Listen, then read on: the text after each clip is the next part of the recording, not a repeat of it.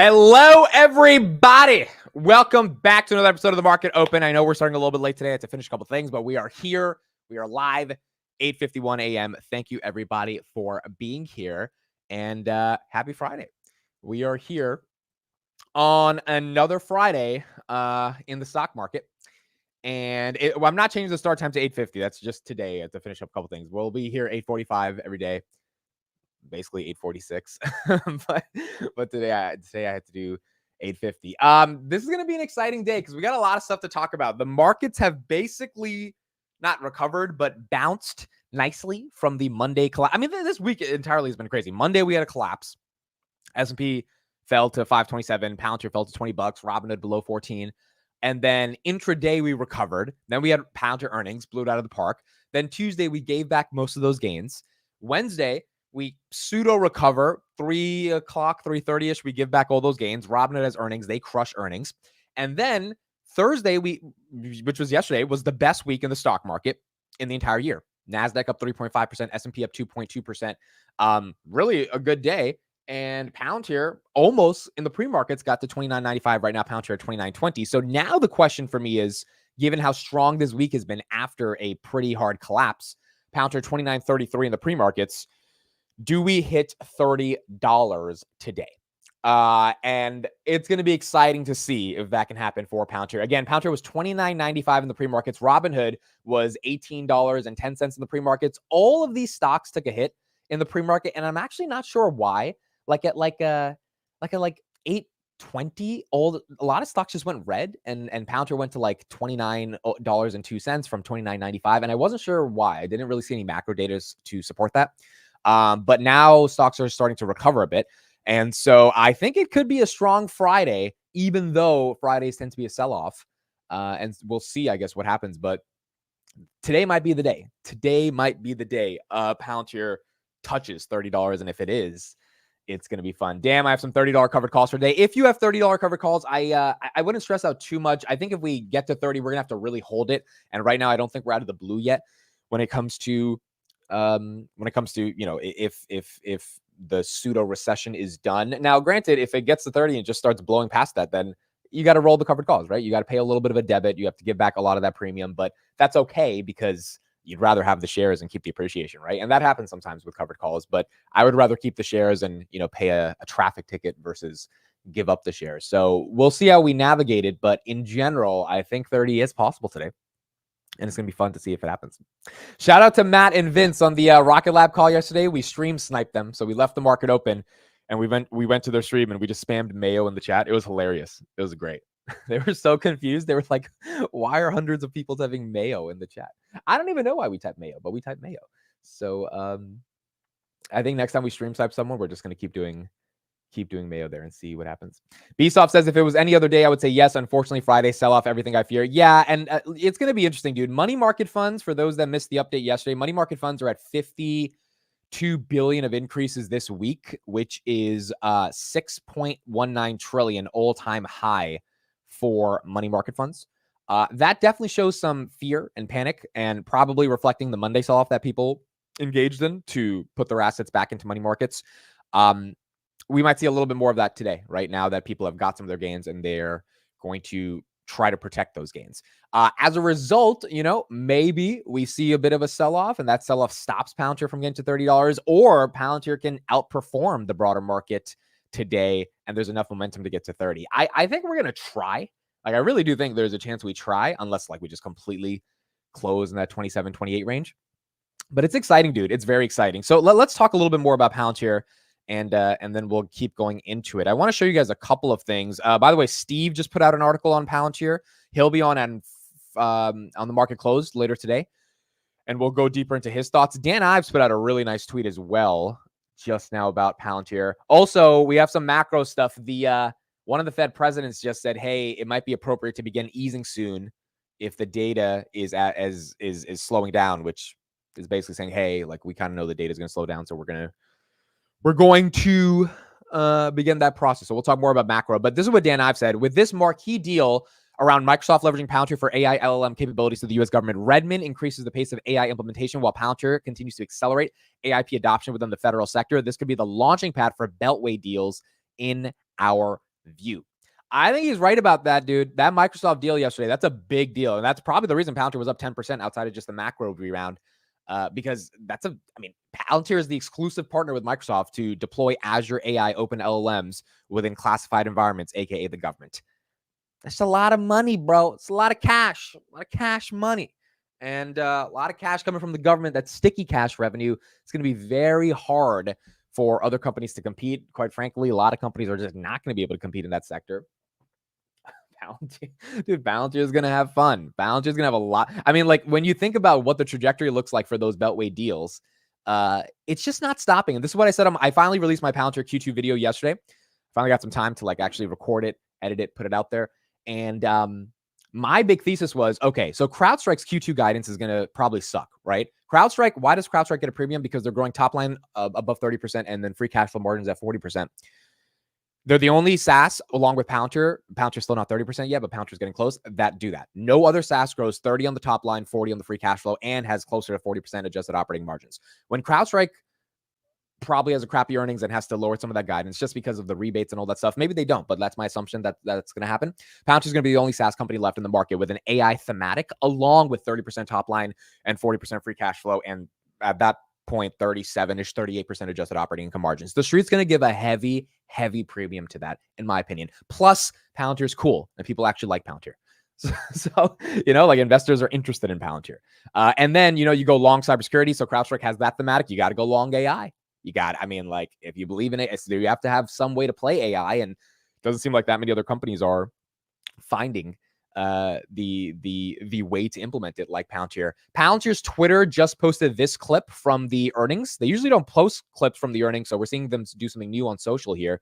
Here's what they posted today from the earnings on Carp, talking about why customers are choosing them. A lot of what we're doing sounds complex on the outside, but what is not complex is the customers already understand they need it. So it's like a lot of our actual advantages, the customer is way ahead of investors, way ahead of people investing in this. And we're way ahead of our customers, and we have distribution. So typically in a revolution, the revolution comes from like small companies somewhere, but this revolution is coming from being ahead of where the customers are, and the customers are years ahead of what analysts and others think. And we are actually monetizing simply the fact that we're ahead of our customers and the years ahead of everyone else. And all of these things that Shyam was talking about, but how does an ontology work with an SDK? How does that work with an enterprise? How would you actually use a large language model in a way where it's differentiated, meaning you use the right large language model at the right time, under the right conditions, in the logic, meaning in the way the business understands itself, within the context of the security and security logic of the business. Those things are largely not understood on the outside, but every single person in government who's trying to use them, or who is using them, every single customer who's buying this, witness the numbers. They either understand this overtly or they understand that nothing else works. It's a good moment from earnings, dude. It's a good moment, and it's what Carp's been talking about for a long time. It's actually the interview he did at AIPCon where he came up with this like phrase, it's ontology and chips. That was a real thing, dude. That was a real thing, because it's either chips when you're playing AI with like NVIDIA, AMD, and TSM. By the way, TSM's revenues for July up 44% year over year. So I think NVIDIA is going to crush earnings in August. But so it's either chips, right? Or then it's ontology. And the reason it's chips or ontology, the reason it is chips or ontology, and everyone in 2023 who was like, they're a black box, we don't understand them, which is what Carp is saying right here, right? That like, it might seem like it's complicated to understand what we're doing, but at its core, customers are getting value. I mean, in 2023, if you said they're a black box and you don't understand them, you had to be one of the most laziest people analyzing companies ever. And the problem is people wouldn't admit that. Like, I don't really know what Datadog does at its core. Like, I can't really tell you what Datadog does. I'll say that before saying, oh, Datadog's a crappy company or it's a black box, because no one knows what it does. It's like, no, like you just haven't took the time to research them. But what I saw in 2023 when the stock was in the gutter was, oh, the black box, no one knows what they do. It's like, that's not a good way to analyze a company, for any company, much less a company where if they actually do something really important, they're about to fucking, they're about to really showcase that value, and then you're going to end up missing out on that run. So what Carp's saying right there is that you don't need to understand us, but customers do. And if customers do understand us, then we're going to win. And if we're going to win, and we're going to actually make AI valuable, then that's important. So the kind of key thing here with chips and ontology is the actual models. I'm becoming more and more convinced the models are meaningless. GPT, Gemini, none of them matter. I mean, I'm like really starting to become convinced that large language models are not only a commodity, but there's something that's how do you monetize an LLM in any meaningful way? I mean, at the end of the day, you're not going to get billions of people to pay $20 a month for ChatGPT. So if it was direct to consumer, that's not going to work. Can you build a multi-$100 billion advertising business around LLM queries and answers like Google has done with search? No, that's just not the nature of how people engage with these. You're not going to show an advertisement when you are engaging with ChatGPT. So you don't have the advertising front. People are not going to pay $20 a month, and the compute cost is probably, we already know this, OpenAI is losing money. It's $20 a month is not going to be enough to cover that. So it's not going to be profitable. So then where do LLMs get operationalized? I believe in the enterprise, LLMs as a computational infrastructure to drive business outcomes, that's where the value is for LLMs. In the consumer, with the iPhone, with people engaging with every day, that's where the value is for LLMs. The jury's still out on if there's a ton of use cases of that, but I think Apple will figure that out. Those are where the value seems to be. Palantir and Apple, right? Like Palantir for the enterprise and Apple, hopefully for the consumer. But the standalone OpenAIs of the world, like now I look at the valuation at 100 billion on OpenAI. I'm like, dude, who the hell would pay $100 billion per share for OpenAI? Like, who would do that? I just like, what are you betting on? What are you betting on at the end of the day? And then in the government, you can't, you can't just put an LLM in the government. That's why Microsoft's partnering with Palantir to do it in a secure way. So I just think we have the right thing on our hand, guys. I don't think we have to stress out too much. It'll be fun covering the story, but the sort of fear I think a lot of us had in 2023 of like, hey, it's still risky. It's obviously still risky. They're not like there's not a company doing $10 billion in revenue yet, but it's one of those things where there's enough clues to make you think, no, they're going to be okay. Right. And they're really going to figure it out. Same thing with what Robinhood earnings showed to me. It's like, dude, it's still risky at the end of the day, but they're taking such big. I mean, when Robinhood said they're doing $1 billion of deposits a week, it started making me feel, they didn't do the brokerage transfer for the past 2 months. So they didn't have that whole like, hey, call us, take Schwab and bring it to Rob. They're like, they stopped that in June. So for the past 2 months, they've been doing $1 billion a week in deposits without needing to have this massive incentive. That was the biggest bear case, right? That they need this big incentive to get people to bring in money. The biggest bear case for Palantir, they're only growing because they're buying SPAC revenue. Like both of those things for both of those companies have gone away. And I'm starting to feel much more comfortable with their trajectory because management is just exceptional. And the leadership there is proving that they are going to continue to win. So it's exciting, dude. It's very, very, very, very exciting. And we're going to see eventually how this all this plays out, but it's fun. It's fun. And it's just becoming more and more fun covering the company. Does anyone know what Datadog does? Does anyone know? Does anyone actually know? Like, I know they provide data stuff, data platforms, data services. And they don't service dogs, but still, because I just never looked into it. I've been too lazy to look into Datadog. Like I know a little bit more about Snowflake than Datadog, but data storage, really? They have to do more than data storage. There's no way it's just data storage. There has to be more than data storage. There has to be more than that. I feel like it's deeper. Okay, so Dan Niles doesn't think. Let's move on to macro. So that was my take on Palantir. Let's see if we get $30 today. Palantir 29.27. I think there's a shot. So let's see as the market opens. Dan Niles, popular market analyst, he believes this market is going to bottom in September, and this is a dead cat bounce. So let's get his thoughts on why he thinks that's the case, and let's see if you agree with him as well. Andy, and if you go back to something we wrote about a month ago, this is what we expected. And the big picture way to think about it is all year, every company that reports says AI on their conference call 50 times. And investors up until recently were willing to say, oh, well, you're investing and no revenues are showing up, but that's fine. And we'll give you a pass. This quarter, that came to a crashing end. And if you look at it, only Apple, which really isn't an AI play right now, and Meta, which does use AI the best, only those two stocks actually beat revenues, EPS, and had revenues and EPS go up for the forward quarters. The other four of the Magnificent Seven that reported, they all had their forward numbers go down, even though in general their CapEx and spending on AI went up. And the market punished those four names afterwards and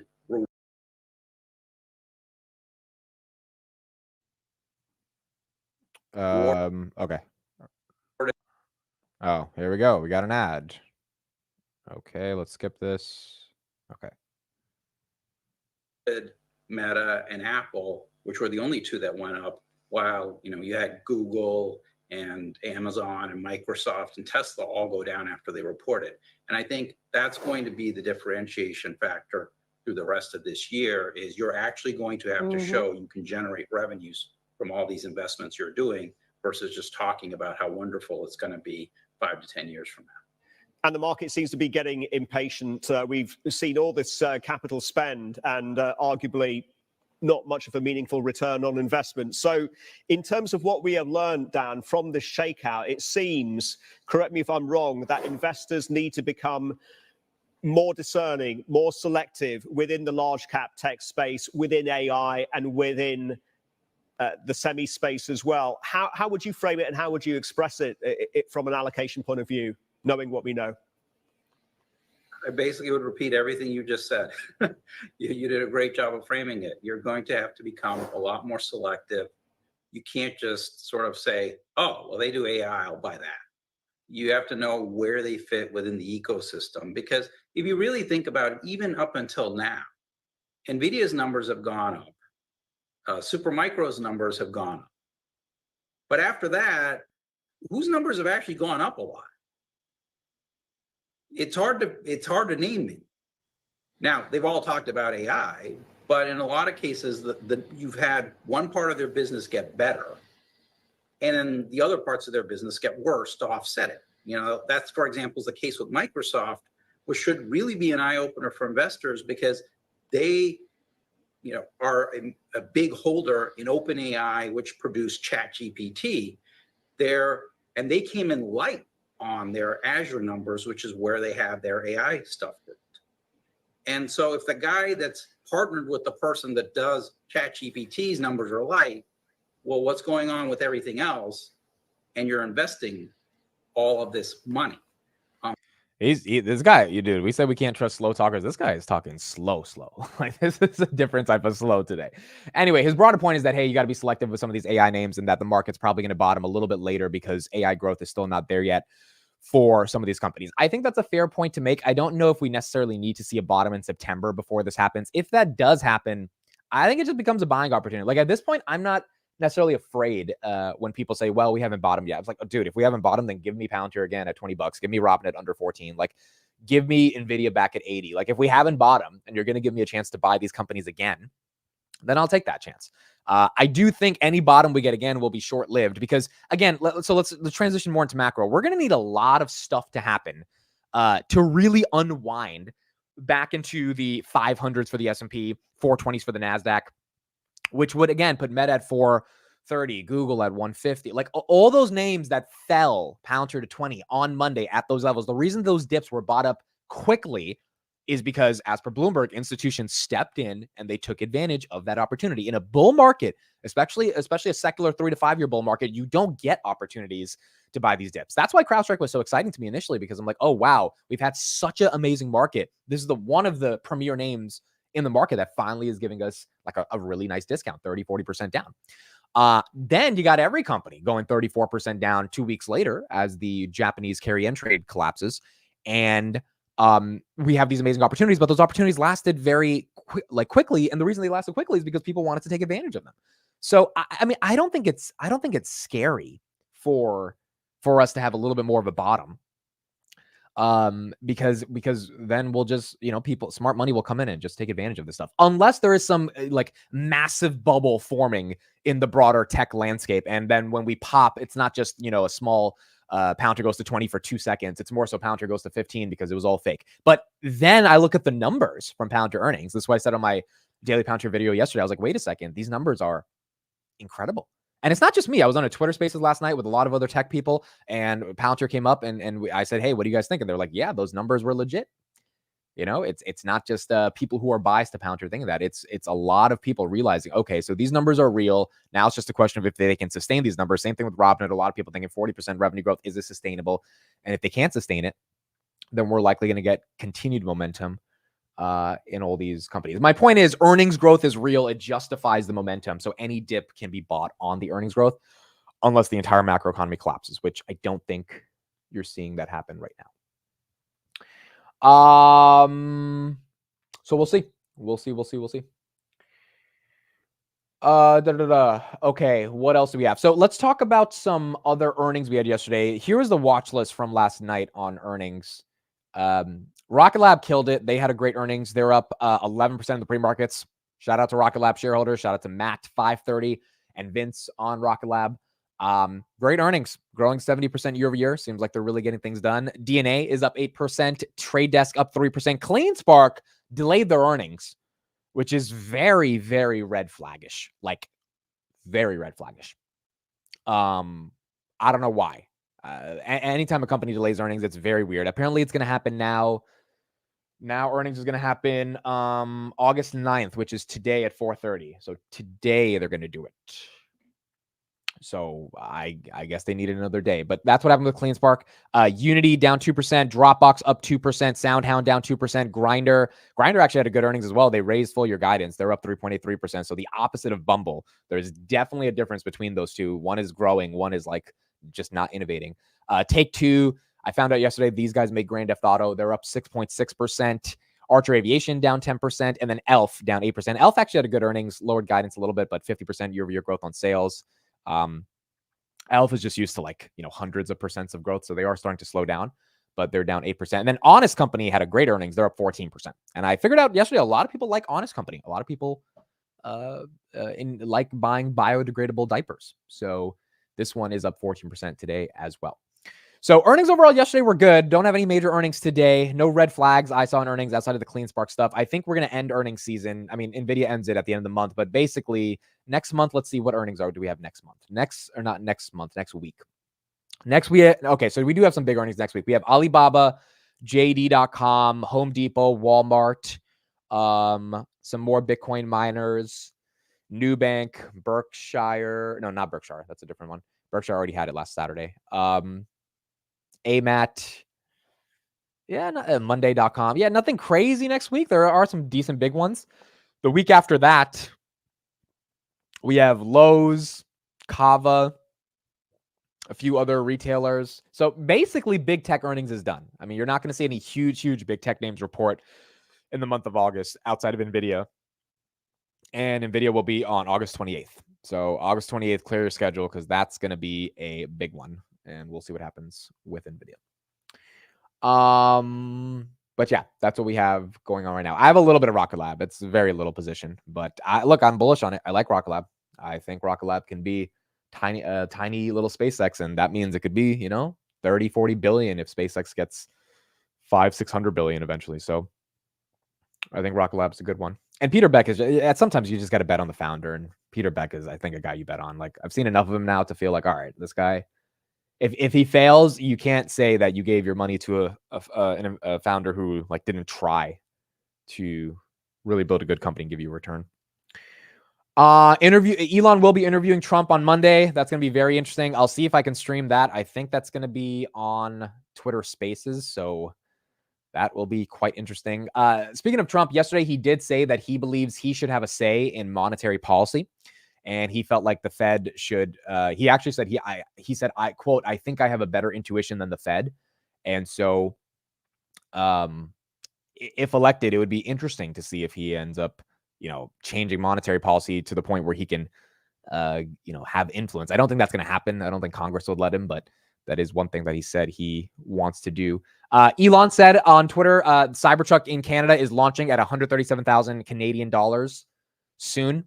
So we will have Cybertrucks available in Canada with a price tag of $137. Does anyone in the chat have a Cybertruck at all? Does anyone have it? I'm curious. I saw one in my neighborhood. I think I told you guys this week, and I want to like go up to it and see it more in depth. But it's just such a cool card, dude. It's such a cool card. Mayor says, only reason why Robinhood doesn't run this week, market makers and Robinhood don't want to hedge $18 gamma squeeze for the calls. It's their best interest to profit from the premiums. We will be stuck this week. Yeah, I agree. So for those wondering why Robinhood's not running, I think one of the reasons is market makers are definitely suppressing it to kill the volatility on the calls, particularly that $18 and $20 call. That's why Meet Kevin didn't like the earnings, because Meet Kevin, as soon as the earnings came out, he he just started being super bearish on Robinhood. And people forget he has $1,020 calls for next week.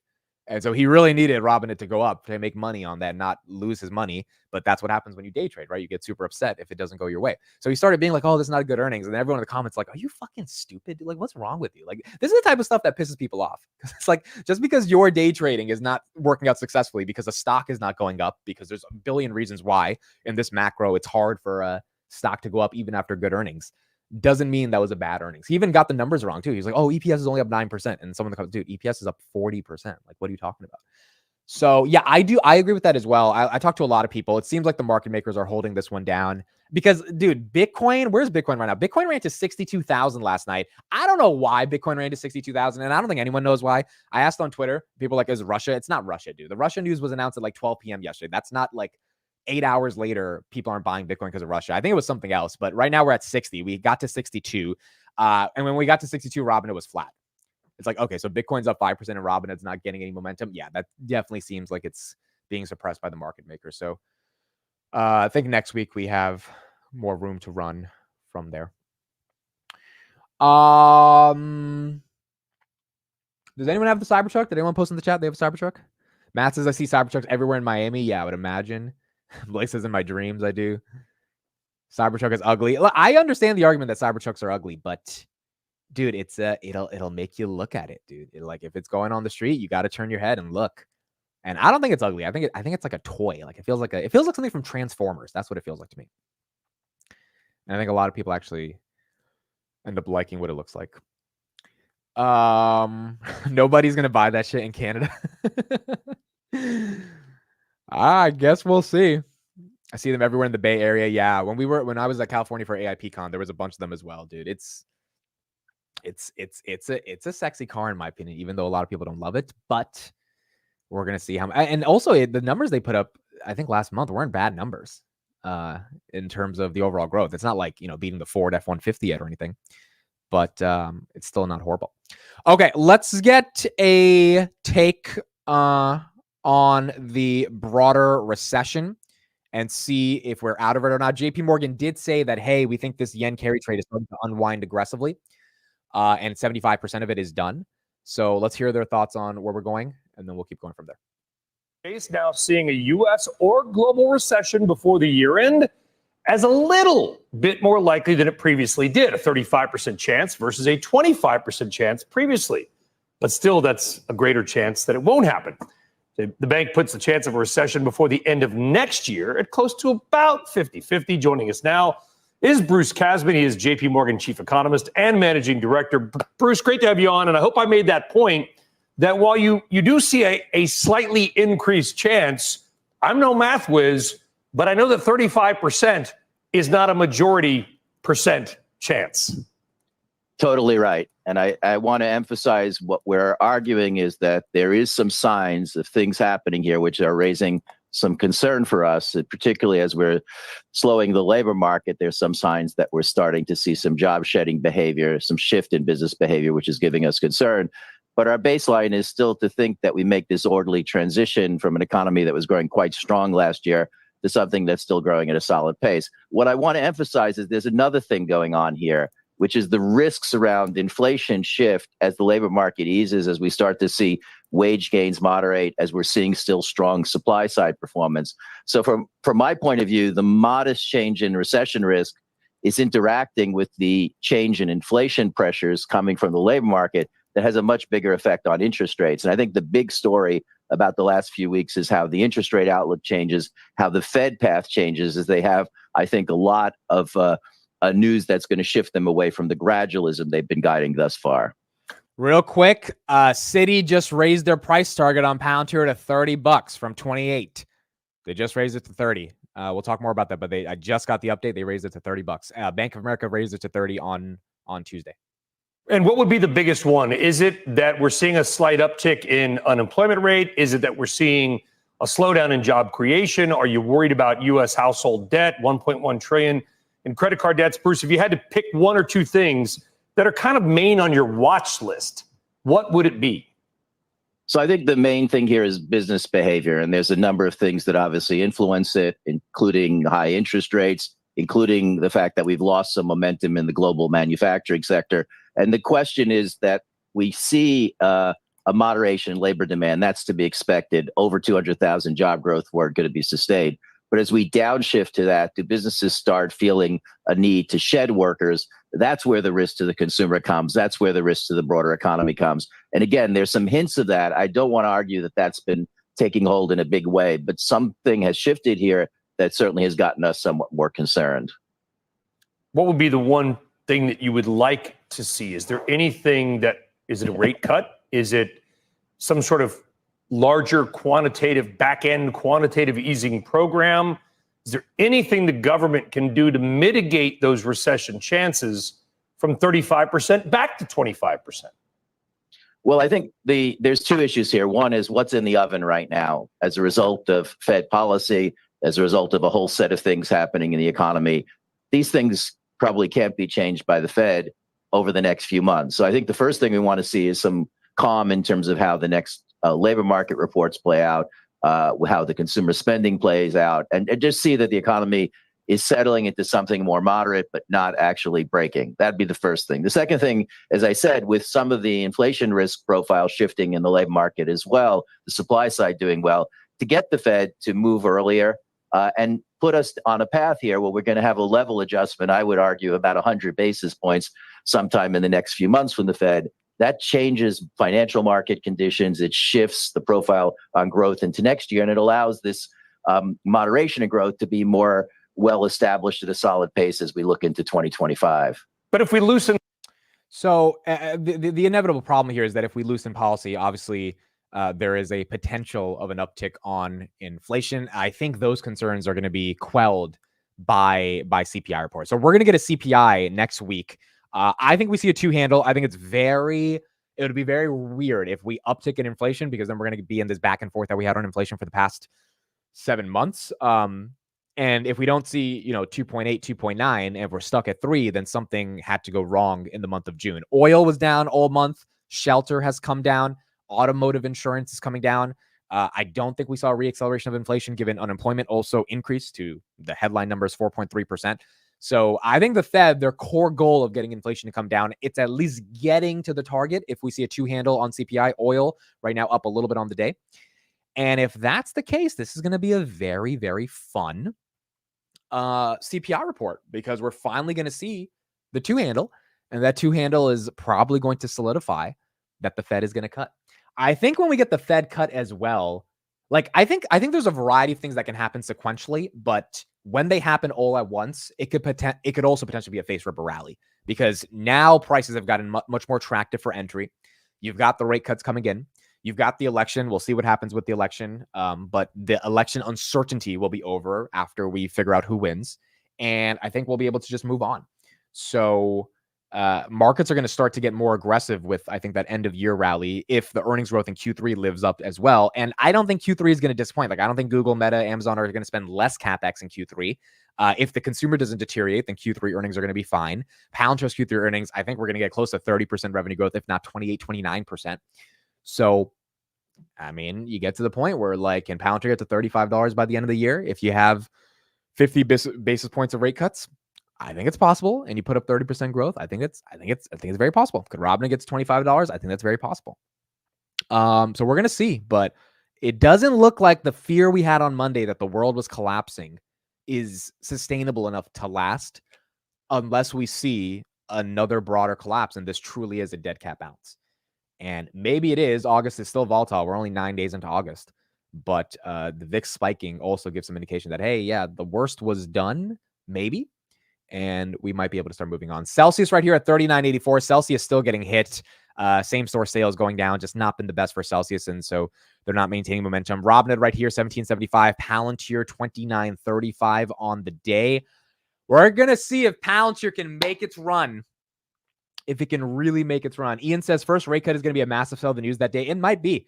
I mean, it also, rate cuts might be already priced in to an extent, right? That first rate cut, maybe not priced in fully, but a lot of people think it is priced in because markets have held up well because they know there's going to be a rate cut. I just think when we get the rate cut and it's official, then it's going to be something more exciting because then markets will be able to legitimately realize that mortgages are going to come down.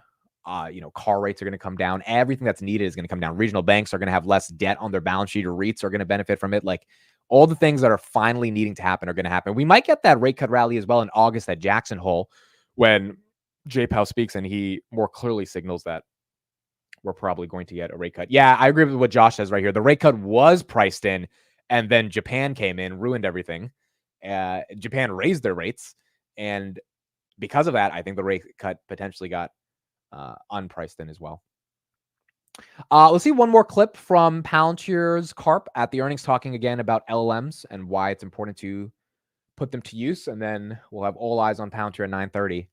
Let's see if we can get to $30.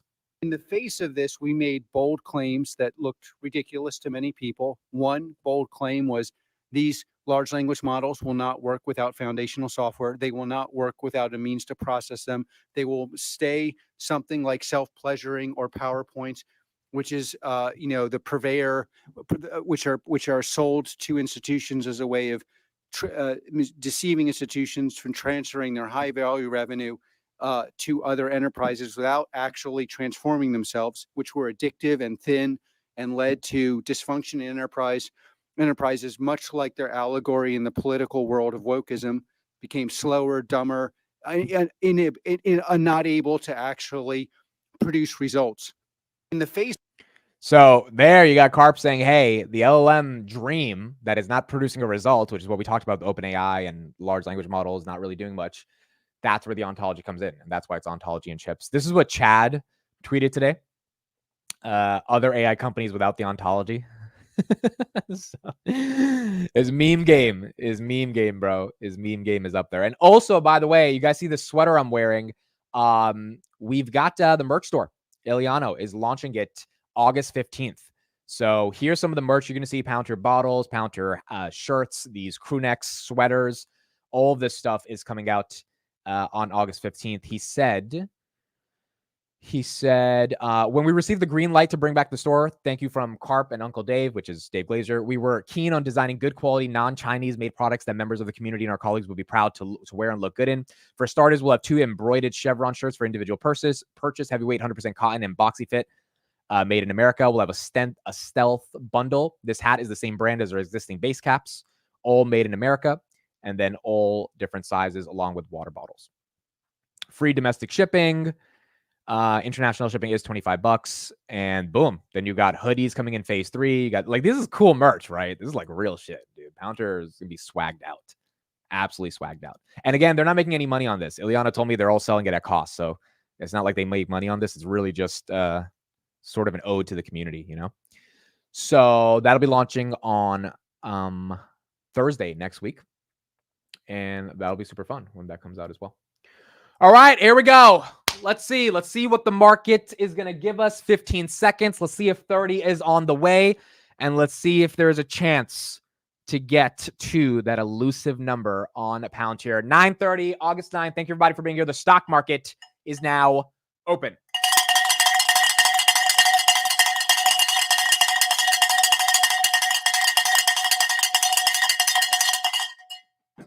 All right, 29.30 on Palantir. So you got a green candle right there. You have 0.32%. 29.30. Let me check the order flow resistance and book volume. See where it is, how the street's thinking of it right now. At $30, there are 15,000 shares. There is not a lot of stress to get to 30. I think there's a shot, dude. I think there's a shot. Amid we hit 30 in the pre-market. I didn't see 30. I saw 29.95. I didn't see 30, but even if we hit 30 in the pre-market, you know, we have to hit it during trading hours for it to like really, really count. So let's see. I think there's a shot, bro. There's not a lot of resistance on any of these walls at all. There's not like 45,000 shares at $29.70 or anything. There's like a couple thousand here and there. 29.45 now in Palantir, 29.48. We also hit 29.70. We literally closed at 29.69 at 8 p.m. yesterday. So 29.50. I think there's a shot. I think the volume can come in. Robinhood 1777. That's up a little bit right now. Celsius is down a bit. QQQ is down a little bit. The Nasdaq's down and Palantir is up. So there's a divergence there. Usually the Nasdaq is up and Palantir is up. So That one is not the best for Palantir. We do need the NASDAQ hopefully to make a reversal. SMCI is down a little bit. Google's 161, they're down. Tesla 197, Nvidia 105, Snowflake 121, Airbnb 115. Carnival Cruise is up. Dutch Bros is up a little bit. They fell 30% this week. Shopify, oh wow, Shopify almost $70, 68.99. Palantir 29.56. All right. So we're seeing the volume come in. Volume is 4 million already. 29.62. 29.62. Now let's see. I think here's the thing. After those earnings, it wants 30. You know, this is not like a month ago where we were just hoping there would be enough volume. Like now it's like the numbers are there. You could argue that 30 is a little expensive, but I don't think you can argue it's egregiously overvalued. So I think getting to 30 is not insane. I don't think it's insane. But if the NASDAQ falls 1% today, it's going to be tough because we are usually correlated with tech. So that's going to be something we have to look at. S&P 500 is 530. S&P is basically flat on the day. Yesterday, again, it went from basically 518 to 530. So it was a great day for the S&P. Expect a little bit of, pullback, just people taking profits. But if we can get through that, maybe we turn green. IWM, small caps are down. Palantir 29.69. All right, there you go. 29.70. 29.70. 29.70. I think there's a shot, bro. I think there's a shot. I'm just looking at the volume. Like, look at this right here. Like, look at this. There's just no resistance, bro. Look at those walls. That big wall in the middle is at 30. Like, and at 30, it's only 30,000 shares or 15,000 shares. Now it's exactly 14,008 shares. If we get the volume, I think we can pull it off, dude. I think we can pull it off. Let's see. Dude, 30 is going to be big for the community. Just to see that 30 number, bro. It'll probably hit 30, then sell off. Yeah, it might sell off on it. But just seeing it, dude. Just seeing it, like, just getting a little peek, it's important. It's important to get a peek. That's how we progress. You can't get the home run if you don't get a peek. You got to get the base 1, base 2, and it helps your self-confidence when you got to get a peek. So 29.55. Where's Robinhood? Robinhood 17.77. Yeah, Robinhood's still, I think, getting hit by the market makers. They're not going to let this one run today. Everyone, I was looking at a lot of message boards. Everyone, dude, is confused on Hood. They're just like, this is stupid. This is ridiculous. And so most people concluded, all right, so they're holding it down for whatever stupid reason they need to. But we'll see it run eventually. Palantir 29.48, going down a little bit from 29.70. Let's see. Rocket Lab's up 13%. That's great. There you go. 5.48 on Rocket Lab. That's awesome. Rocket Lab breaking 6 would be huge. It was at $7, I think, like a year ago. And then it fell all the way to 3. So breaking that level would be awesome. Palantir 29.60, fighting right back from that red candle down to 29.30.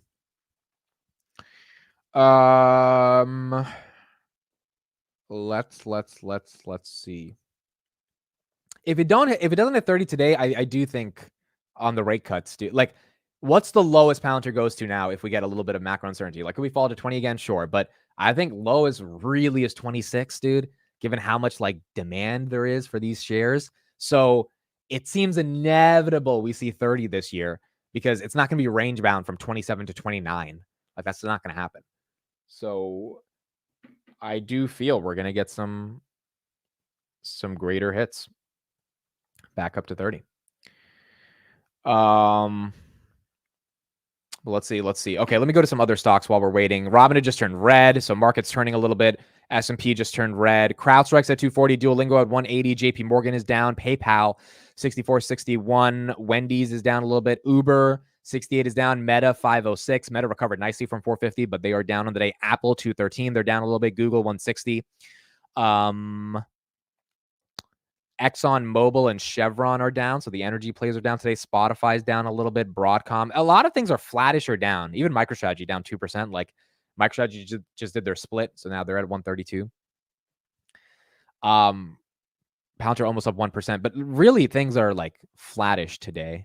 It's just the NASDAQ. If that was up 1%, I think Palantir would already be at 30 by now. We need to see if that correlates.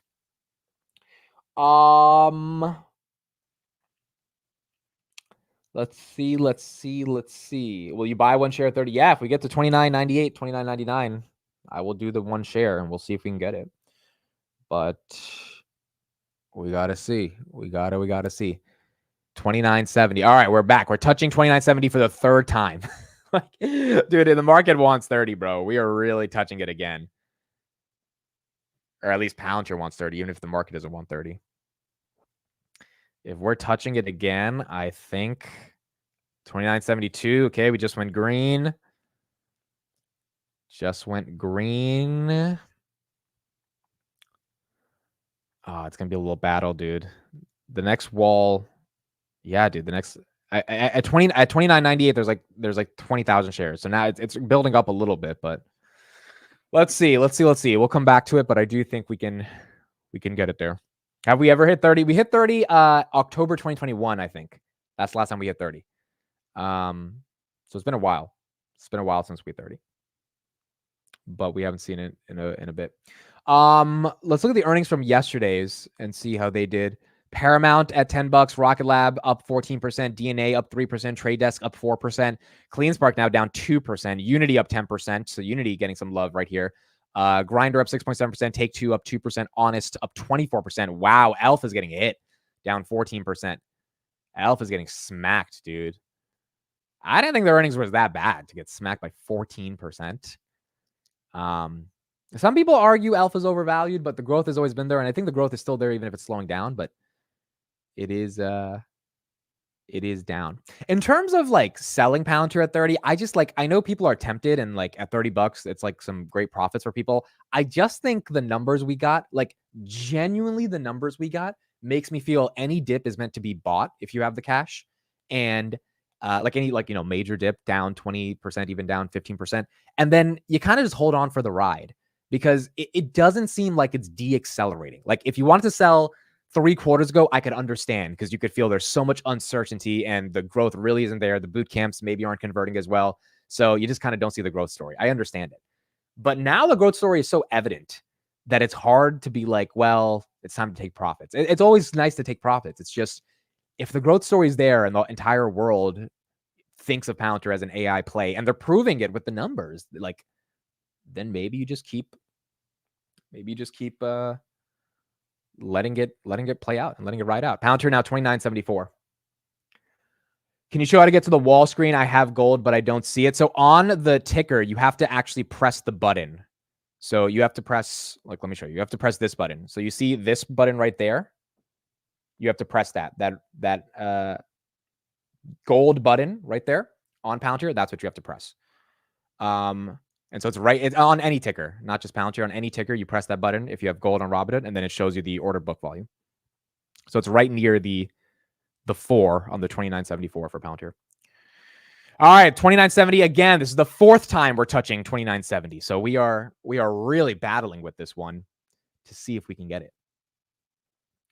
Really, really fighting with this one to see if we can get it. Nvidia 29. Where's Nvidia? Nvidia's not $29. Nvidia's 106. Nvidia's up 1.34%. Robinhood's still red on the day, 1765. QQQ just went green. Okay, that's great for Palantir. NASDAQ just went green. That is really good for Palantir. Now, if the NASDAQ starts to go up by 0.23%, that gives you some tech momentum. That really helps Palantir.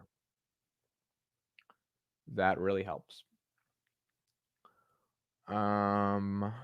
Somebody dumping hard here. Yeah, I agree. Yeah, 29.70 to 29.50. There's definitely people taking profits. Definitely people taking profits. But if the volume comes in, we might have a chance. If Hood came to Canada, I transfer immediately. Well, see, that's another reason why I like being long Robinhood. Like when you see comments like that are universal, you just realize like when the company expands, they have so much growth available. Again, same thing for Palantir. As they expand to different sectors, there's so many enterprises that would need something like an ontology. So many people want a good user experience on their brokerage. I mean, it's just getting to the point where it's really, really exciting, dude, to bet on both of these companies as cornerstones of the portfolio.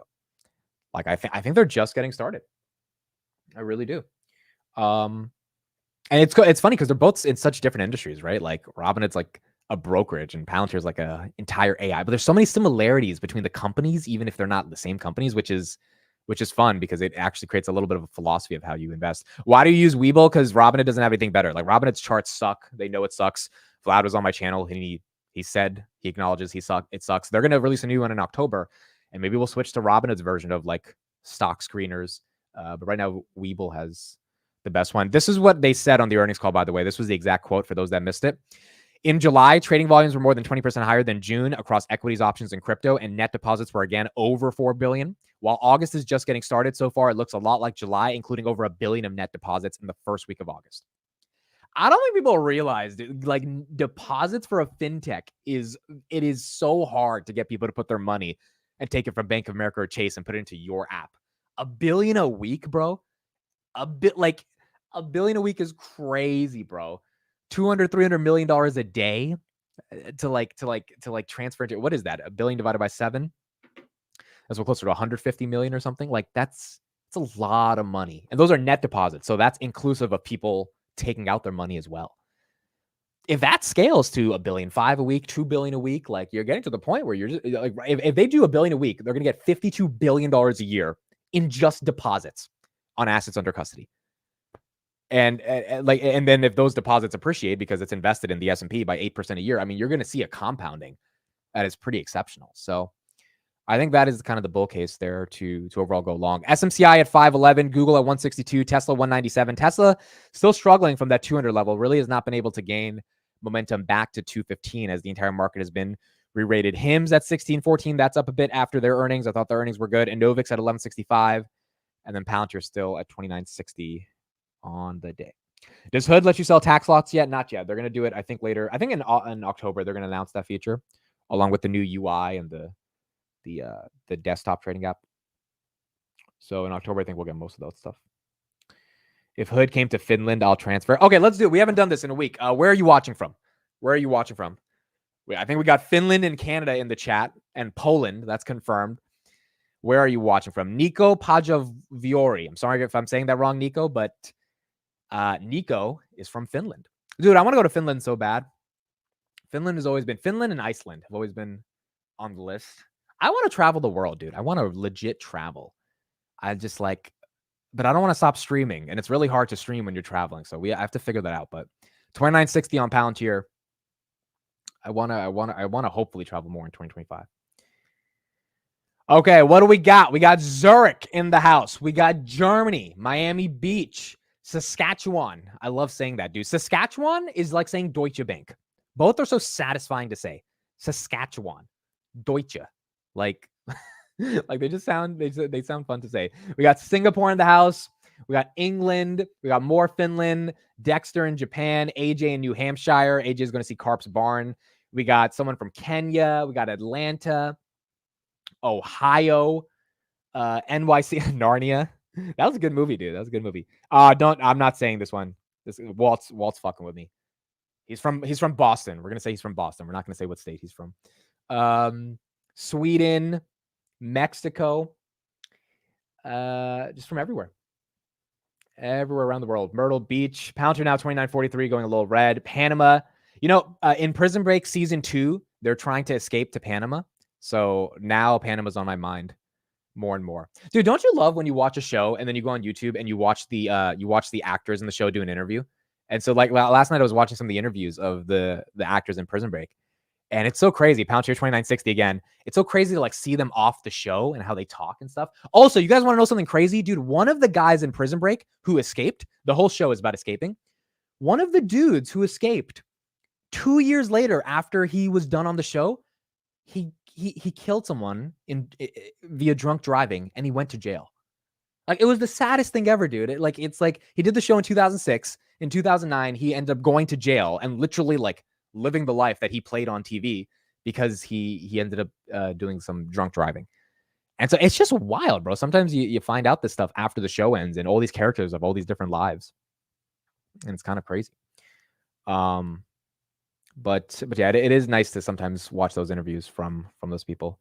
Arizona in the house, England, Dallas. My wife doesn't like the way you said New Hampshire. What's wrong with how I said New Hampshire? It's New Hampshire. Okay, here's another question. Who watches this the stream with their significant other, or at least has the stream in the background? who watches or has the stream in the background? Because I know a lot of people have said like their wives or sometimes their husbands are listening. That's a fun one. I'm curious on that one. I think I got a text once from a California couple. I think the guy's name is Krish. Krish, if you're in the chat, Krishna. He said him and his wife come from the gym at like 5:30, and because they're in the Bay Area and they watch. Like, that's cool. That's fun. That's super cool. Eddie said me. Shout out to Eddie. Eddie's getting married soon. I actually know Eddie. Him and his bride are on Twitter, so that's super awesome. All the time. I love it. It's New Hampshire. Really? Well, of course I got that wrong. I thought it was New Hampshire. Of course I got it wrong. Palantir 2952, New Hampshire. Mary says, my husband and I, Brittany and I listen every day, and we want you to officiate us. Could you imagine, bro, if I officiate a wedding, bro? If I officiate a wedding, oh my God, dude. I'm like, do you marry the bride? Do you marry the bride? Do you say I do? You say I do. Okay, you say I do. All right, now the honeymoon. Let's get to the honeymoon phase. What are we like? I would just like, I'd be like, let's get this done, bro. Come on, let's move on.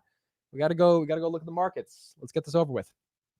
So that's how I would do it, bro. That's that's definitely how I would do it. All right, let's look at so Palantir's not moving too much right now. We'll get back to it. Let's go to CNBC. Let's see what they're saying. See if we have any updates here. And then we'll keep going from there. Do we have any crazy updates? Yeah, here we go. Okay, so well, no, not really. Actually, no, here we go. Okay, let's do this. Bring the cowbell to the wedding. Oh my god. Wait, where's TJ? Is he here? Yes, TJ, let me send you the link. TJ, let me send you the link. Let me send TJ the link. Okay, TJ, the link is sent. Boom. Okay, so TJ will be on. Okay, so let me get CNBC real quick, and then we'll have TJ on in a couple of minutes.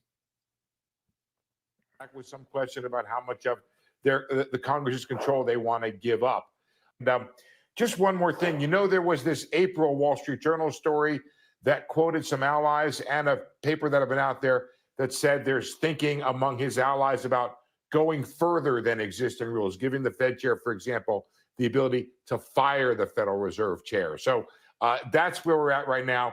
I would just make the one editorial comment. Donald Trump does speak to the press, and we're not sure what he says.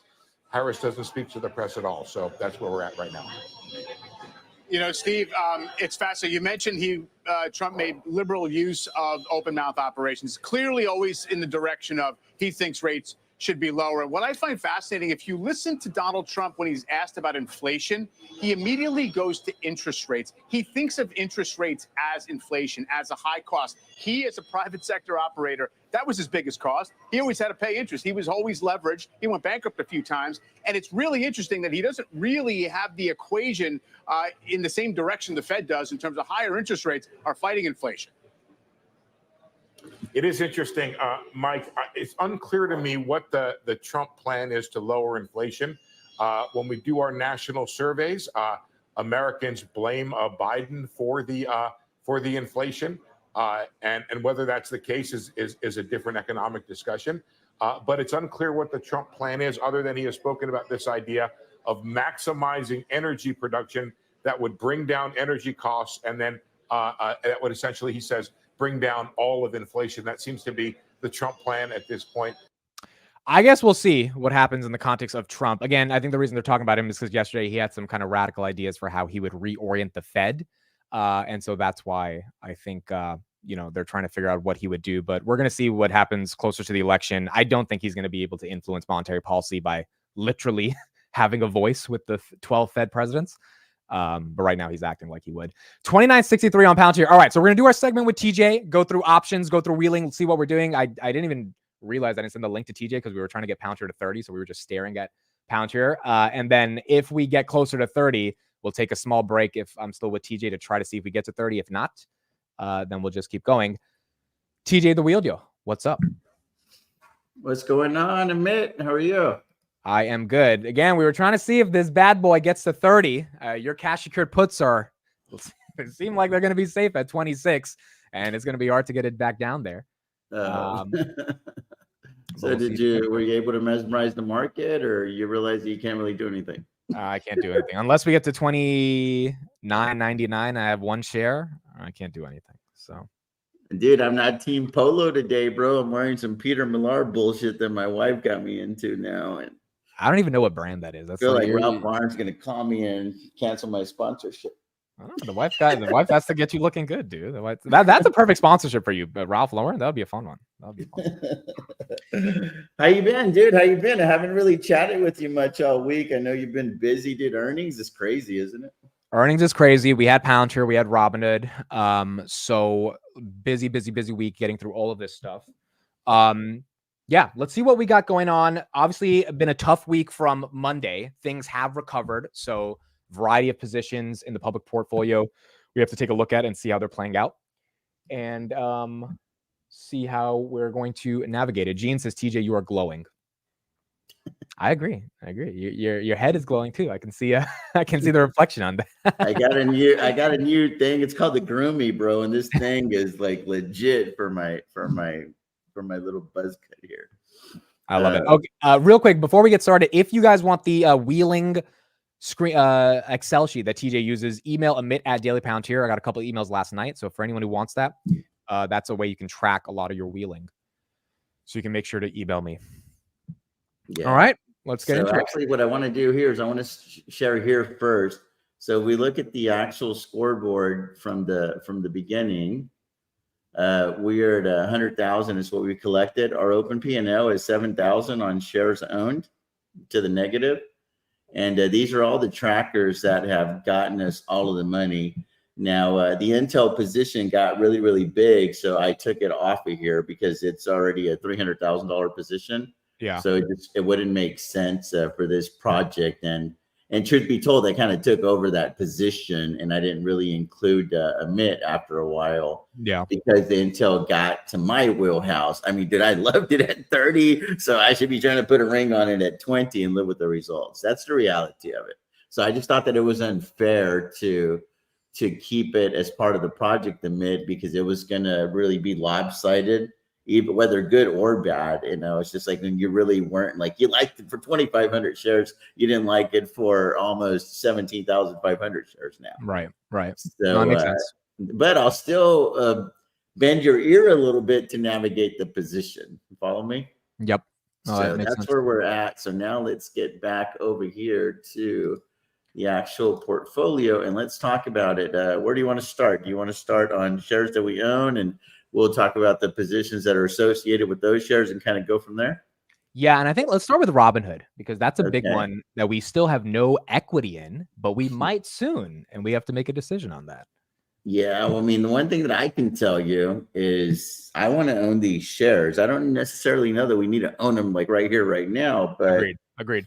But dude, I mean, if you're not excited after this last earnings report to at some point own some Robinhood shares, like what are we doing here? You know, like what does Vlad and company need to do to get you excited to want to be part of what they got going on? Because dude, they're coming after, you know how Noto says they're going to become a top 10 legacy bank and they're taking market share and all that stuff. Robinhood's never announced that kind of stuff. They're just doing it. They just fucking do it, bro. They're just doing it, bro. They're like, here's the results. We got 13 whatever billion in assets under custody for the quarter. However it all worked out. I don't keep up with the shit like you do. I don't got that kind of time. But dude, everything that I saw was up and to the fucking right. And they were grabbing market share. People are getting pissed off at Fidelity, Morgan Stanley, Charles Schwab, because shit keeps freezing and they lock them out. And, you know, you make fun of Robinhood and they're like, with a 24-hour trade. I'm like, dude, nobody else has it either. What are we complaining about here? That's right. Like, that's something that they make available to us, but they're still trying to work out those kinks. And at the end of the day, people are getting over the whole buy button thing with GameStop in 2021 or whenever that occurred. Yeah, I agree.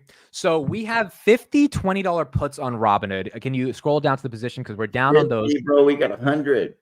Okay, so that equivocates to 10,000 shares, right? Yeah, we got a commitment here to buy 10,000 shares at $20, and we got a credit of $1.02, so our average would be 19 on those, or 18. Yes, we did 50 contracts. We got $1.03, and then these were sitting at $21.50, and we rolled them down to $20 just to match it all up. This is whenever I was at the island 2 or 3, 4 weeks ago. So here's my question. I want to look at what the premiums are for 15 or 16, because my conviction on $15 and $16 strikes on Robinhoods has never been greater. And if we get assigned those, give me that any day of the week. So maybe there's a play there where we allocate the capital we have and get some juicy premium. So the cool thing about right now is we don't have to deal with the binary event because it already happened. Correct. We have a lot more information. So there's a lot of people that like to do earnings plays, and they like to do them before the fact because they want to take advantage of the IB, the implied volatility. Right. But the prudent play is to wait till after the fact, because now you have all the information. Right. Yeah. Guessing, bro. You already have the answer to the test. Yeah. You already have the answer to the fucking test. The professor's like, hey, how do you want to play it? I already told you what's on the exam. And now it's like there's not a whole lot of homework to do. And Robin has already told you that they're already off to a real good start too. So they've already kind of given you a sneak peek of the next earnings coming your way. And they look pretty solid thus far.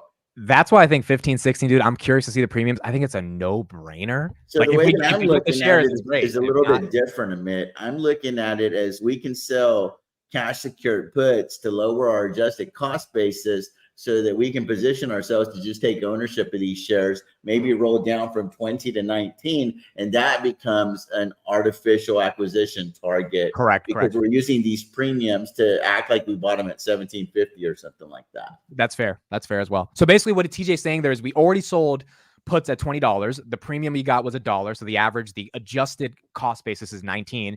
If we just sell more of those, we average down, which means the cost basis goes down to 17, 18, whatever it is, without having to literally buy a new set of puts or sell a new set. Yeah. So the other thing we want to look at is we've already collected $26,000 in premium on this ticker. So we have a little bit of wiggle room there. You know what I mean? We have a little wiggle room to be a little bit more bullish here, because whenever all the dust settles, that $26,000 that we've collected doesn't go away, and it's going to go against, it's going to lower our adjusted cost basis. 100%. So we take ownership even at 20. It's really like we're taking ownership probably at 16 or 17. And that makes it kind of compelling. You know what I mean? Real quick, TJ, how do you philosophically think about that? Like this adjusted cost basis thing? In your head, do you always think of your average as adjusted, or do you? No. The adjusted cost basis, guys, this is a really good question to admit. A lot of people don't get it. The adjusted cost basis is to help you out when you're in a bind and the shares have gone against you, so that you can sell covered calls very aggressively versus waiting for it to hit your average cost. Because then now there's going to be a lot of dead money, a lot of waiting, a lot of hoping and praying. Right. And that is not a good strategy. Right. Not in the market. It's a good strategy for life. Recommend prayer for life. It works. But in the stock market, it doesn't really work. I don't think God's that interested. So here's the thing. You want to know where your adjusted cost basis is, because let's say we own these shares at 20 on paper, but we've collected a crap load of premium and we have an adjusted cost basis of 17. Robinhood dips to like 14. There's no money selling a covered call at 20, but there might be some money selling at 17, and you could try to follow the stock back up that way, and you still have a rental that's not just sitting there as a squat, with squatters in it.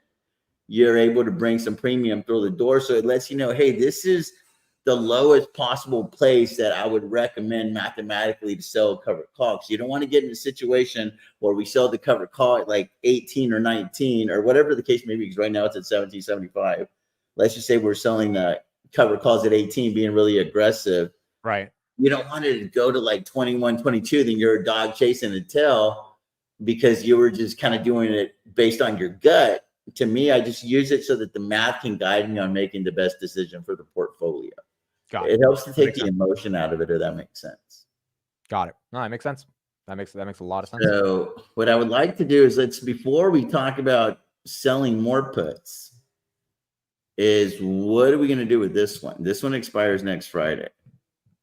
We've got $200,000 commitment here to buy these shares at $20. We look at the intrinsic value. We've got intrinsic value of 220. give or take 217, and we got about 17, 18 cents of extrinsic value. So there is that chance that we could wake up Monday and we could own these shares. So you have to be emotionally prepared for that if you don't want to deal with the position right here, right now. Because you could get assigned early, is what you're saying.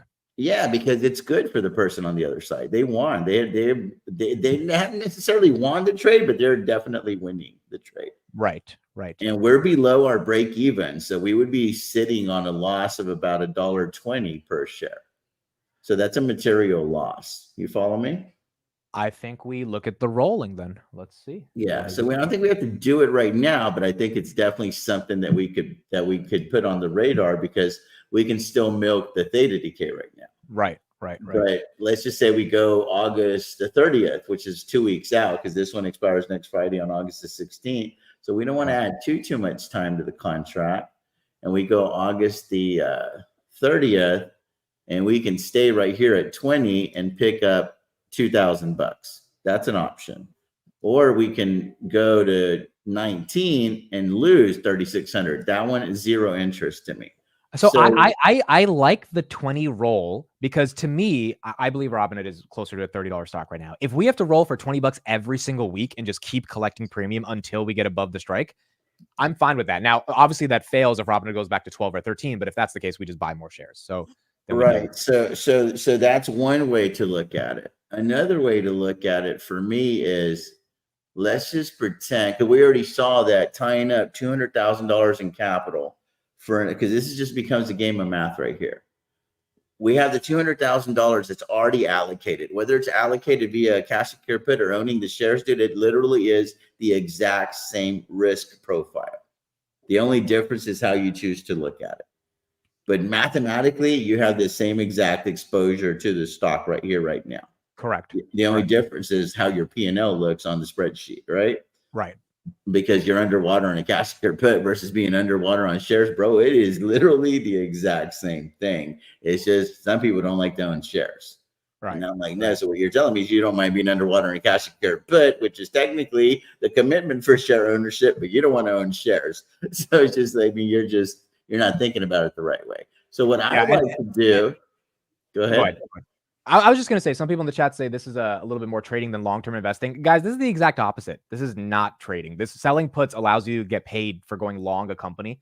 So the reason we're doing this is because this is an extra way to generate additional income. But this is absolutely not trading. This is finding a way to build. All we're trying to do is we're trying to improve our entry point. Because we basically said, hey, we thought 20 was a good deal, but hey, if the market's saying that you can get 17, why in the hell would you want to pay 20?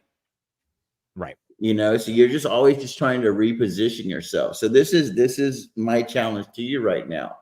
What if we just assumed ownership? Like we already own these shares. What kind of premium is on the other side of things? Because if we're going to get a lot more money than $2,000, then it stands to reason it makes more sense mathematically to just take ownership of the shares and then throw on another batch of covered calls, lower the adjusted cost basis that way. And then now we're playing both sides and we're strangling the stock. And that's gonna improve our margins over the long haul if we're legit bullish on Robinhood right here, right now. Meaning you're saying we should think about buying shares and selling covered calls. That's what you're saying. No, what I'm saying is we don't have to think about buying the shares. We already have a commitment to buy them. We could just let the contract play out. Got you.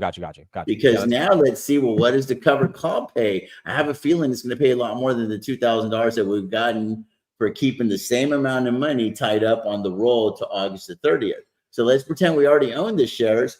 What is the market going to give us for selling covered calls for August the 30th? I bet it's probably going to be a lot more than $2,000. I agree. And that's where it makes sense to take ownership of the shares because it's the exact same risk profile. Got it. Yeah, no, I get it. That makes sense. So we'll go here and let's look at August the 30th. Now, one thing that we have to consider is we don't own these shares yet. So this number is not going to be exactly accurate, but it's going to give us an idea. And I'm looking at it right now. It's 100 contracts, so that's $4,400. If we agree to sell them at 20, we got assigned at 20. We agree to sell them at 20. That's 4,400. Let's take a week off the contract. So I have reason to believe that the premiums would be juicier on the covered call side of things by taking ownership of the shares and agreeing to sell these bad boys at $20. Now, this thing could even get better for us. What if over the course of the next week, Robinhood goes up to like $19? Right. Then we take ownership at 20. Now we agree to sell these shares at 21, bringing in another $2,000 or $3,000, but we're also qualified for capital appreciation. And that's where, like, studying the macros and where's the overall, the SPY going, the Qs, the Dow, the NASDAQ, etc. All of that stuff comes into play as well. But make no mistake about it, guys, for the audience, we want to own these shares. We're just trying to pick our spot because the trend's our friend. And this is why I love doing this segment with you, because it's not about day trading. It's about, do you have a thesis on a company? You're not going to get all of them right, but if you have a thesis, you like it, how do you manufacture the win, in your words, on an adjusted cost basis that is significantly better than what the market is giving you via wheeling? And if you can do that, then that's a very powerful strategy at the end of the day. Can you pull up this comment at 9:05 from Ultimate Kaio? I'm not sure how to say that. So TJ, what if you miss out on a rocket? Over the long haul, just playing these games to lower your price to entry at the margins work better than just buying and holding. You see, here's the thing. Well, my game is not to just play one cash secured put, let it play out, and then I either own the shares or I don't. My game is to eventually take ownership of the shares, sell covered calls against those shares while simultaneously selling more cash secured puts, because ultimately, if I own $200,000 worth of Robinhood, the game that I am playing is I want to collect enough covered calls and cash secured put premiums along the way to where I have brought in $200,000 in premiums so that I could ultimately own those shares with other people's money. My goal is to lower the adjusted cost basis to zero. That is the goal. And I could show you guys a real quick example if I'm able to go over here to show y'all what I'm talking about mathematically. If you look at any of these things, like we can look at SoFi over here on the wheel. By the way, talk about having your book straight. I mean, this is like a legit business this is a lot of data. So here on SoFi, there's 150,000 shares owned. If we go on, is that rows? Yeah, rows are this way, right? Rows, and it's 150,000 shares. The current price is $659. The cost basis on the shares is $787. But the adjusted cost basis is $577 because that's all the premiums that I've ever brought in via cash secured puts and covered calls. So it's just real important to let me know where I stand so that if SoFi tanks, I know that as long as I'm selling covered calls above $6, I'm okay mathematically. Now, I don't feel great, but I'm okay from the standpoint that I'm not agreeing to sell the shares for less than I bought the shares.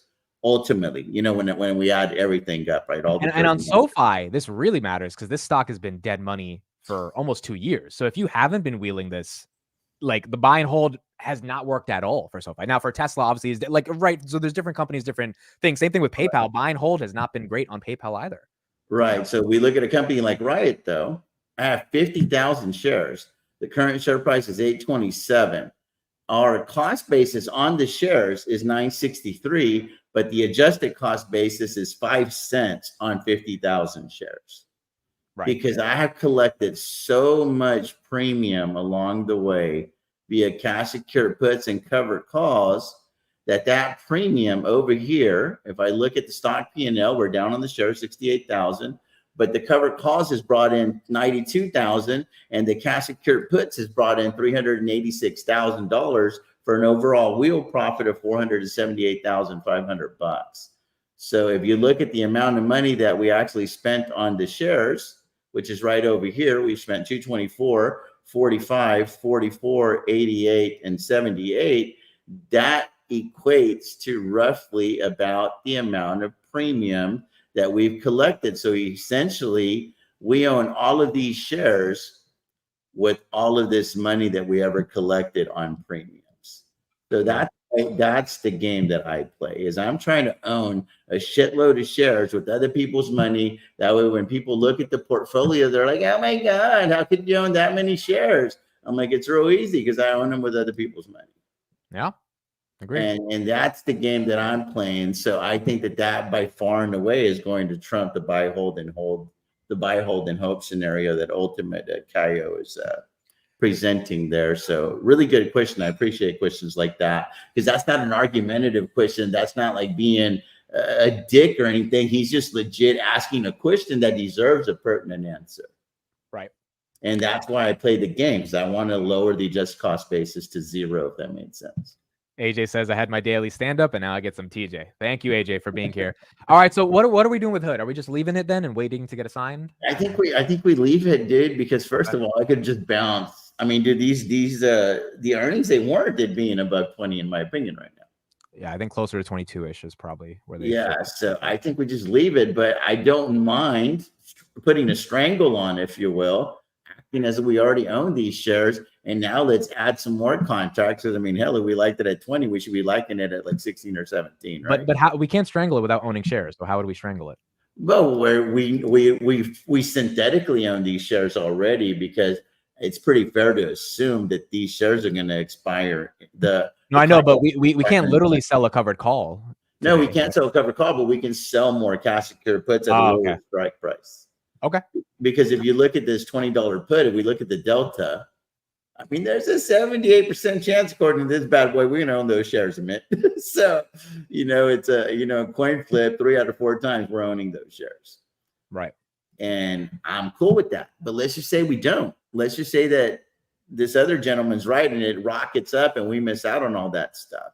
So I think we have 2 options here. We can be conservative and do the right thing or the prudent thing and sell some more cash secured puts. We can either do them for 8.16, which is where we have these shares right now, potentially putting on us, or we can go a little further out and we can go like August the 30th and grab more premium, and we can play over here in the $17 range. Yeah, I think let's do 17s on August 30th. I think that's fair. If we have to own it at 17, adjusted cost base will be 1650. That's not horrible. Yeah. So do you want to do another bullet of 50, or what are you thinking? Or do you want to do another bullet of 100? I think 50 is fair. So that would be 5,000 shares at 17. We're picking up 2,500 in premium. So that would be 1650 adjusted cost basis. And by August 30th, that's after NVIDIA earnings. If Hood's not at 17, that means that means the entire market has taken a hit after NVIDIA, which means we should be getting really good discounts. And if we have to take the shares at 17, adjusted to 1650, I don't think that's horrible either. Agreed. I like all of it. And see, the risk reward I also like, because like we fundamentally know Robinhood should be closer into the 20s. So this is, I think, the best time to sell cash secured puts, because it's like if Palantir was $23 right now and you could get a decent premium for selling a put at 20, like a lot of people in the chat would love Palantir at 20. A lot of people in the chat love Robinhood at 16.15. It's not all the time you get to sell a cash put at a price you love, because sometimes the premiums aren't great at the price you love, right? The premiums are great, closer to at the money or maybe 15% below the money. So if you get a market correction and then you get to sell puts at prices you really would love owning those, like you sleep well at night knowing you own Robinhood at 16 or Palantir at 20, and you get paid for doing that, it's not the worst idea. For sure. So now we look at the actual page of Robinhood, because we're keeping books here. Robinhood's got its own dedicated page now because it's graduated as far as the importance in the portfolio. Is we don't own any shares right now. It's currently trading roughly at 17.59 according to this. I don't know how updated it is. I think it does it like every 15 minutes or so. But we've brought in now $28,765. We don't have an adjusted cost basis because we don't own any shares yet. So now here's a question for you, Amit. Do you want to play the other side as well? And maybe pick up 1,000 shares as like a feeler bet, start selling cover calls on those, because then mathematically it's like if you're losing on the put, you got to be winning on the call, and if the calls are getting challenged, well, then that means all the cash secured puts are in the clear. So it's like that's the game that I like to play, if you will. It's like at some point we really got to start trying to build this position, because it's not a certainty that we're going to pick them up at 20, and it's definitely not a certainty that we're going to pick them up at 17. Yeah, I don't think it's crazy. I think 1,000 shares to start off is not crazy. Maybe we don't have to do it today. We can do it next week and kind of. Yeah, it would have been nice to do them like right down here, right? It would have been nice to do them 20 minutes ago while we were yapping. Let's wait till next week and we'll see if we can get them back. But I'm saying just to put the bug in your ear though, like to be like, yeah, hey, agreed. Like, we're serious about this position. Opportunity presents itself, dude. I don't mind scooping up 1,000, 2,500 shares. That way we own those shares and we're legit long the company at that point. Dude, when it fell to 15, I should have texted you and been like 10,000 shares right now. Like, Did that, did you I catch should my have drip? texted I you. posted on X that it fell to 14 or 15 and nobody called me. That was directed to you, bro. No, but see, I was live and I barely had time to put in my own order because I was managing like the stream, and I didn't realize, holy fuck, I need to text TJ. Like, we should be buying shares right now. Dude, we should have scooped up like 10,000 shares, bro. Like, yeah, it was, and dude, and I thought about doing, dude, I saw it. The notifications were everywhere, right? This thing was like when you're fucking posting that Bitcoin's at 66, 64, said, well, dude, it's fucking raining. No shit. Everybody knows already. But that's what Robinhood was doing that Monday. It was like a Black Monday situation. And this thing was just like full of Robinhood, this one, because this is the trading phone. Yeah. And I was just like, dude, should I just pull? Why didn't you do it? What were you? Because I had already pulled an Intel. I had Okay, already yeah. done the Intel, and I'm like, dude, I can't just take ownership of Robinhood. This is a Mitt's bit, and we're gonna rock with it. If he thought that it was something that we needed to be in, I feel like I would have been notified. Maybe you know something that I don't know, because you study the company way more intimately than I would ever. Dude, I was just live. I was streaming. It's all good, bro. It's all good. I mean, that's the thing, dude. There's Even Palantir at 20. That's another one I should have texted you. Like, hey, just like as a friend, this at $20, you know. But you already have a big Palantir position, so that's. Yeah, I do, but it's not full, dude. It's not full. And then I build on those cash secured puts, and we're gonna go there next. I think we're good on. Oh, by the way, that filled, so we're good on Robinhood. So we got the 20 puts, 100 of them, and we've got 50 of them at 17. Okay, perfect. Okay, So so let's do Palantir 26 puts. I think you should be up like 70 to 80%. No, I closed these already because I had an extra 250,000 that was scheduled to come into the portfolio, and it's not coming in until Monday. And my margin maintenance was getting a little bit dicey because I had gone crazy selling a shitload of cash secured puts on you. I'll show you all that in a second. That's what I hate about this segment, dude, is I can't hide the shit I do offline. You know what I mean? So well, that's why people love it, though. That's why people appreciate it. So I went I had a dose of idiocy, and I double dosed on it, and I sold 1,200 puts on Neo, bro, at $4. So now I'm like babysitting the shit out of that trade. But anyway, so Palantir was kind of my sacrificial lamb, unfortunately. And it wasn't the horrible thing, dude. I had gotten 6,250. I got 7,600. And after earnings, it popped to like 2,650. And I closed them out and I gave 8,400 back. If I would, this were is expiring today, I would literally be giving back like $200. Wow. Just calling a spade, bro. Like, I mean, dude, I'm not perfect. I'm a human being. I make a lot of mistakes. This one's going to go in the category of being a fucking idiot. I give myself an F on this trade for two reasons. One, I was actually okay taking ownership at 26 after the earnings call. Because, dude, if y'all thought the Hood earnings were good, if I had to compare earnings, I think Palantir's earnings actually came in even better. I agree. As hard as that is to believe, because this thing is priced to perfection. And now it's like, hey, you know what? Maybe y'all need to rethink about how you value this company, because we are coming, and we're coming in a really, really big way. And it seems like every day do they announce something. I don't even like watching your channel anymore, bro, because it makes me feel like I got to go buy more Palantir. So I'm just like, I'm kind of scared. I don't even know what's going on with the Wendy's thing. I don't want to know. I don't want to know. I love the spicy chicken sandwich. I don't want that to be a reason I put in another 250 grand in the Palantir right now. So, I mean, just tell me just a little bit, but not too much. The Wendy's deal's good or not good? That's the thing when you make videos on YouTube. I'm a little convincing guy. So people watch the videos, they're like, damn it, I got to buy more shares. And then if the stock falls, they're like, this guy convince me. But if it goes up, they're like, this guy convinced me to buy the right shares, you know? So the Wendy's deal is a big deal because it's just like, damn, dude, they're doing everything. So I agree. If you had to buy them at 26 after this earnings, before the earnings, a little pricey. After this earnings, it's like, all right, whatever, you know? Bro, I am absolutely convinced that this will be a $500 billion company. I'm getting more and more convinced every day. Karp has hinted at trying to be $1 trillion company, right? Like the way he uses his philosophical language, that's hard for me to follow. like he said a word derided. I'd never heard it before. Like a couple years ago on an earnings report, and I had to literally fucking Google what is derided. You know what I'm saying? And he's done that to me a couple of times, and I don't like listening to people that are way smarter than me because it makes me feel very uncomfortable, like Goodwill Hunting type shit. You know, like this dude is just a lot smarter than I could ever dream of being.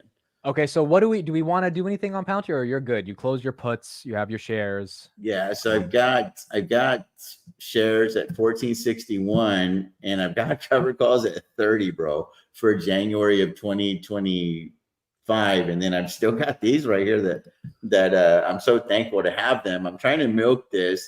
My journal says at the end of August I'm going to roll these, even if I take a hit.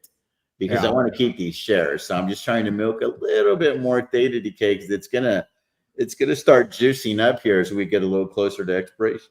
But this is 97 delta. So I want to roll it to hopefully get to in the 70 delta range for the next one. So this is going to take 3 or 4 or 5 rolls for me to hopefully catch the stock, because at some point Palantir's got to level off. Theoretically, right? Theoretically, it doesn't have to happen, but that's my bet that I think that I can catch it eventually. I want to go from a 12 to a 20 handle on my covered call, and on the next one, I want to go from like 20 to hopefully 27.50. By that point, Palantir might be at 45 or 50. I'm okay with that though, because 27 or 30 will be a lot higher than 12 right now. Correct. And I'll just keep playing the game because I'm legit long the company, so it doesn't bother me that I don't have the option to sell my shares right now, if that makes sense. Right. So I don't mind being locked in. So I'm just going to kind of hang tight. I'm actually hoping for a little bit of a correction. I think that it's necessary in the market. Dude, what do you feel about that? I mean, do you feel like, I think the pullback was necessary, but it wasn't quite as big as I was hoping for, because I don't think the major indices all fell 10%, because I don't follow this stuff that closely because I've got so many contracts that I'm juggling. So they fell 10%, but they fell 10% for like 5 minutes and then they rebounded, which leads me to believe that was a flash crash and we had peak fear and retail sold a lot that day, and institutions started buying. So I think we'll be choppy in August. I don't think we have to go back down 10%. I don't think it's crazy if we do, but I think Palantir particularly is going to stay in a range from 26 to 30 over the next few months, if not higher. But I think that's the minimum now, unless we get the Nasdaq back at 420. So I don't think we need to get back to 500 on the S&P, because we had it on Monday. And then you saw the market easily buy it up because the market was like, earnings are good, inflation's coming down. Why are we scared? And then people loaded up, and they've done very well from that. Right. And the Japanese thing seems like it's relatively going to be inconsequential. So yeah, I think if the market stays at this level over the next couple of months before the election, it's not crazy. So do you want to look at Amazon? Because that's a new position for us in terms of new position. And I actually went a little bit heavier on that one already because I saw the writing on the walls, and finally my chartings. I haven't really been focused on charting for a long time, guys, because I'm building out positions. And when you're building out positions, like share accumulation is the name of the game. But once the portfolio is like, okay, I don't really have to do shit here, I'm just managing. It's like your portfolio graduates in stages. And now it's like I finally landed on the companies that I want in the portfolio. So if another company comes in, one has to go out. Like I landed on the 12 companies. And when they're acting good, I call them my 12 disciples. When they're acting bad, I call them the dirty dozen. You know what I'm saying? It's up to them how they want to be referred to. Yeah. So I landed on the disciples of the dozens, right? It's like half of them act like the dirty dozens and the other half act like faithful disciples.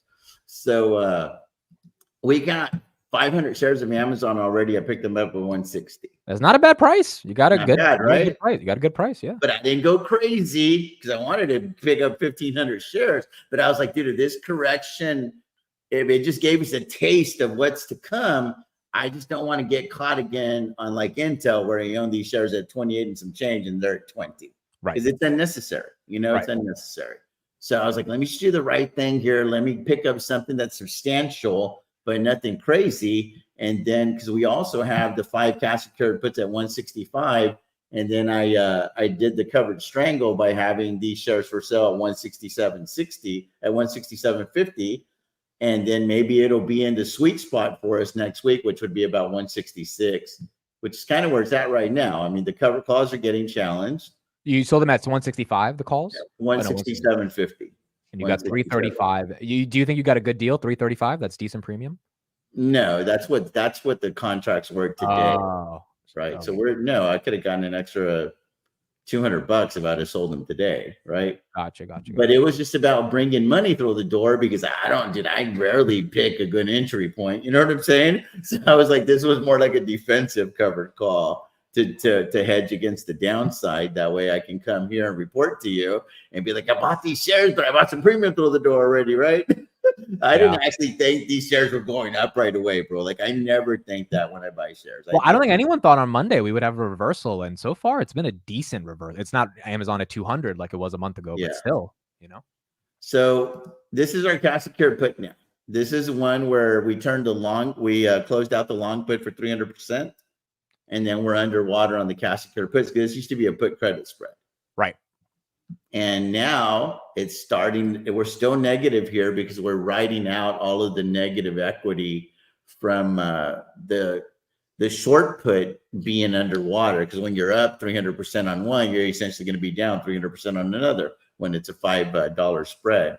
So we're finally getting in a situation to where this theta is really going to start working for us. It's very high. The theta is very high already. Can you explain real quick what exactly is theta for those? Yeah. So for the passage of time, you're essentially collecting this money. So this options price right here consists of intrinsic value and extrinsic value. The extrinsic value is your theta decay plus your applied volatility, and this right here is showing the passage of time. So for every passing day, we're collecting 20 cents or $20 a contract. So it's about $100, right, on each on this position here. So we just stay in this thing for till like next Wednesday or Thursday, and the same price action is happening, guys. We're going to be sitting at like positive 70 or 80% on this cash secure put, and then we can free up the $82,500 of collateral. And it's a 35 delta. So for every dollar that the stock goes up, we're gaining another $36. For every dollar that the price goes down, we're losing $36 or 36 cents in this scenario out of the options price right there. So Are you thinking at all we should roll this down, or you're fine with 165? No, I mean, right now we're winning the trade. I never roll a cash secure put that's out of the money. Gotcha. Like mathematically, you're literally lighting money on fire. Like there's no reason mathematically to do that. Now, do I want to take ownership at 165? Not really. I like the number that we picked, the 160, 161, maybe 162. That's the sweet spot to take ownership. But anything under 180, I'm okay selling cash secured puts and managing the positions. Right. Because I think that Amazon's going to have a 3 handle here in a couple of years.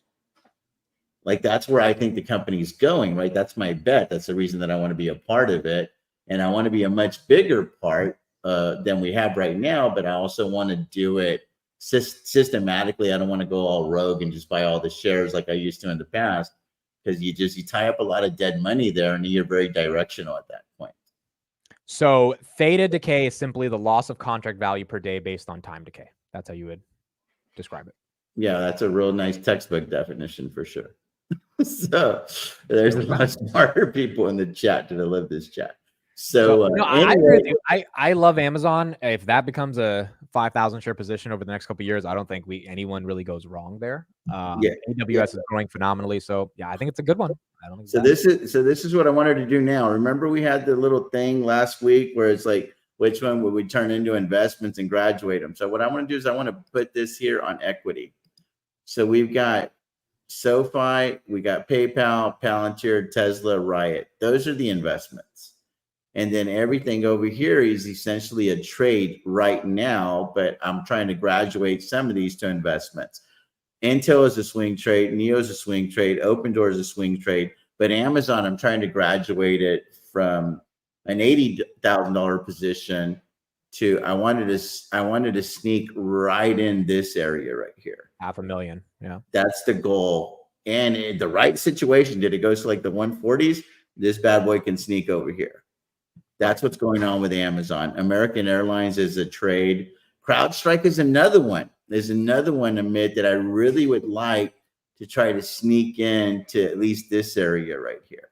Yeah, I agree. But right now I'm looking at it as a trade because it's small. It doesn't graduate to an investment in my mind until we get to $250,000. Then at that point, I'm like, okay, this is really a needle mover at that point. And then NVIDIA, if it keeps tanking, dude, that one could potentially graduate from just a swing trade right now to an investment at these levels over here as well. How do you feel about that thought process, or is there something I'm missing? Because I'm also leaving room for Hood, because right now we've got the 12 disciples or the dirty dozen. So Hood at some point is going to sneak over here, and then one of these is going to have to go out. And out doesn't mean that I have to sell the company or sell out of the company, but what I would do is I would buy leaps to replace the shares and kind of in phase it. What I did with in phase, I buy leaps and I'll sell covered calls against the leaps, but the share ownership won't show up here, if that makes sense. So I think that's go ahead. I think that's the right way to think about it. I think this is even productive for me to think about, if you have, 15 positions, which ones are the needle movers, which ones are the trades, which ones can graduate into becoming staple. Like I call it cornerstones of the portfolio. So right now it's Robinhood and Palantir for me. And I really am comfortable over the next 10 years betting on Karp and Vlad to like take the portfolio to the next level. And I think everyone needs to have at least 5 that round out the portfolio, right? Unless you're all in on one stock. But agreed. I think it's fair. SoFi, Palantir, PayPal, Tesla, Riot are your 5. And that's why I'm trying to, but I'm trying to get a little bit more diversity, or is it diversification, right? Yeah.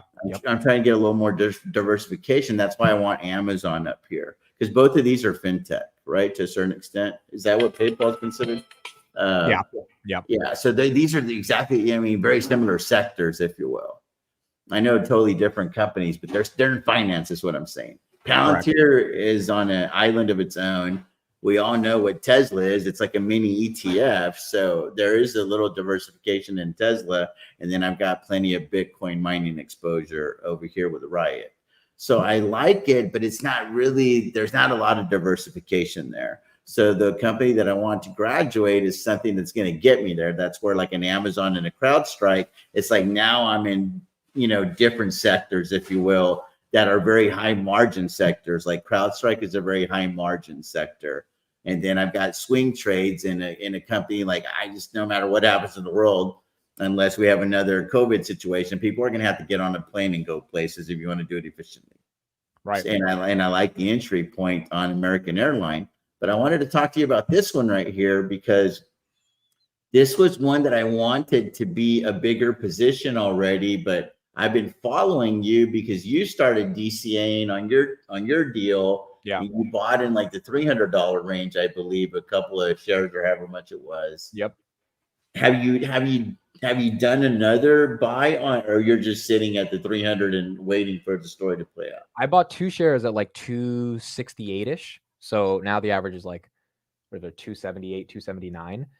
The biggest thing about CrowdStrike for me is I think Q2. See, now it's confusing because they're coming out and they're saying it's Delta's fault. We didn't do shit.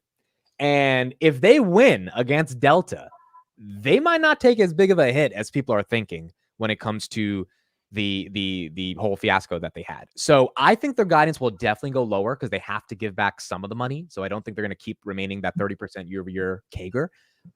But if Delta wins, then it really takes a hit. If Delta doesn't win, they do okay. So I don't know. I think we can't really make a big move until after Q2. And I don't think we have to be greedy on it because I think a lot of people are still, waiting to see if CrowdStrike can put up the right numbers. But I like it because cybersecurity, if anything, it showed you got to be long to some extent the industry, whether it's Palo Alto, CrowdStrike, Centennial, whatever it is. And it seems like CrowdStrike's still the best in class. So I like it graduating to be like a $250,000 position. I just think after earnings in late August, we'll have so much clarity that even if you have to buy it higher, you'll at least have peace of mind that, they're not going to get sued out of existence. Right. So the first bullet was like at 280, and then I bought more shares in like the 220s, and this is how we got to this average, right? So we got the 200 shares at 245, and then there's 3 cash secured puts on, one at 250, and 2 of them at 215. And then we also have the covered calls at 250. And then we have put credit spreads, 5 of those at 175 and 160, because this is really my load up zone right here. Yeah, Like, yeah. if shit goes south, that's my load up zone. So hold on the put credit spreads. How much premium did you get on those? Like 750, I think. Yeah, 750. So 750, and you put up 5 of those. Yeah, $15 spread, so 1,500. Was that 7,500? Yeah. Oh, you got 750 a contract. No, 750 total. 750 total, and the spread is $5, so it's 15. 15. Oh, 15. Mm-hmm. Okay, gotcha. Yeah, so that's basically a 10% return. You got, yeah. And I'll also pick the strike to where I'll close the long put if necessary, and I'm totally okay turning these into 5 cash secure puts at 175, because then at that point we're really serious. I like that strategy a lot. I like that a lot. 1 second a minute. Yeah, no worries.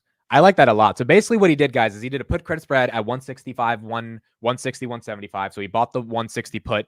If CrowdStrike actually collapses down to 160, he can sell that, make a really good profit, because when a stock goes down and the put appreciates if you buy it. And then the 175, turn it into a cash secured put. I think all of us agree, at least at these levels, 175 as an entry onto CrowdStrike is not a bad deal. So and he got paid a 10% premium on that put credit spread, which is a great return if it goes down to those levels.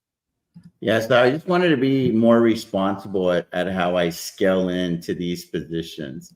But the one thing is, I read somebody wanted to comment, like they always want to, and I do this on my channel, guys. So if you don't follow my channel, well, you're not going to see this, but I do this all the time. Like, where were you at?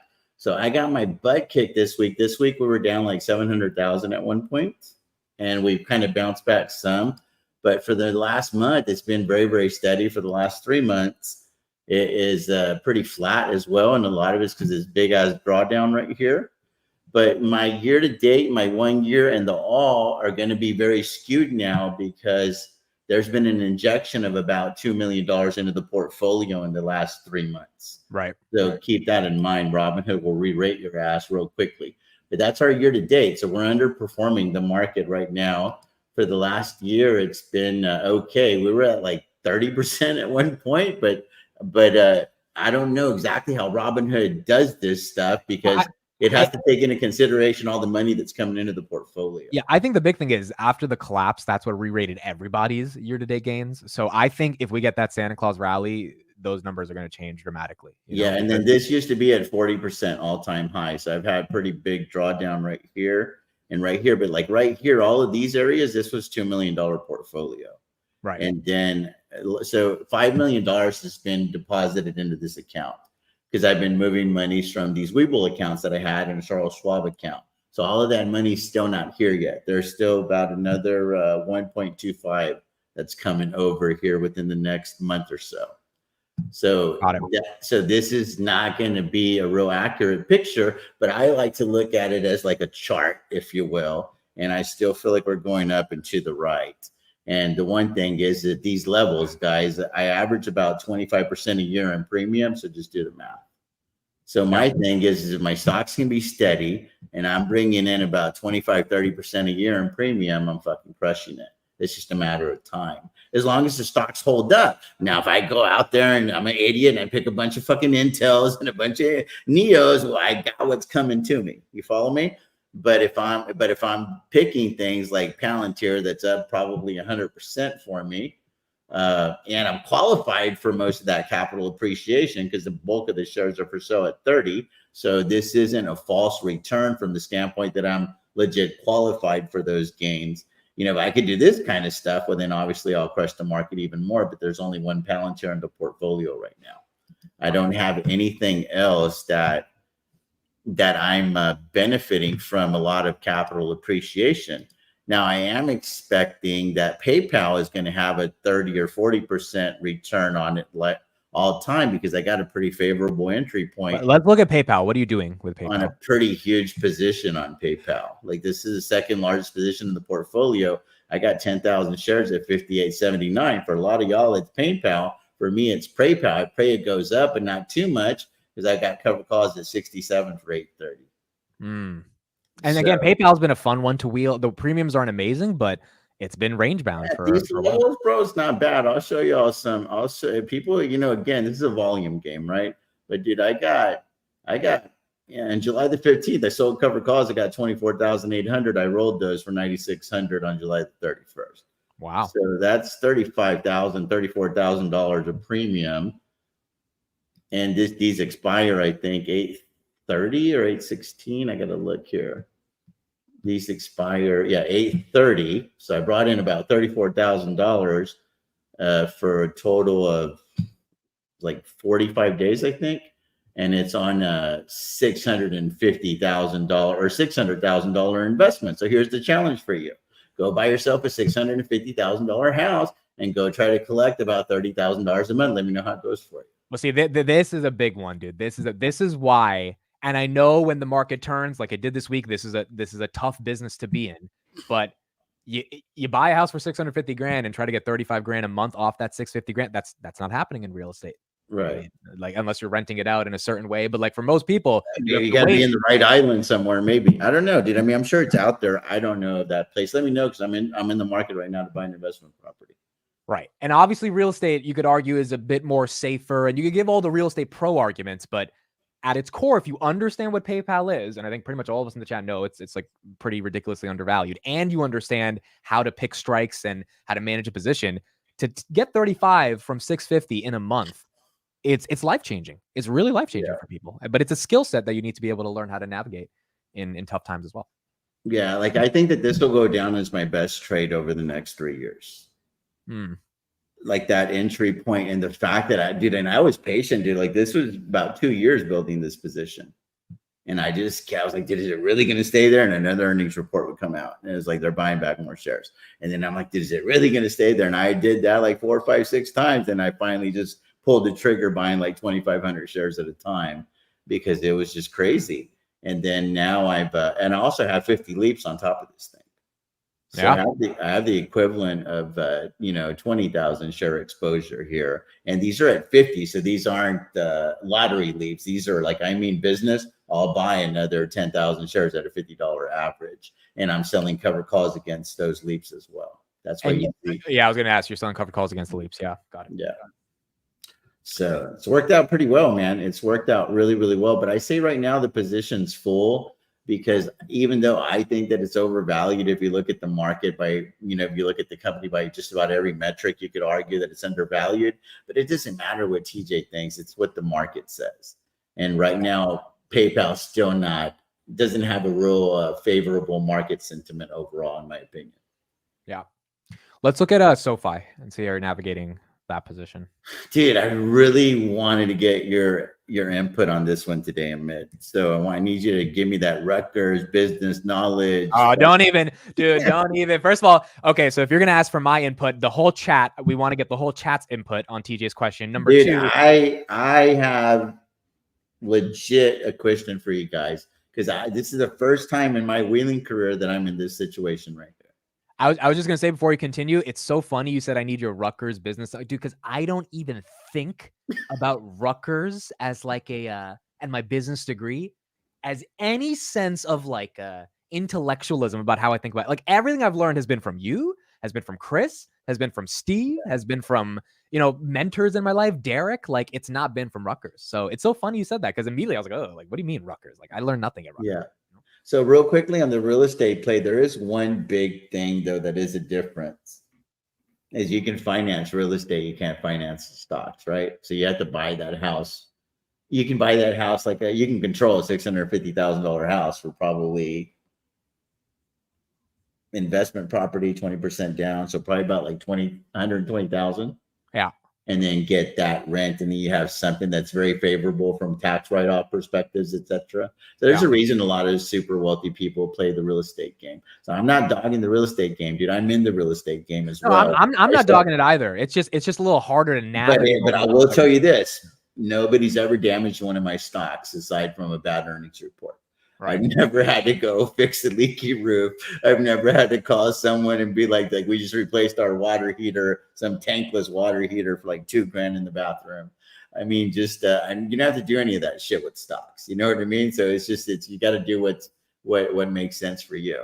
But this is what's going on with SoFi, dude. Got a shitload of shares, 150,000 at 774. So that part's no bueno, right? So we showed you the good on Palantir. We showed you the good on PayPal. Well, this is the other side of the coin on SoFi. And I have 1,000 cash secure puts at $8. I got 1,000 cash secure puts at $7 in the distance. Which is another 10,000 shares each. 100,000. 100,000. So that's another 200,000 shares. Okay, so that's all right. Now I know why you had a question for us. I understand why. And then I got 1,000 leaps. 600 of them at 10, 200 at 7, and 200 at 5. I don't need any help here. We're good. I think this here is the easiest money on Wall Street right now. If y'all want to get into that trade, not financial advice, but I'm looking to double those right there as more money comes into the portfolio. And I think these leaps eventually will print money. That is not my question. My question is, I have it on my journal here that I'm not going to sell covered calls against any of these shares or the leaps unless SoFi has a 7 in front of it. But dude, I just keep doing this right here, Amit. There's so much money that I can grab. How much shares could you sell covered calls on right now? Currently? I could do 2,500 contracts. Wait, so I could do $7 for next Friday, and it's do 2,500 contracts there. Or hold on. This 2,500 is coming from the leaps. Where is it coming from? Yeah, well, it's 150,000 shares and 1,000 leaps. Oh, so you have no covered calls right now? I got 0, bro. 0. Okay.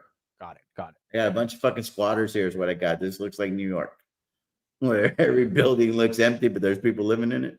That's what I got going on here. So let's just say I don't want to do anything with the leaps, but I got the shares here. I'm sitting on a $12,000 bill for next Friday at $7. And that's what I'm leaving on the table every week because I'm waiting for SoFi to rebound a little bit. And then my bet is I can play the weekly game later, but at like a 750 strike, and I'll be getting like 12 or 13 or 14 cents a share, and it'll make up for the weeks that I'm leaving on the table, and it'll cause me less stress because I own these shares at 774 or whatever it is. Yeah. I mean, here's the question for the chat. Do we think by next Friday SoFi's $7? That's the question. Yeah, because dude, it goes up 30 cents in a day. It happened yesterday. You know what I mean? So just like overnight, you could totally be underwater. Now, that's a good point. CPI is next week. That's a good point. Yeah, so I've been waiting until September the 18th when we have all the data, which is the rate cut, because it's my bet that if SoFi is going to start acting like everybody says that it's going to act and go to $45 and there's going to get blah, blah, blah, whatever, all this compensation. I was like, dude, I'm in a situation where I can just kind of wait it out. If it dips to 5, been there before, I'll just work my way out of it. You know what I mean? Like it's a big deal, but it's not really that big of a deal in the larger scheme of things.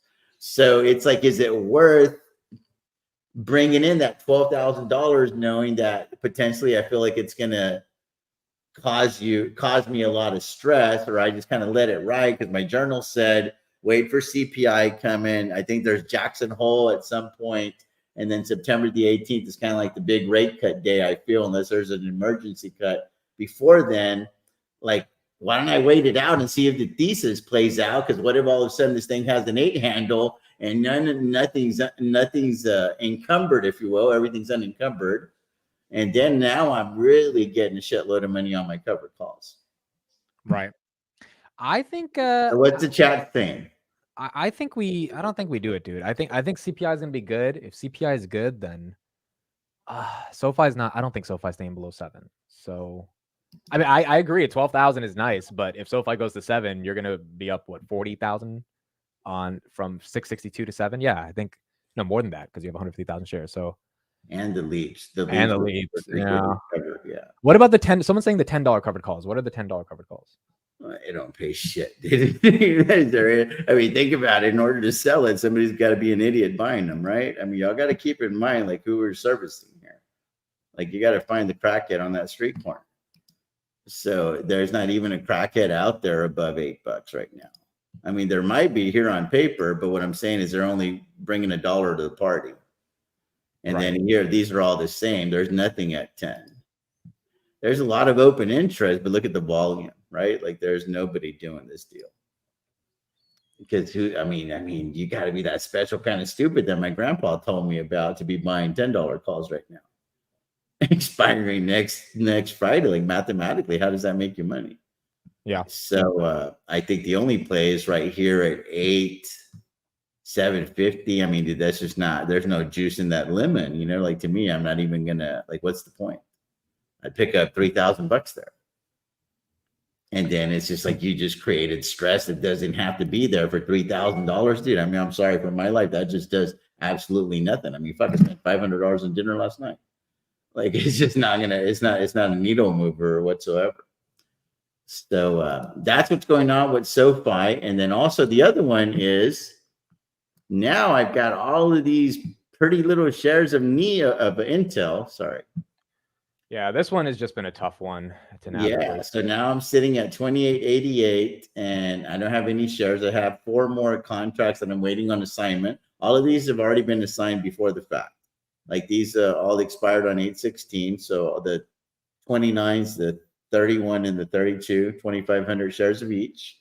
Those all got assigned, plus the 10,000 shares that I bought on my own. And I haven't sold any covered calls on it. And I have it in my journal that until Intel goes to $22, I'm not going to sell any covered calls against it because there's just not any juice in that lemon to do so. You saw the CEO tweeted a Bible quote. Did you see that? Somebody mentioned it to me, but first of all, I didn't even bother to read it.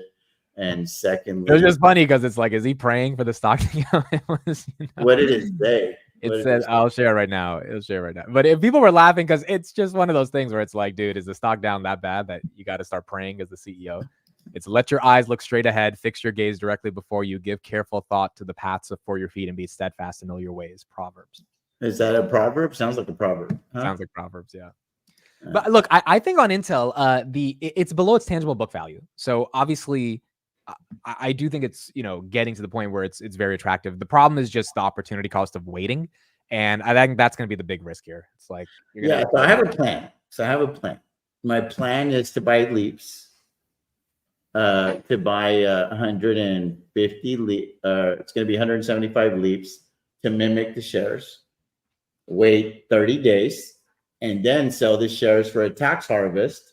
Because then now I have maintained the same exposure with the leaps, and then I can take all of that money, which will be like 300 grand, where I gotta figure out how much the leaps are going to cost me. Well, so here's the question. If you're going to take the tax loss harvest anyway, is there a world in which you just say, I got this wrong, let me take a tax loss harvest versus buying the leaps to try to make good on the trade? Because the leaps feel more about making the money. But I'm bullish on Intel for 2027. Okay, so you're actually bullish. That's why. So I'm not willing to do that because here's the thing. It's okay to be wrong if you don't think that you're going to be wrong long term. Every one of my positions, I was wrong initially, bro. Like that's just a fact. Like, dude, let's remember everybody in the chat, all you little fuckers there with opinions. Y'all were all fucking wrong on Palantir initially. So fuck you. And now look at where you're at.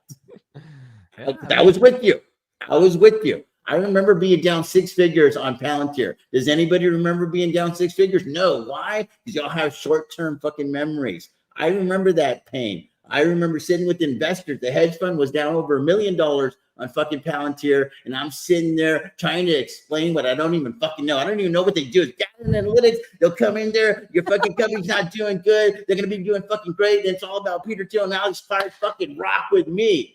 I was making those pitches, motherfuckers, not y'all. You should have just showed my videos. Like, look at this guy. I'm managing millions and millions of dollars, and I got to justify my actions to those investors.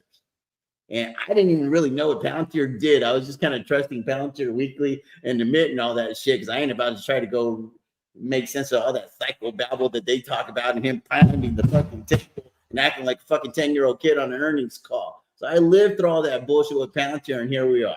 The hedge fund's up $2.5 million on fucking Palantir.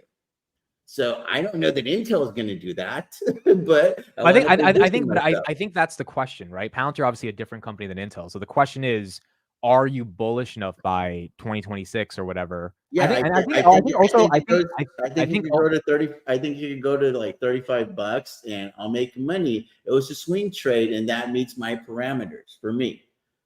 Yeah, but I also think waiting till September when the 2027 options are out is not a bad idea either, because I think Yeah, I'm not in a hurry, dude. I'm not in a hurry for this thing, guys. And truth be told, like at these levels, Intel's not causing me a lot of stress, dude. I've been down a lot more on a company called fucking Enphase.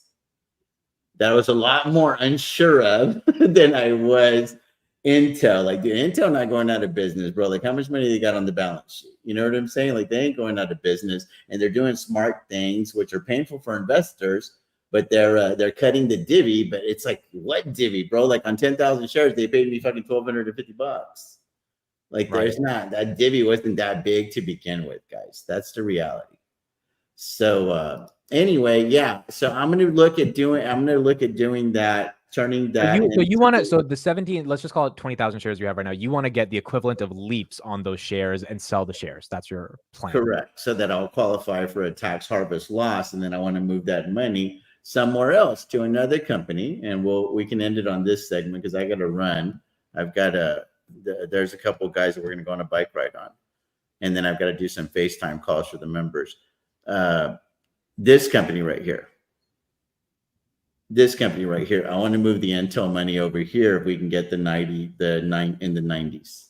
Right. I like my chances to manufacture the window over here, and this is a Warren Buffett quote. The same stock that you wrote down doesn't have to be the same stock that you write back up. Yeah, that's fair.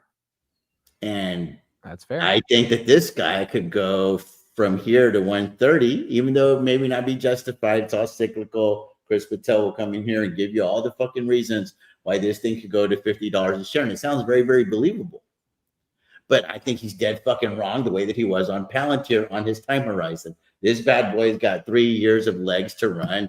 Deal with it. You know what I mean? Like, this thing is just going to fucking produce money. They're printing money like the fucking Fed. So I think that this thing could, if I put all the Intel money over here, I think that this thing could get me out of a jam by going to like 130, 140, and I'd be able to get all my Intel money and then some. And not to mention the premiums are a lot juicier over here as well. So you don't think Chris has any chance of being right on this $50 prediction on? No, I think he does eventually. Again, guys, it's all time horizon, right? Because like, dude, Charlie Munger and Warren Buffett might end up being right on Bitcoin.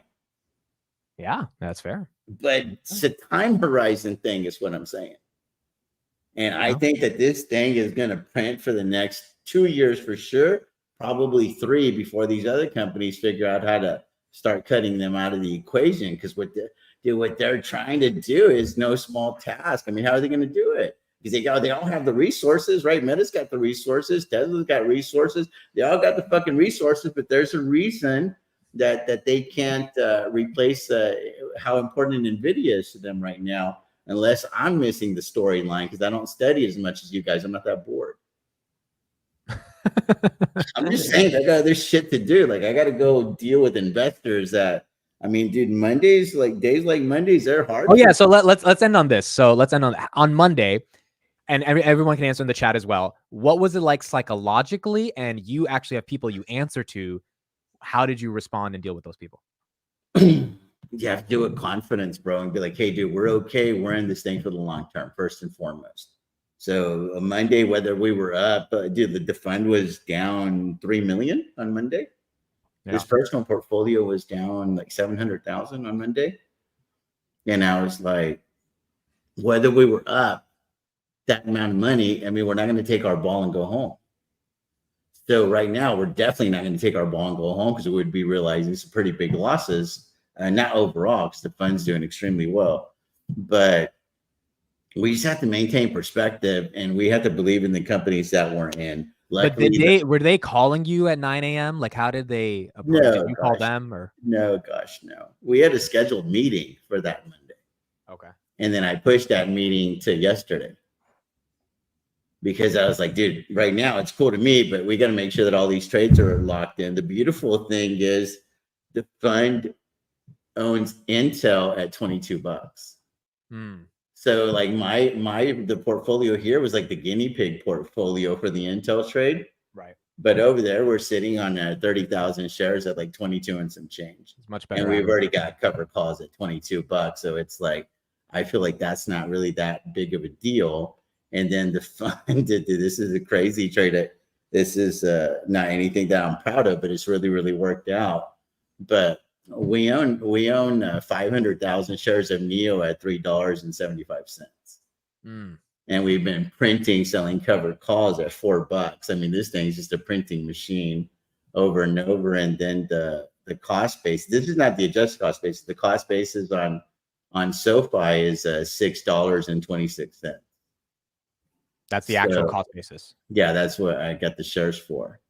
And so they're not really giving me a lot of flack to, but when people have money that's already worked out and then they see it like disappearing, if you will, they're like, well, why didn't we sell? Like everybody has like this infatuation with selling at the top. If you think that you have a Chris Patel infatuation with buying at the bottom, that addiction is nothing compared to this infatuation with trying to sell at the top. Like that is the one that they'll talk about at the golf course. Nobody ever talks. They finish the story, bro. It's like, I bought it at this, but then they want to finish the story saying I sold it over here, because then they're going to talk about how good they are. You know what I mean? So they have this idea of where they want to be able to sell these shares. And if the shares have already touched that price and I didn't pull the trigger on selling them, that's when they blow up my phone a little bit. Because I've gotten a lot of shit for not selling SoFi like $11. I think it was like dude, I was up like 20. I was up 25 grand on some options in July last year. I didn't sell SoFi either. That was a mistake from my part, but it's hard to sell it at that price. You never know. I got a lot of shit for that, dude. In fact, they brought it up yesterday. And I just said, bottom line is I was wrong, right? Like I was wrong. They would have been real fucking nice to sell those shares and we could have scaled in via some cash secured puts. So it is what it is. But anyway, man, I got to get rocking and rolling. You want to do the word? The word of the day, yeah. But at the end of the day, you were able to basically. Somebody says I'm taking jabs at Chris. Dude, Chris is way smarter than I am, guys. Like I go to Chris for like, hey, do you got any plays? Just so that y'all know. So y'all need to be signing up for this dude's Patreon. You'll learn a lot of shit over there. So, I just don't want to create. I don't want to create narratives that just aren't true. You know, all of us are great friends. Chris, look at him. I'll take the jabs. Chris, TJ, all of us, like Steve, we all give each other shit. Dude, if I could analyze, if you guys, tell, bro, Jesus, the amount of shit Steve gives Chris about his Nvidia is gonna fall out the sky thesis in our group chat. So it's all in good fun. Bro, Steve has Pokemon cards. I can't even understand what the fuck Pikachu's about. He might outperform the S&P dude in the next couple of years. Okay, so first of all, quick things. This is TJ's Twitter. If you guys are interested more about wheeling and understanding stocks and all this stuff, that's on TJ. And TJ's Twitter has been growing, dude. 5,700 followers, and he's putting out valuable stuff. People are enjoying it. And then his YouTube as well, where you can become a member of his channel for like $3 a month, get a ton of other insights. That is here in the chat. And just passed 5,000 on that as well. 5,000 subs there. So there you go. For TJ. So you can check both of those out. Word of the day. TJ, why don't you try to say it first? Go ahead. Holy shit. Hold on. Is Zephyrine. How do we do? Hold on. Zephyrian. Full or containing light breezes. The picnic was perfect with a Zephyrian breeze, gently rustling the leaves overhead. All right. Light little breeze. We had a little bit more than a light breeze on Monday when shit hit the fan, but dude, there was no breeze coming out of my butt when I met with the investors, bro. It was all tight. It's hard, bro. It's hard. I mean, dude, my job's hard. I don't recommend it. I don't recommend it for people unless you're willing to deal with a lot of people that have a lot more money and they're looking at you like they think they could do your job better than you. But then you have to remember, then why would they have hired you in the first place? Yeah, well, that's the thing. If people are trusting you with their capital, it's because they don't know how to do this, and so that's where you have to become more of a, you know, like a guidance counselor, and just be like, things will be okay, you know, and navigate. It's not just you. I'm sure Bill Ackman's entire fund wiped away their gains on Monday. They were up like 5% for the year. By the way, for people who think like these big, Bill Ackman was up 5% in 2024. Wow. He's now down 0% or up 0% because Google, which is the majority of his shit, lost all the. So it's like, you know, it's hard to make gains at a high level when you're managing lots of money. All right, TJ, thank you. We'll be back next Friday and we'll keep going. And yeah, I'll see you on Friday. Thank you for joining. Appreciate you guys. God bless you guys. Take care. See you, TJ. Have a good weekend. Bye-bye. Bye. All right, as TJ leaves, I think we got Palantir mooning a little bit. Do we have Palantir 2980, folks? 2980. 2980. Let's take a look at the resistance and see how bad it is. Robinhood as well, getting some momentum now, $18.12. Not bad for Robinhood. Okay, so the wall at 30. Okay, yeah, it's bigger. 60,000 shares. 60,000 shares. By the way, if you want the spreadsheet, email TJ is using amit@dailypalantir.com. Amit@dailypalantir.com. I'll send you the Excel spreadsheet he's using. 60,000 shares, 2983. So we need 60,000 shares to get through the 30s, 2985. Oh boy, dude, maybe it happens. Maybe it happens. We got to stay live now, dude. We can't close the live now. Now we're too. If we were at like 2920, I'd be like, all right, guys, we're done for the day. But like, if we're at 2986, oh boy, are we about to hit 2990? Oh shit. Oh shit. Oh shit. 2990. This is 52 week. This is 52 week high. This is 50. I'll get my share ready. We still have 60. Dude, I think we break 60,000 at 30, dude. I've got my one share. It's ready to go. If we see 2997 or 8, I'm there. Oh boy. I'm getting nervous now. Let's see. It's going to have some red candles here. There's plenty of sell pressure, but I think there's 31 million shares of volume, dude. 31 million shares of volume. Even if we don't hold 30, dude, I kind of don't care about holding 30. I care about just seeing it. And I don't know if you guys remember this tweet I had in July of 2023, where Palantir finally hit $20, and I posted it, and I was like, this is better than the Mona Lisa. Like, it was a flat 20.00. Like, it was just so beautiful after, seeing 6 and 7 and 8 for like what it seemed like basically 3 years, even though it was like 18 months. So just seeing 30 would be awesome. It would just be awesome, regardless of what happens. But we got to try C30. Oh, let me read you guys the price target upgrade, by the way, by Citibank. Tyler Radke, our boy, he upgraded us. It's so funny when they upgrade, dude. It's like they just have to admit that, like, yeah, they this has got to go higher. They upgraded right before earnings, and then they're upgrading right after earnings. So they had, some confidence right before, and now they're having confidence right after. So Citibank said, we are updating our Palantir model following a strong full quarter beat led by USG contracts. Results show that Palantir's approach, potentially helped by AIP, is able to tap into emerging AI pools of spend with record net adds of large 8-figure customers and 15-point reacceleration in US commercial. We are impressed by the results, but see forward returns cap with the highest valuation in software. So Palantir now is the highest valuation in software, dude. It's crazy. We raised 2024 top line estimates by 4 points and take long-term growth up by 1 point. We maintain our neutral high risk rating. Our price target moves to $30 from 28. Basically saying, yeah, the growth is there, and it's expensive, but the growth is there. And even if it is expensive, they're still acknowledging, hey, you're going to see some growth. This is it's also fun too, because like the more I think of Palantir, the more I think of them as, like, again, a company with a culture of winning. So like, why wouldn't a company with a culture of winning get a premium valuation from the market? I mean, when I went to Palantir, like, everything about their cadence, the employees, the company, the ecosystem, the, like, even the fucking water bottles, that, like, it was all just like excellence. It was just like this level of esteem they had in terms of presenting themselves as a company when you were there. And then obviously the results have started to show that. So you would imagine a company like that gets so many investors excited and interested and holds themselves in such high regard and has held themselves in high regard for the past 20 years, to the point where they didn't even IPO. They DPO. They said, fuck you, Wall Street. You're going to buy our employees' stock that have been working here for 20 years, or else you're not going to buy our you're not going to get access to Palantir. Like, that company, if they can show the growth, they probably are always going to command a higher valuation, because the street is just excited about them. And they walk the talk, is what I'm trying to say. And as the growth continues, I think the walking and the talking is only going to get better and better. Now, is it expensive? Yeah, it's expensive here. Like, even the growth still is not so crazy where it's like ridiculously cheap. But my point is that cool premium is like a real thing. and it seems like Palantir is getting it there.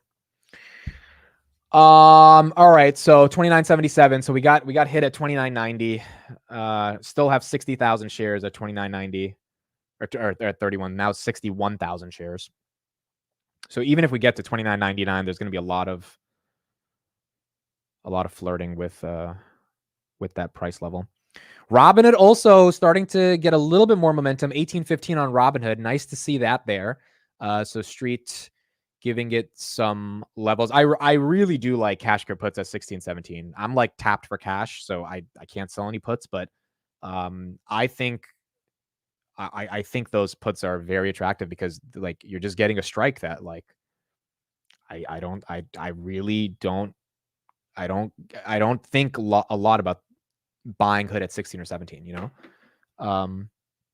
So if we get paid to wait for it to come down there and the market's like, all right, we'll give it to you there. So okay, give it and pay me to wait and reduce my cost basis. So I like those puts there. Palantir put premiums. Let me check them right now. They're not the best because not that many people are buying that much insurance, but also it's just like it's run up a lot. So September 6 puts. It's not horrible. It's not horrible, but it's not amazing. Yeah, it's like you get 61 cents on 2,700. It's not amazing. I mean, and that's because the market's really not betting, at least on the put side, that Palantir is going to take that big of a fall, but I guess we'll see. My cost average is closer to 21 on Palantir. And honestly, dude, over the next couple of years, my cost average is probably going to get closer to 30. And I don't really care because at this point, we're starting to see Palantir really give us the inclination that they can be a $250 stock, which has kind of always been my long-term price target. 500 is $1 trillion, 250 is 500 billion. Let's say 200 to 250 gets you an Oracle market cap of 350 to 450 billion. Right now we're at 60 billion. It's going to be a long and bumpy road. We'll probably have many drawdowns during that road, just like any company, Amazon, Tesla, Nvidia, etc. And I imagine we'll be able to get shares again at 23, 24, 25. It happens, dude. It happens throughout the course. If 2025 we have a rough first half of the year, like, yeah, it's going to be hard to beat $35 on Palantir. But in the long term, if you have an average that's $30, if you really are long, like if you buy it at 30 and you don't care that it goes to 26 the next day and you feel bad because you genuinely do believe that it's going to be 250 or $200 to $250 stock, $30 average, $25 average, it doesn't matter. Literally doesn't matter. So over the years, I'll be averaging up and we'll see how it plays out over the next decade. And again, Robinhood as well. It's becoming one of those companies where I genuinely want to go long. Like Palantir is the only company in the portfolio that I really am like, all right, I'm long. Like I'm not doing anything, I'm long. It would be Tesla as well, but I just don't have a lot of Tesla. So Robinhood is now becoming one of those, which is like, no, I think both are not crazy to go long on. And both were $6 or $7. Both are founder-led companies. Both got totally dismissed in 2022. But both really had exceptional leadership to turn things around. Imagine not being long Palantir. Yeah, here's the thing, dude. In a decade, like imagine not being long Palantir. I think the same way Tesla. Like imagine not being long Tesla. It's one of those companies where now all of us can't imagine not being long Nvidia, but at the end of the day, we're all like, well, wait a second. No one really knew Nvidia. No one understood Nvidia. Like no one really got Nvidia. I just knew they were a gaming company. That's pretty much it. But outside of that, it was just like, well, you didn't see the GPU revolution. If we know the AI revolution is here via FSD and ontology a little harder to understand than FSD, well then it's hard to imagine not being long both of those names if we know how things are going to eventually play out. Okay, so Palantir right here is at 29.85, 15 cents away from trying to get a little stronger. Let's get an update on Amazon. I'll keep monitoring the stock and we'll come right back to the stock and go to it if we start breaking the 29.90s. But let's take a break right here and then we'll get right back to Palantir. Here's an update on Amazon. Bouncing back after, of course, that sell-off earlier this week. Still underperforming the broader markets for the month. Of course, we also had that rotation that we talked about for about a week or two that was pretty historic. Let's bring in Mark Mahaney. He's Evercore ISI's head of internet research, has a buy rating on Meta, Amazon, and Alphabet. Mark, you've been doing this a long time. Weeks like this, they come and they go, but I'm always curious as to what kind of questions you're getting. Particularly, we're after earnings season for all these big names. from your clients. So, what's the conversation been like this week? If there's any one or two key questions, what have they been and what's your answer been? Well, which of these stocks is most dislocated, and which stock has the biggest, most interesting catalyst up ahead of it? Those are the two biggest questions. I continue to like all three of these names. I don't want to be overly bullish, and I look to see which is most dislocated. In my mind, that's probably Amazon, and then Google. Meta had phenomenal results. Stock traded up. There's really nothing to worry about there, which means that it's probably less interesting, compelling as along. Where with Amazon, there was a fair amount of debate, like what happened to our margin expansion and why were retail sales a little bit soft and why didn't advertising revenue come through as strong as we thought it would. So you have these lingering concerns, which I think sets the stock up. I think the overall fundamentals for Amazon remain very much intact. I think AWS and cloud revenue is going to accelerate. I think advertising revenue is going to start picking up in the back half of the year as they start really lighting up that Prime Video. And I think the retail margins are going to continue to come through. There's just this is a scale game, and they're growing 3 times faster than retail. Those margins will continue to rise. So Amazon, of those three, would be probably our top pick. That's where you're tight. It's down about 17.5% from the July high. But there was concern about the quarter, and a lot of people saying, come on, guys, really? The Olympics is why people were spending a bit less and things of that nature. Did you buy some of their explanation? Not the Olympics. I wouldn't buy that. What I would buy is that the consumer's gotten a little soft. Look, we also just went through probably the best read I have into the consumer is online travel, and I cover 400 billion of online travel spend. If I look at Booking, Expedia, and Airbnb, in July, consumer got soft. The question is whether this is a temporary summer storm or whether we're going into a hurricane. Our guess is that it's more the first than the latter. If that's true, then as the consumer kind of rebuilds his and her confidence a little bit, you want to stick with these names. There's definitely cyclical exposure with these names, but it's not like there was any sort of material downtick in consumer softness from Amazon's perspective. The consumer for Amazon has been somewhat soft for about a year. I don't think things are going to get materially worse. In that case, you want to buy this kind of correction on a name like Amazon. And in Google, real quickly, you got a product cycle here. I think people underappreciate how much better their search product is. Now, the big headwind you've got here is the DOJ, but assuming that doesn't turn dramatically negative for Google, I like Google as a product cycle place would be our number 2 pick amongst those three. Mark, you mentioned the consumer concerns for Amazon and then the overhang of regulation on Google. But what about for both of those, the CapEx cycle and whether you're getting questions or Yes. Management's getting questions about payback? It seems like that's been a big feature of this quarter. Yeah, I'm sorry, Mike. You nailed it. That's obviously been a new one. So the two biggest concerns probably have been how much cyclical exposure do these companies have? A lot. And how much softness are they having to deal with and how extended is it going to be? And the other one is, the CapEx numbers just keep rising. Of those three companies, Amazon, Google, and Meta, I think we raised our CapEx numbers something like 15% for next year or 20 billion. Like the three of them are spending 160 billion in CapEx. Are we really going to see a ROAI, return on that AI CapEx? I think we will. And I think the best example of that is Meta. Meta turned around its business the last 2 years, in significant part because of AI deployments. And especially if you're a content company, I think the market's completely missed this point. Content companies can be dramatic beneficiaries of AI if they deploy it well. And Meta's deployed it fantastically. And I think Google is doing that now, too. So I know that's a debate in the market. I'm going to take the other side on this. I think it's going to be, a year from now, we're going to look back on this and say, wow, they really did get a great return on that AI CapEx spend. And until the market fully realizes that, it makes longs out of these stocks. Yeah, all right. I think that's fair, dude. I think that's fair. He's basically saying, hey, the AI tailwind for a lot of the hyperscalers can be done in a variety of ways. Obviously, with Meta and Amazon for advertising. Palantir right here, 29.83. Robinhood 18.25. So it's important to kind of see where the value lies for AI outside of just increased CapEx on their actual spend, which makes a lot of sense. And I also think it's important too, because when he said you're a content company and you can use AI, Meta and Amazon are content companies, even if they're not media companies per se, they're tech companies, but they sell media or they sell advertising against their media. Well, Amazon with Prime, and Amazon also sells a lot of advertising against the products that you look at.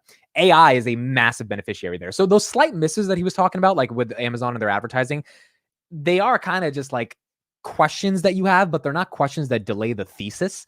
And I think that's why he's saying, hey, you buy the dip. Because if people are going to sell off Amazon for putting up $12.8 billion in revenue versus $13 billion in revenue just on advertising, that $200 million miss is not a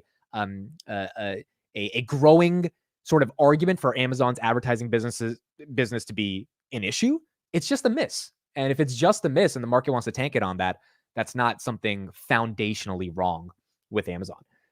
Which is why he's saying, yeah, these are good buying opportunities. All of big tech again have corrected dramatically. If we look at the Max 7, Microsoft was at 460. I mean, let's just look at the year to date on all these. Microsoft down from 468 to 404. Bottom was at 385. Apple 237 top. Bottom was 196. Currently 215. Meta's top was 542. Bottom on Monday was 442. Currently at 514. So Meta has had the best recovery. Google 193 top, bottom 156, currently 161. Amazon top was 201. That's when Bezos sold off God knows how many shares. 151 bottom, now 167. And then Nvidia, we all know 140-ish top, bottom was at $90.69, now back at 104. And then we all know the Tesla story. So all of these have corrected Palantir 2976 pretty dramatically. And now's the question on if the PEs still feel a bit stretched or if the valuations are starting to become more reasonable. Okay, I'm beneficial says in the chat, Amit, I'm thinking of selling some of my big tech, a little bit of Microsoft, Google, Visa, and MasterCard, like 10% trims across the board to buy more Robinhood. Look, I don't hate that. Again, you guys know how I feel about Robinhood. I think even at these levels, it's a bit depressed given the earnings they put up. I think this is a question about position sizing, right? Like if you have, like we did this with my dad the other day. My dad had like 10 shares of Amazon and he had like 200 shares of Robinhood, and then Robinhood dipped. And I just came up to him like, why do we have 10 shares of Amazon and not 500 shares of Robinhood? Right? Like just looking at the return, Amazon, much healthier stock to hold than Robinhood, 100% agreed. But like the return, the risk to reward, and he had like a, $110 average on Amazon. So he was up 80%.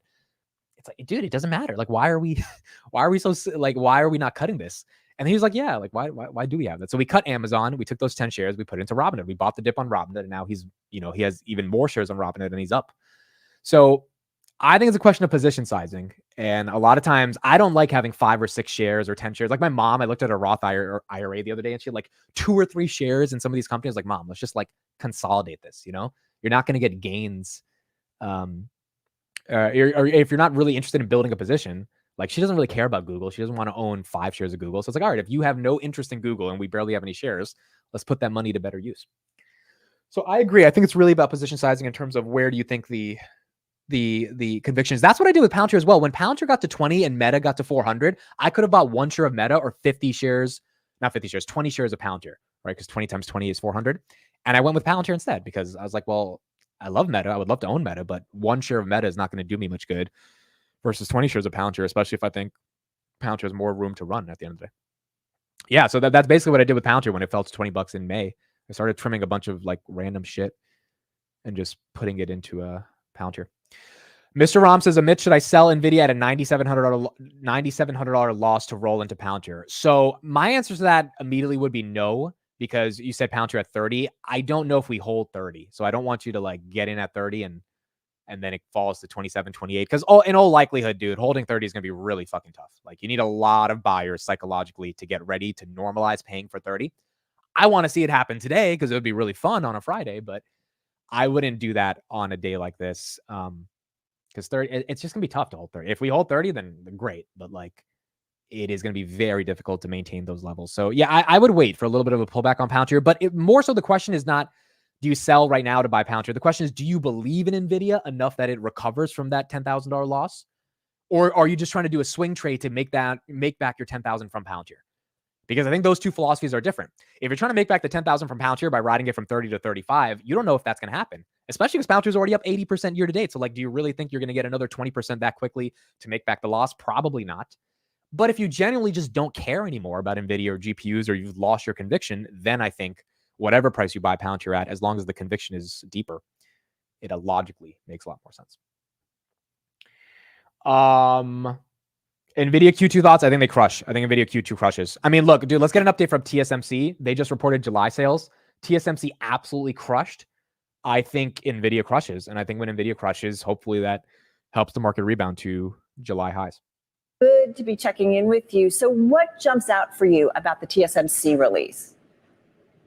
I mean, it's a nice sequential acceleration from their second quarter earnings. So remember, they give us monthly data, and 45% growth when they guided to low to mid 20% growth for the full year.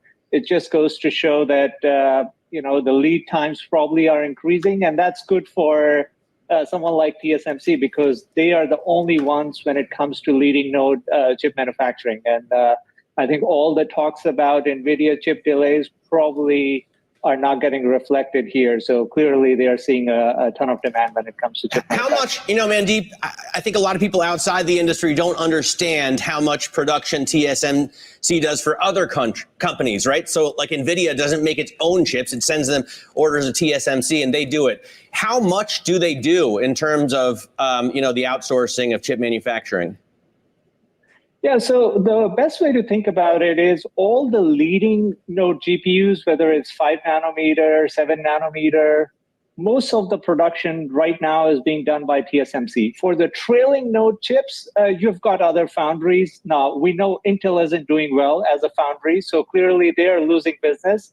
And typically, TSMC was skewed more towards Apple smartphone business. I mean, that was the biggest portion of their revenue. But right now, it's definitely shifting towards NVIDIA and, the server chips. And it's hard to kind of have a firm read-through on what this print means for Apple, because right now the demand on the server GPU side is just insatiable, and that's what's driving a lot of the ASP growth for TSMC. You answered my question. I was going to ask you about the Apple exposures, but you went right there. So what about in terms of the broader semi space, which we have seen, some would say the group had gone into a bear market if you look about how much it's pulled back since kind of early July. What does it tell you about where we are in the semi cycle? I mean, when I see accelerating growth, and given they give us monthly data points and it's trending in the higher direction, to me, we're nowhere close to any sort of moderation when it comes to leading node chips. And look, we'll find out from NVIDIA a couple of weeks from now that clearly I think they will kind of beat and raise. The question is, how much visibility they have when it comes to the customer orders. And look, this is for building inventory. Whatever TSMC is manufacturing is for building the inventory. At some point, that inventory buildup will be more than sufficient. I don't think we are there anytime close, at least this year, but it will probably be a 2025 event. So for those that are asking, hey, Amit, what do you think about their guidance? Dude, I feel like NVIDIA's guidance in Q3 gets even better. I feel like their guidance in Q3 gets even better. And if their guidance in Q3 gets their guidance for Q3 gets even better, then boom, I think the street's going to get really excited. Because at some point, the street's going to be like, all right, so you guys are getting closer to that $5 EPS target that we wanted to see. And that's going to be fun. Palantir right here, $29.75, Robinhood at $18. So if we can get NVIDIA putting up real Q3 guidance that's better than what the street thinks, it's going to be fun. I think the street's expecting 28 billion. NVIDIA's probably going to do 30. And then if they guide for like 32 the next quarter, I just feel like the AI thesis is going to be intact, at least from their perspective on GPUs. Is it still cyclical? Yes. Will it eventually collapse? Yes. But I think I agree with TJ that it's going to take a few years before we get there. If there is a pullback on chip buying, you will see it at TSMC last. Yeah, that's fair. That is a good point as well.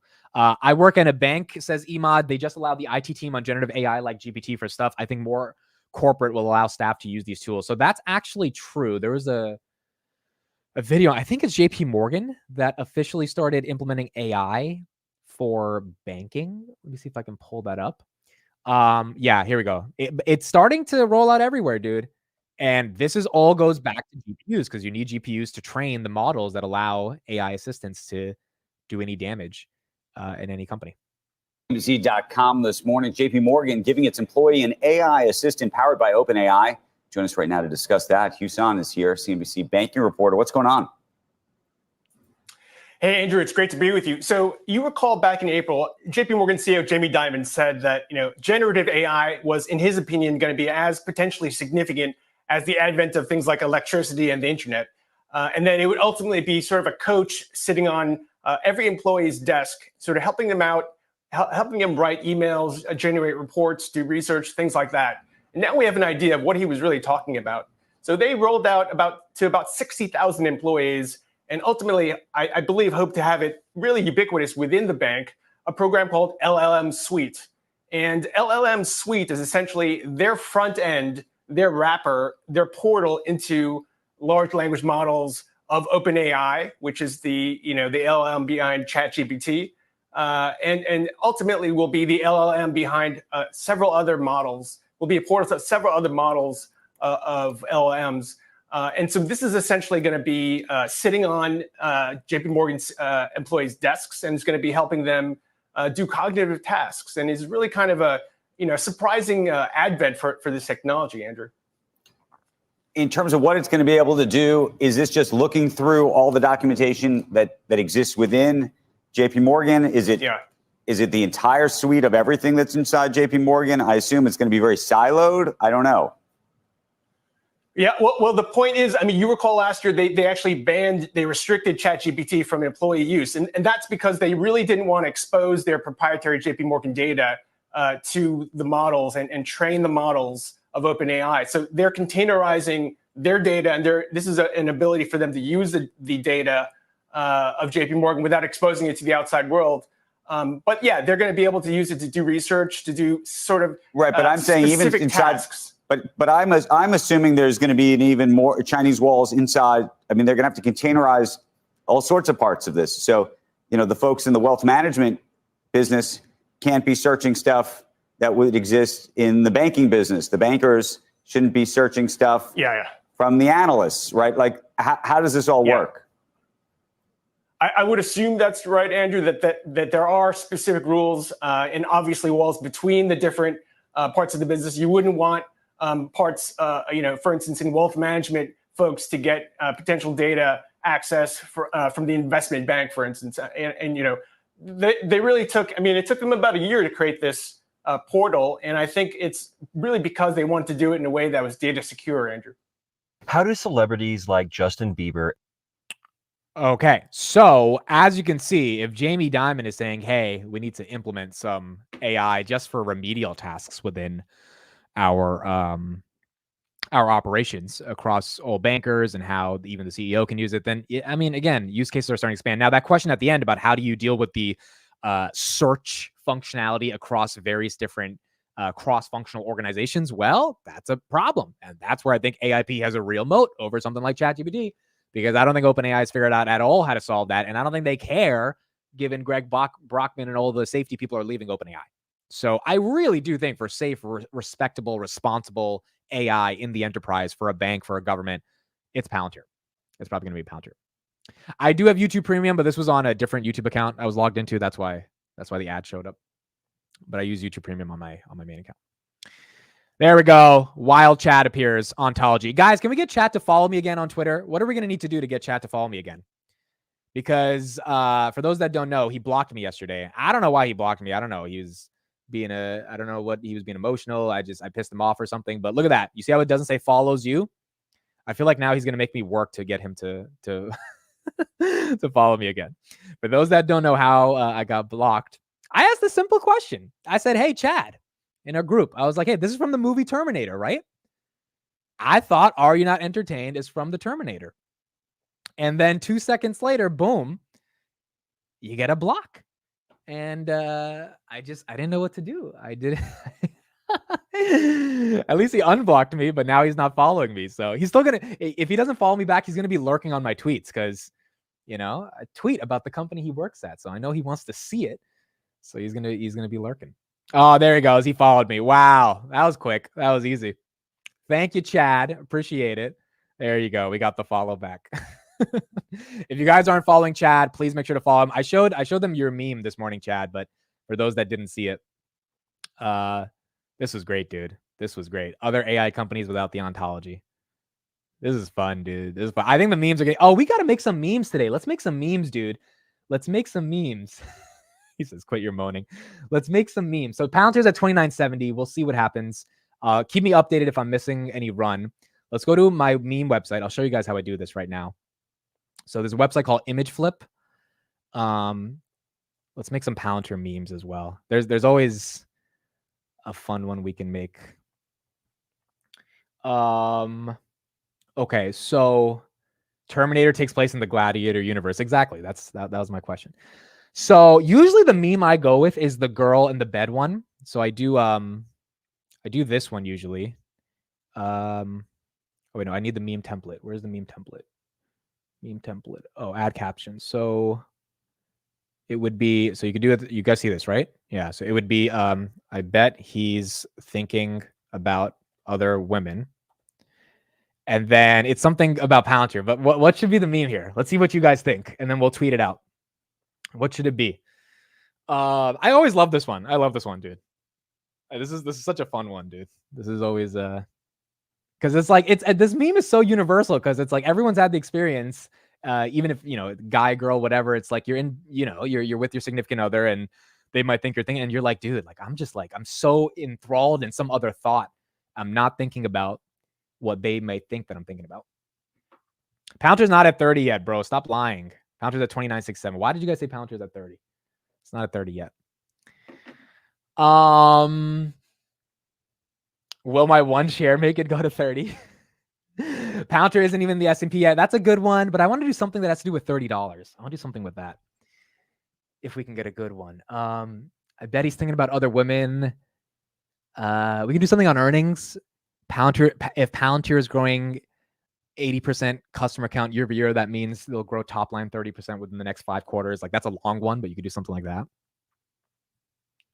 I wonder where Dan Ives gets his shirts. The increase in volume on the daily can't be overlooked. Oh, these are good. These are good. How do I get chat to follow me? Honestly, if you post something really insightful about Palantir, I bet he'll follow you. Anything insightful you have to say about Palantir, post it. And if he comes across it, tag him as well. And he might follow you. So it's just got to be something good about Palantir. Now, he has a high threshold for Palantir content because there's a lot of people that are starting to want to talk about Palantir on Twitter because obviously the stock is moving up and that's just naturally what happens, right? And I see some of this stuff and I'm like, oh my God, this is bad. I'm not saying I'm the best, but I'm just saying you got to know a little bit about it before you try to tweet out what you think Palantir does. And I'm not saying I fully even understand ontology and all that stuff. I'm a learning experiment as well. But some people just jump into it and they're like, well, AI is awesome. Tesla's bigger than Palantir, or Palantir's going to be bigger than Tesla. I'm like, dude, shut the fuck up. You just sound dumb. Palantir's going to be bigger than Tesla. Well, AI is a digital twin and every business needs a digital twin. So it'll be bigger than Tesla. It's like, you are a fucking idiot. You sound like a dumbass. It's just too much clickbait. Too much clickbait sometimes on this. It's too much stuff. All of you should put in a limit order for 30. Dude, we should do that. Maybe that'll tear down the wall at 57,000 shares. Okay, what do we do? We'll do if Palantir oh, I got a good one. I'm not gonna do this one, but if Palantir gets to 30, I can finally leave her. I'm not gonna do that one. That's too much. We gotta think of one. If Palantir gets to 30, I won't need to eat mayo. No, that one sucks. I won't need to eat mayo. No, we need a better one. Palantir right now still 29.68. Wow, someone said, bro, admit your humor is bad. That's mean. That's so mean. So mean, says the clickbait king. Okay, but my clickbait is better, dude. When I type in, oh my goodness, when did I type that? I typed that in because Microsoft fell 10%. Everyone knew that I'm saying, oh my goodness, because Microsoft fell 10%. The whole FinTwit knew, oh my God, Microsoft's down 10%. So I think that's not that's clickbaity, but everyone knows, wow, Microsoft fell. But if I was Microsoft's going to be bigger than Tesla, Nvidia, Palantir, Amazon combined, then it's all right, bro, what are you saying? It's Image Flip. Website name is Image Flip. IMGFLP. If Palantir passed Tesla on market cap, I will shave my eyebrows on live stream. Oh my gosh. Oh, this is okay. Hold on. This might be a good one. Hold on. She thinks 30 is too big for her. Oh, that one's not horrible. That one's not horrible. I bet he's thinking about other women. She thinks 30 is too.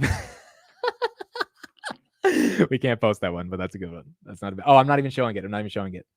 She thinks 30 is too big for her. These are like innuendo sexual ones that we have right here. Palantir needs to break 30 levels like I broke my girlfriend's back last night. Okay, so when I started reading that comment, I did not know that that would be the end of the comment. But I read it now, so I can't take it back. So there you go. That's, you guys know now what Nijam did last night. Palantir 2975. Oh, this is a good one. Should I tell? Oh, this is a good Ron. I think you won. I think you won, dude. I think this is a good one. This is good for FinTwit as well. Should I tell her I sold $29 Palantir covered calls? This is good. This one wins. This one wins. I love it. We're tweeting that one. This one's perfect. I like that. That's great. That's great. All right, so we're gonna tweet that one.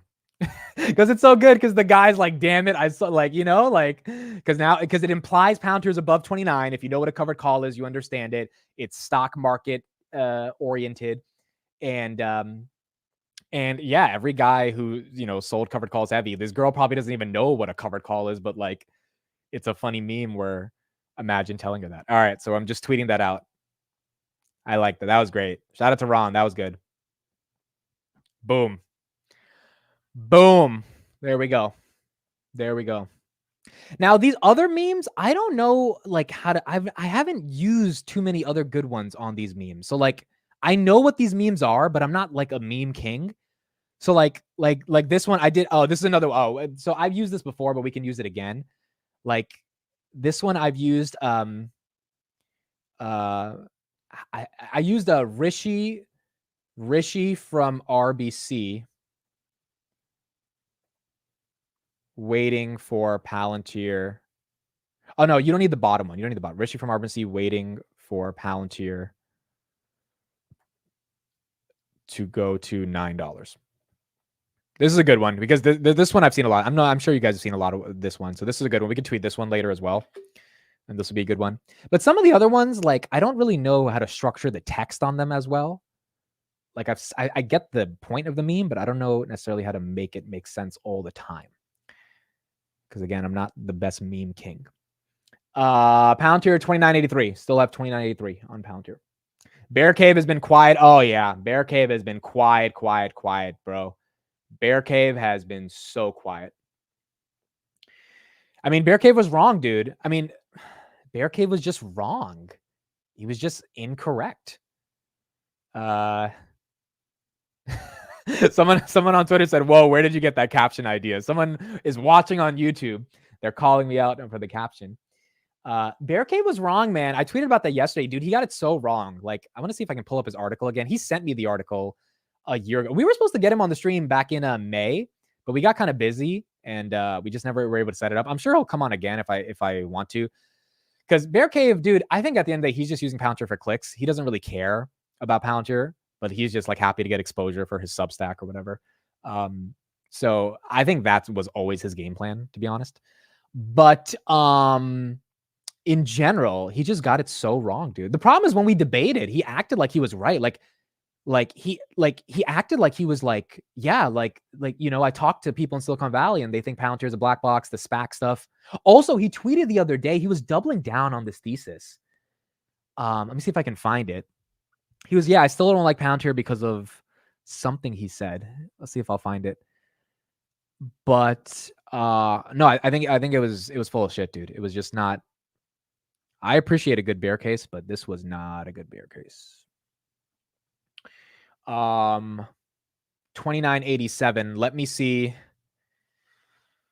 Let me see if I can pull up the article, because I want to revisit that article. He sent it a long time ago. Do I have it? Yep, I got it. All right, I got it.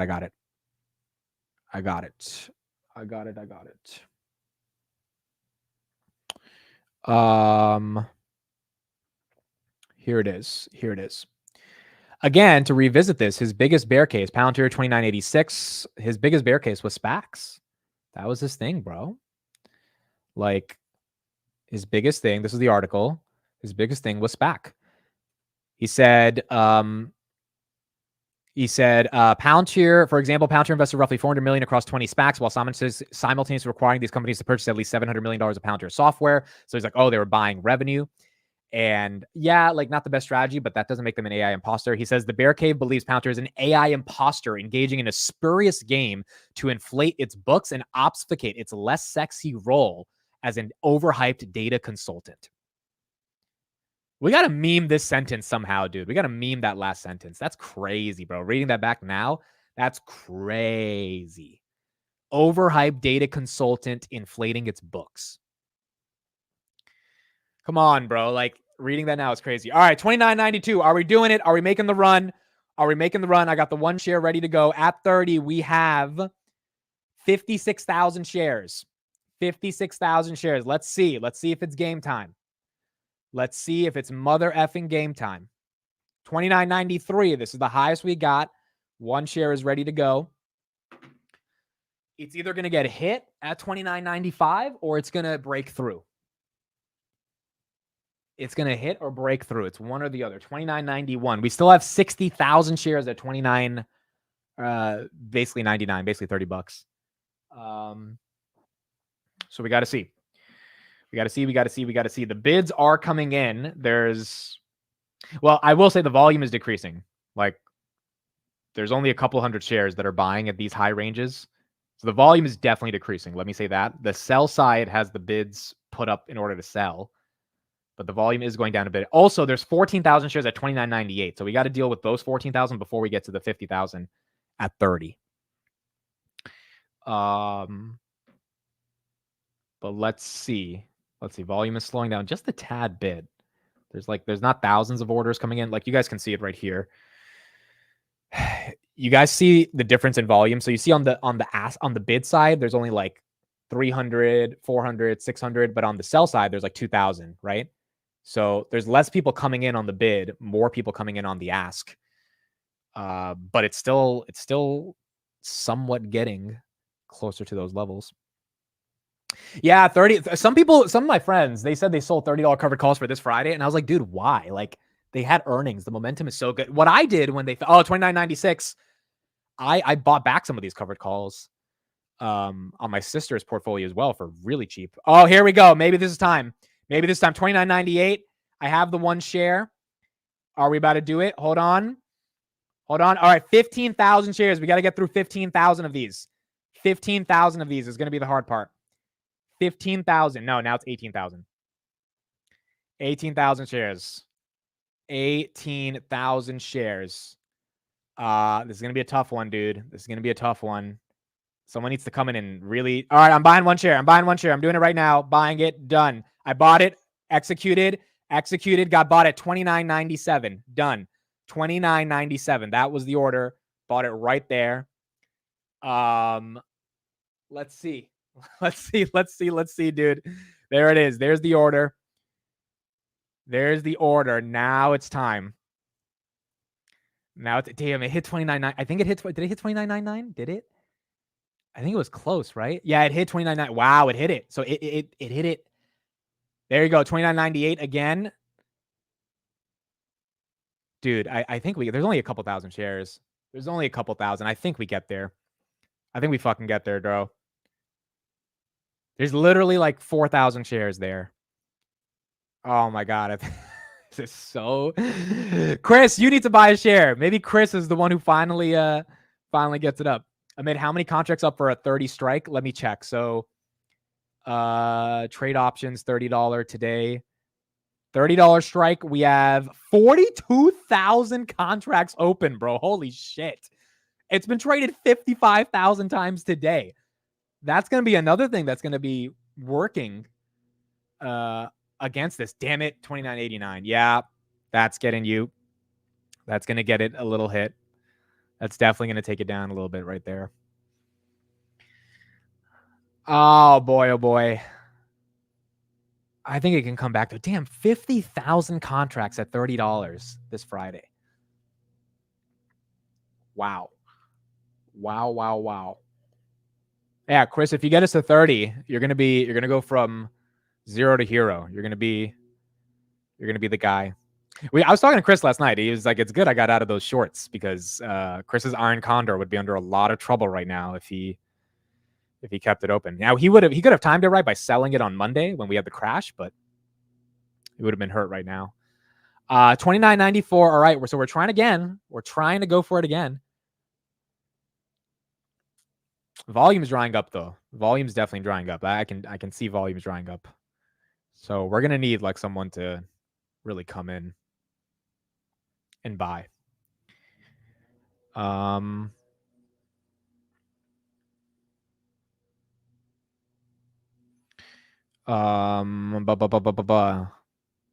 Yeah, the volume's just not as big as any. There's like 200, 300 shares bidding at 29.95, 29.96. We need we need someone really dude, there's still 50,000 shares at 30. Like you really need someone to come in and buy. And so, although we're flirting with it, I don't know if we get to home base. Yeah, 55,000 shares, dude. 55,000 shares. Call Carp. I wish, bro. He hasn't sold either. No one's really sold. I didn't see any SEC filings on selling either, so no one's really selling at the company. Eric puts it correct. You're fighting brokerage houses trying to keep the option contracts out of the money on a popular round number. 1,000% Eric is correct. And that's why 30 is hard. That's why 30 is very, very hard.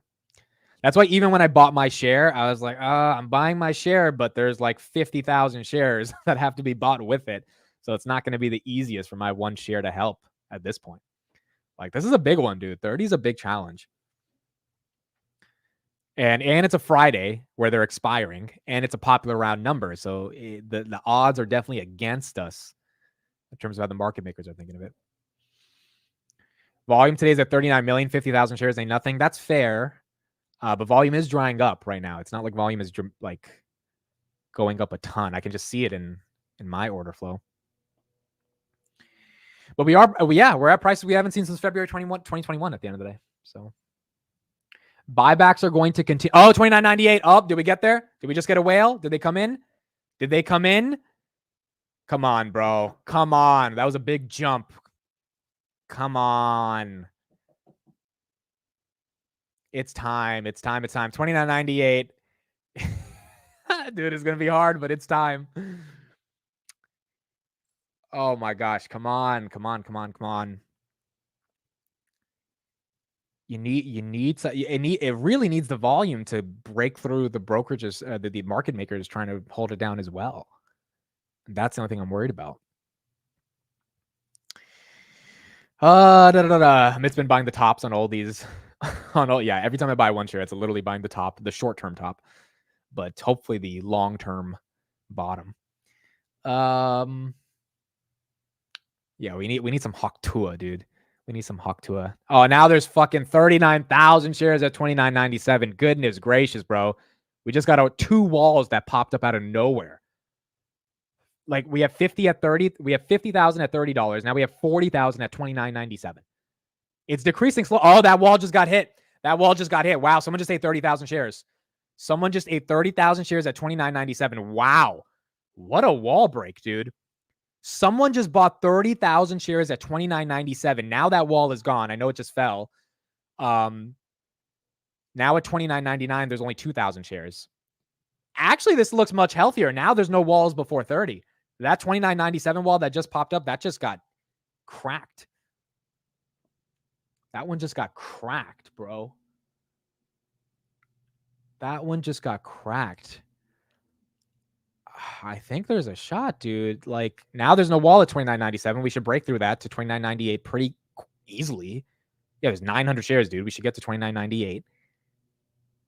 And then we have fucking 2 more cents to go.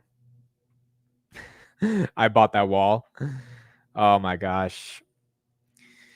I have a massage in an hour. I need this to hit. Dude, I haven't gotten a massage in 2 months. I need to get a massage too, but then the market crashed. And like, the only reason I got a massage is because my mom had this like Groupon thing and she had like a bunch of them on sale for like $50. But I've been needing to get a back massage, bro. I need a massage. Like, I would like a massage. Amit, wear this crew neck every day. This is the effect. Shout out to Arnie.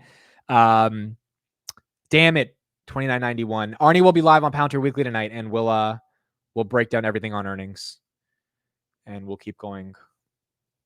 There's a lot to break. Dude, today might be like a 2-3 hour episode. So there's gonna be a lot to break down.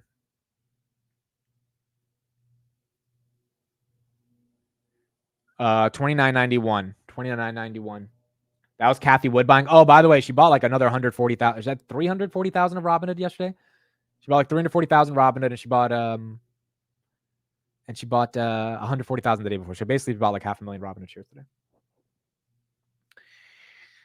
Hit 30 so Amit can quit his stream. Yeah, dude, I can't leave the stream if we're about to hit 30, dude. Now we're back in the 29.8s. Oh boy. I don't know, man. The market makers, I don't know if they're going to let us see it. Just like they're holding Robinhood down. Robinhood now back below 18. I don't think the market makers want us to see it today. My Robinhood price target for 2025, I have no idea, but I think it's closer to $25 by 2025. I mean, end of year on 2024 has been $25. So I think Robinhood is above $20, closer to $25 in 2025. And if they have a really good quarter, it's another good year, then I think $30 is obviously very possible for Robinhood. But it depends on the market next year. And it depends on Bitcoin. Oh, the market makers. They are not letting us taste the sweet satisfaction of victory today with Palantir. Not today. They're not letting it happen today. I'll stay on for another 10 minutes. Let's see if it has a little run into it, but we'll see. The VIX is down 6%. Well, that's great. That's really good for the economy. Or that for the stock market, right? See VIX down a little bit. It was down. It was up in the morning at 8:50, and then that's probably why. Yeah, at 8:50, dude. I don't know what data came out, but at 8:50 we saw a reversal. Like Palantir was at 29.93 in the pre-market, and then it just like reversed. And I think that's when the VIX spiked. But now it's down 6%. I don't know what data came out. Canada had some data about their unemployment. Canada unemployment rate 6.4%. So it's below expectations of 6.5%, which is good. It means the Canadian economy is doing well. But I don't know what happened in the morning that caused like a little bit of a downturn. Where's the S&P and where's the NASDAQ? So QQQ, the NASDAQ. Wow, Palantir even being close to 30 with the NASDAQ down is pretty impressive, bro. It's like pretty impressive. S&P is at 530. S&P is flat. Are we making a run? Dude, now Palantir's just giving you blue balls, dude. Now Palantir's just literally giving you blue balls. 29.91. Every time it goes back into the 29.90s, you can't stop looking at it. But it is absolutely bluing our balls right now. Absolutely.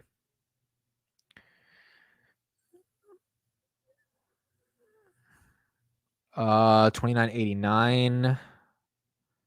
Let's see.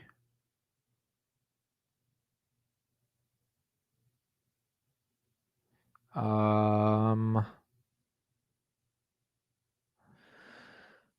at 12 p.m. maybe, but we need the NASDAQ to help a little bit, I think.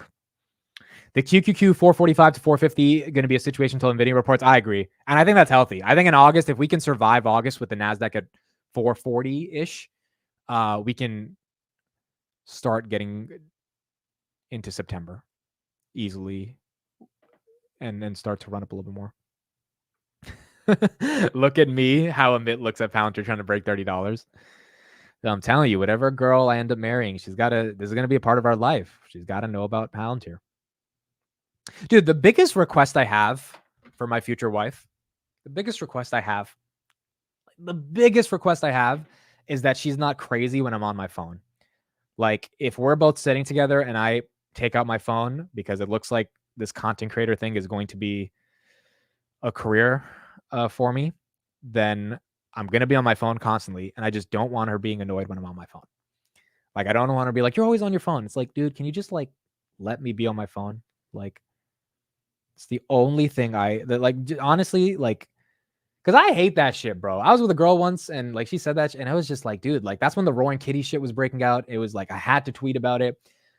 And she was like, why are you on your phone? I'm like, because Roaring Kitty just tweeted, motherfucker. Like, are you kidding me? Like, yeah, that's why I'm on my phone. And it's like, dude, this is my life. Like, I need access to that. Chris, never thought I'd be sitting here not doing work, watching a stock on the minute chart, trying to achieve $30. Crazy. This is what we're doing, bro. This is what we're doing. This is what we're doing right now. Wild, right? Literally wild. It's crazy. But like that dude, like I really hope she's like okay with me being on my phone. I'm not gonna be on my phone forever when I'm with him. Just like when certain thing is happening and I need to get on my phone, I don't want her to go like upset at me. It's like, babe, this is my life. Like, I gotta. Chris, I'm gonna post your comment on Twitter. This is such a good comment. I gotta be on my phone.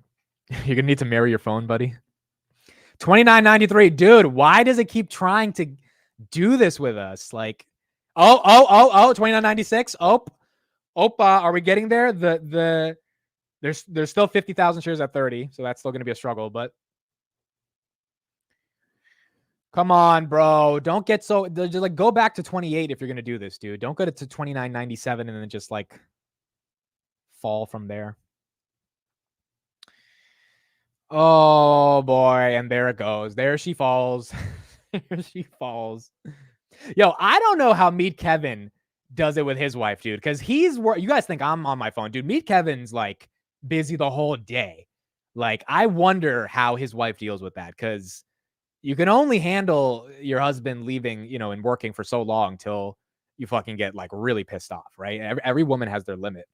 And Meet Kevin's like managing 17 different companies. Like, I'm now granted, she has a lot of kids, so I'm assuming she's busy with the kids. But yeah, you still have to find some time to give. And Meet Kevin's rich. That helps. Yes. They're pretty rich. So that also helps deal with it.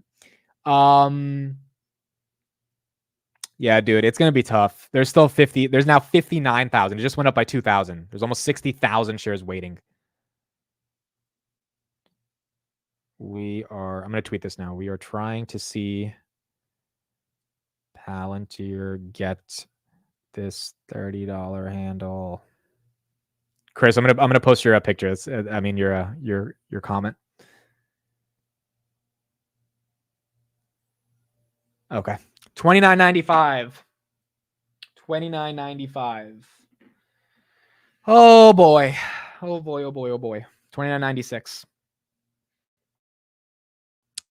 But yeah, I just hope that my wife understands that if content creation is my life and like that's how not only I'm paying the bills, but that's like, I mean, that's like it's like it's everything to me. Like it's how I'm building my brand, everything. I think there's so much further to go. I think we're just getting started in terms of, what content creation can be. Then I've got to be able to be on my phone. Like, it's tough, bro, but I got to. Like, when I'm not on my phone, dude, I have withdrawals. Like, this is why I started watching Prison Break. I started watching Prison Break to like not be on my phone and to like not look at shit and not have to constantly be on Twitter and stuff.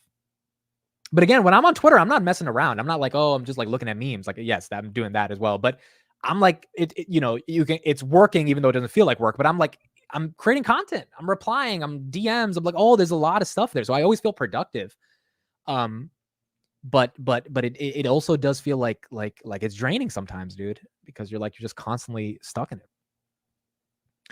Andrew, what's up, Andrew? Do I have your permission to tell them what you did? Can I tell them what you did in regards to career choices? Let me know. I want to tell everybody because I'm so proud of you and you're crushing it so much. Andrew, for those that don't know, he runs the Daily Palantir account with me. Let me put his Twitter in the chat. Andrew is now used to live streaming as well, given what he's doing. This is Andrew's Twitter. Everyone should be following Andrew. This is one of the smartest kids in the world. He's 22 years old. That's why I can call him a kid, because I'm about to be 27. So I can call him a kid. But this guy's so smart. All right, so I have his permission. So Andrew had an offer to go to Bloomberg, to work at Bloomberg as a finance something. He was going to be a finance bro at Bloomberg. $29.96 on Palantir. And then 5 months ago, $29.97. We still have a lot of resistance. Let's see if we get that. 5 months ago, I'm on Zoom with him, and he's like, "Yo, I have an issue." And I'm like, "What's the issue?" He's like, "Well, so I started the side hustle." I was like, "Okay, what is it?" And you guys will laugh because this also has to do with Steve. I started selling Pokemon cards live on this like streaming app. And I was like, what? What the fuck are you talking about? He's like, dude, I'm selling a lot of Pokemon cards live on I'm like, what do you mean by a lot? I'm not going to say the exact number, but he's clearing like lots of money a month selling Pokemon cards. And I think he sells some other stuff, but he sells it on this live streaming app. And I'm like, okay, so hold on. So what's the issue then? He's like, I kind of think I need to say no to Bloomberg and just go all in on this side hustle. And at that moment, it was such a cool experience. Palantir $29.97, because that's basically what I did. I wasn't selling Pokemon cards, but I basically didn't get a job at a college because I had my debate consulting firm and I got a really big client in my senior year. They were paying like $7,000 a month and I could have scaled it. And so I had to make, do I want to go work at a bank and a consulting fund, go work at like Google or something, or can I just like build my own shit? And so I decided to go my own route, and $29.98.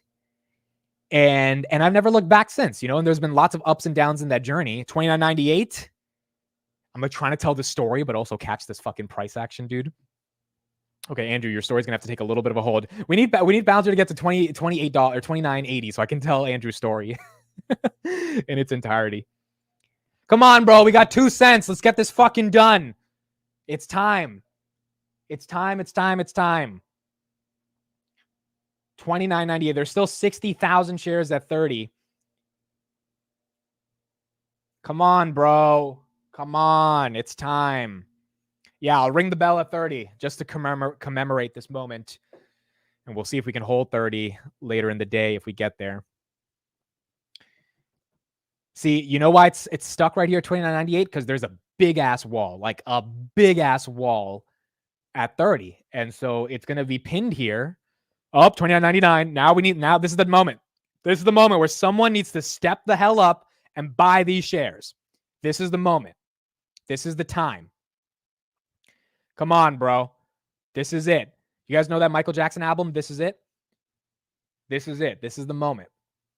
$29.99. It's gonna be stuck there though. It's gonna be stuck. You need someone to put up 60,000 shares. 60,000 times 30 is what? 18 million? Am I doing that wrong? 60,000 times 30 is 18 million, right? Yeah, 18 million. Who has $18 million? Come on. Someone in the chat. I know one of you has 18 million. There's definitely whales in this chat that have 18 million that are long Palantir. So we need to get this done. The wall is Sham. Yo, the wall might be the inside. Yo, that's a good point. The insiders might be the wall. That's a good point. If we see a SEC filing with someone sold 60,000 shares at $30, I'm gonna be so mad. Like, I'm not gonna blame them, but I'm like, damn it. It was Carp. It's 1.8 million. Oh, that's even better if it's 1.8 million. Is it 1.8 million? 60,000. I think you're right. Yeah, it's what, dude. Someone has 1.8 million. Come on, bro. 1.8 million. That's nothing. That's nothing. That is nothing. As I've been talking to more rich people, dude, I realize $1 million really isn't nothing, dude. Like, Derek fucking bought another 100,000 shares of Robinhood yesterday. Like, it's like they're just playing with money at some point, dude. Like, you know, we all feel good if we're like, we buy 100 shares today. It's like, dude, some of these motherfuckers are playing with so much money. I just joined. How long have you been staring at the screen? Melanie, I have to post this comment.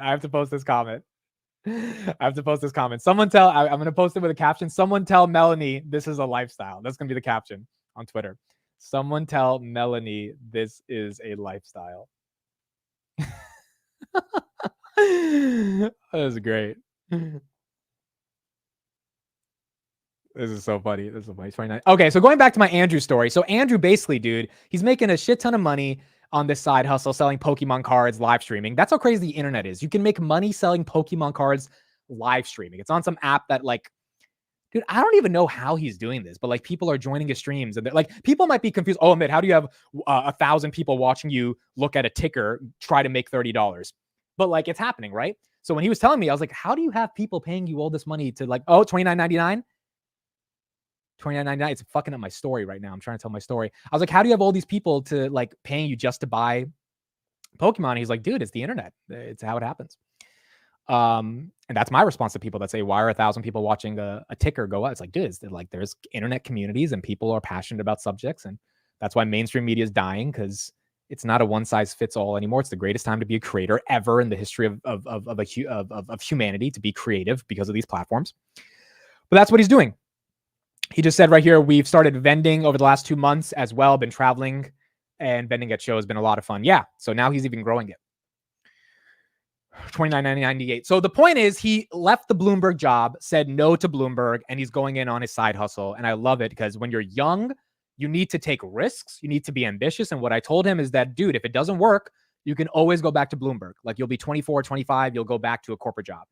But if it works and you scale this business, and he's already making more than what he would make at Bloomberg, especially after taxes, it's the opportunity of a lifetime. You know, you don't get to be 23 years old again, starting a side hustle and potentially scaling that to millions of dollars. So it's what you do. It's what you do when you're young. So I'm happy for him. He's taking risks, and he's keeping up with Palantir along the way. All right. So now we're still getting rejected, guys. This is the order flow update. Again, it's nasty, dude. There, right there, 60,000 shares. You see that? 59,071 at 30. It's really nasty trying to get above that. I'm so happy I cut my nails yesterday, so my nails don't look disgusting. But you see that? It's really tough. That 30,000, or that $30 strike with that 57,000 is what's holding us back. That is crazy, though. We're all literally staring at a ticker. That is kind of wild, isn't it? That is kind of wild. Can I use Robinhood as Swede? No, you can't. Not yet. One day when Robinhood gets there, you'll see. Chris says I'm supposed to be asleep. Here I am watching. Even Chris, dude. Even Chris wants to see it. Even Chris wants to see it. Oh, boy. Come on, bro. Come on. Come on. Yeah, see, $29.99 is not even that exciting anymore, because until those 60,000 shares come in, it's not going to break from that level. It's not going to break. We need Mayo power. We do. We need Mayo power. See, the thing is, it's rallying on pure momentum because the NASDAQ's not up. So this is retail, in my opinion. Retail's coming in and they're just buying, because the NASDAQ not being up and Palantir being up this much is Palantir's up 2% today is just retail coming in. Like, usually algos would have sold this off. And I think the algos are trying to stop it, but people keep coming in and buying a share. I don't see the dark pool. Yeah, I know. So it's not perfect. I don't see the dark pool. Bitcoin's back under 60,000. But we need to see, dude. There's too many shares, bro. There's too many shares. Even I bought a share at $29.97 10 minutes ago for those that are asking, but it's we need 60,000 more. We need 60,000 more. Appreciate you, Andrew. Thank you for being here, bro. Thank you for being here. We're all trying to witness history on what, Friday, August 9th. We're trying to witness history. But it's not getting there. Let us at least make the screenshot. Yeah, dude. Oh, I forgot. Everyone has to take a screenshot when it gets to 30. We got to flood Twitter with the screenshots. What happens Monday if the wall isn't there anymore? Will we slide right past 30? Well, Monday is going to be a whole new day. There's going to be new buys and sells and all this stuff happening on Monday. There's going to be a different, way the market reacts. So maybe the wall is there, maybe the wall is not. But it depends where Palantir opens, where it closes, all that stuff. So really right now we're trying to assess it based on the data we have. But Monday is going to be a totally different dynamic. This is like watching a porno with no ending. Oh my God, dude. This is like blue ball to the max, bro. This is a lot. Oh boy. Come on. Come on. Come on. Come on. Again, dude. Without those 60,000 shares, it's going to be tough. It's going to be tough. Yeah, now we're falling just a little bit. A lot of foreplay, correct. A lot of foreplay.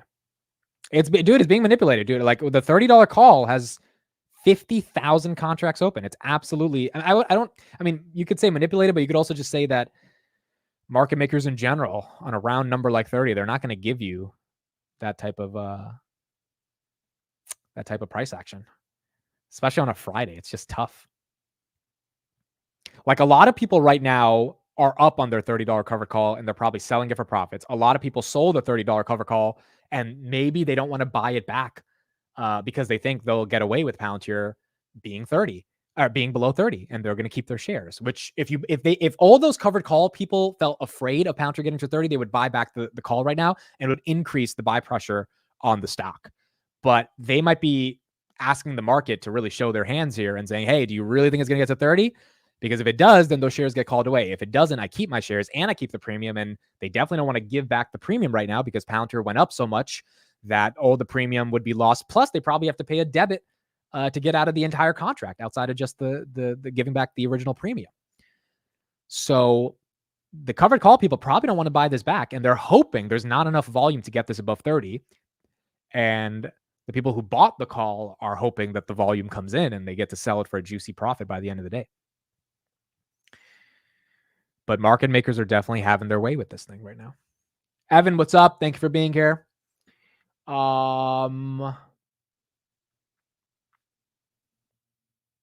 Who's here until we hit 30, until we stay until market close? All right. So I love how Myra is just saying, yeah, let's just stay till market close a bit. Let's just stay to wait for the next 4 hours.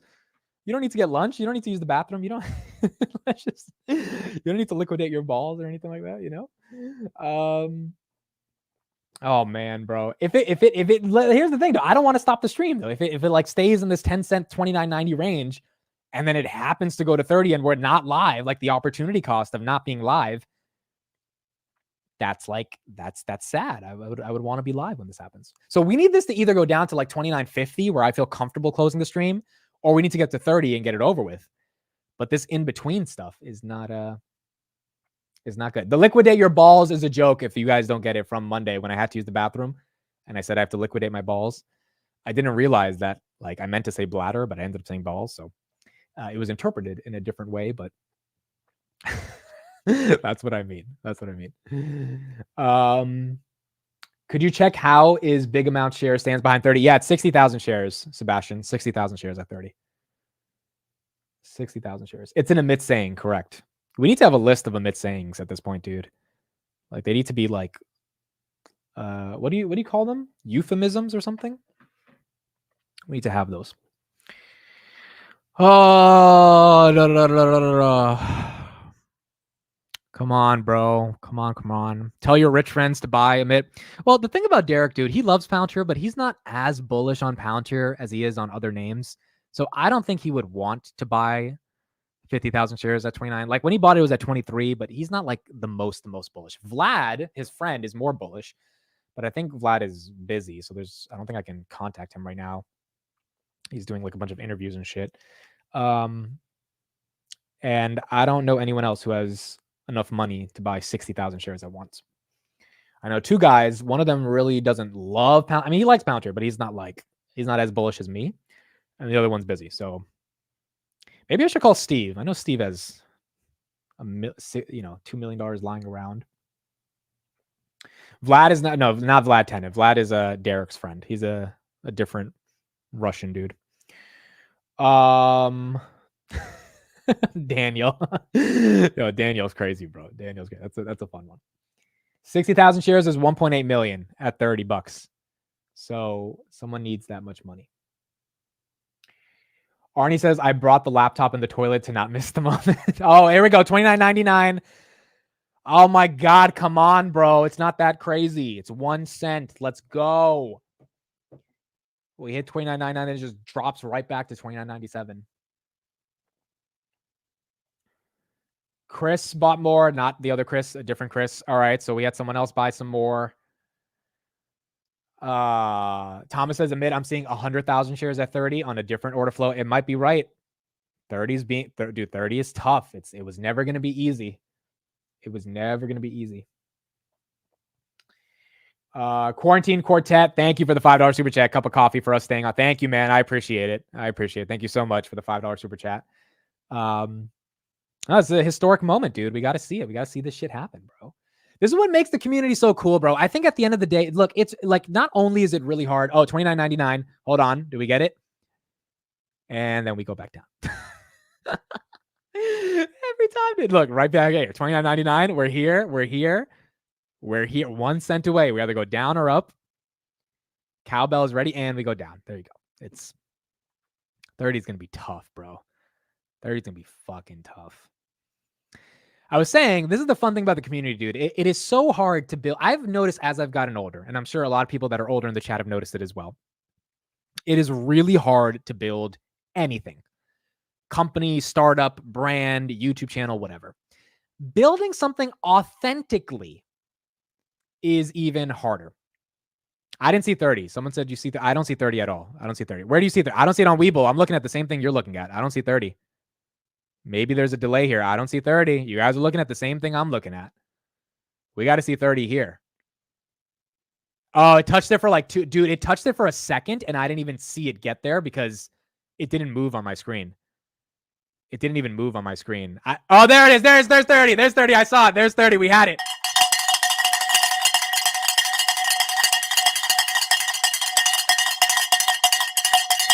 There you go. Now it's oscillating at 30. Oh my God. We did it.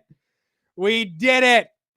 We fucking did it. There you go. It was hovering at 30 for a bit too. It wasn't even, it wasn't like literally a millisecond, even though it was the first time, but then it came up 2 different times. There you go. All right. It got hit at 30, but someone bought those 60,000 shares, bro. They broke through. All of you guys saw it. Yeah, some of you guys saw it a little earlier on TradingView, but I on Webull, we got to see it even now. I think maybe we head back because now that wall is gone. Now that wall is gone, folks.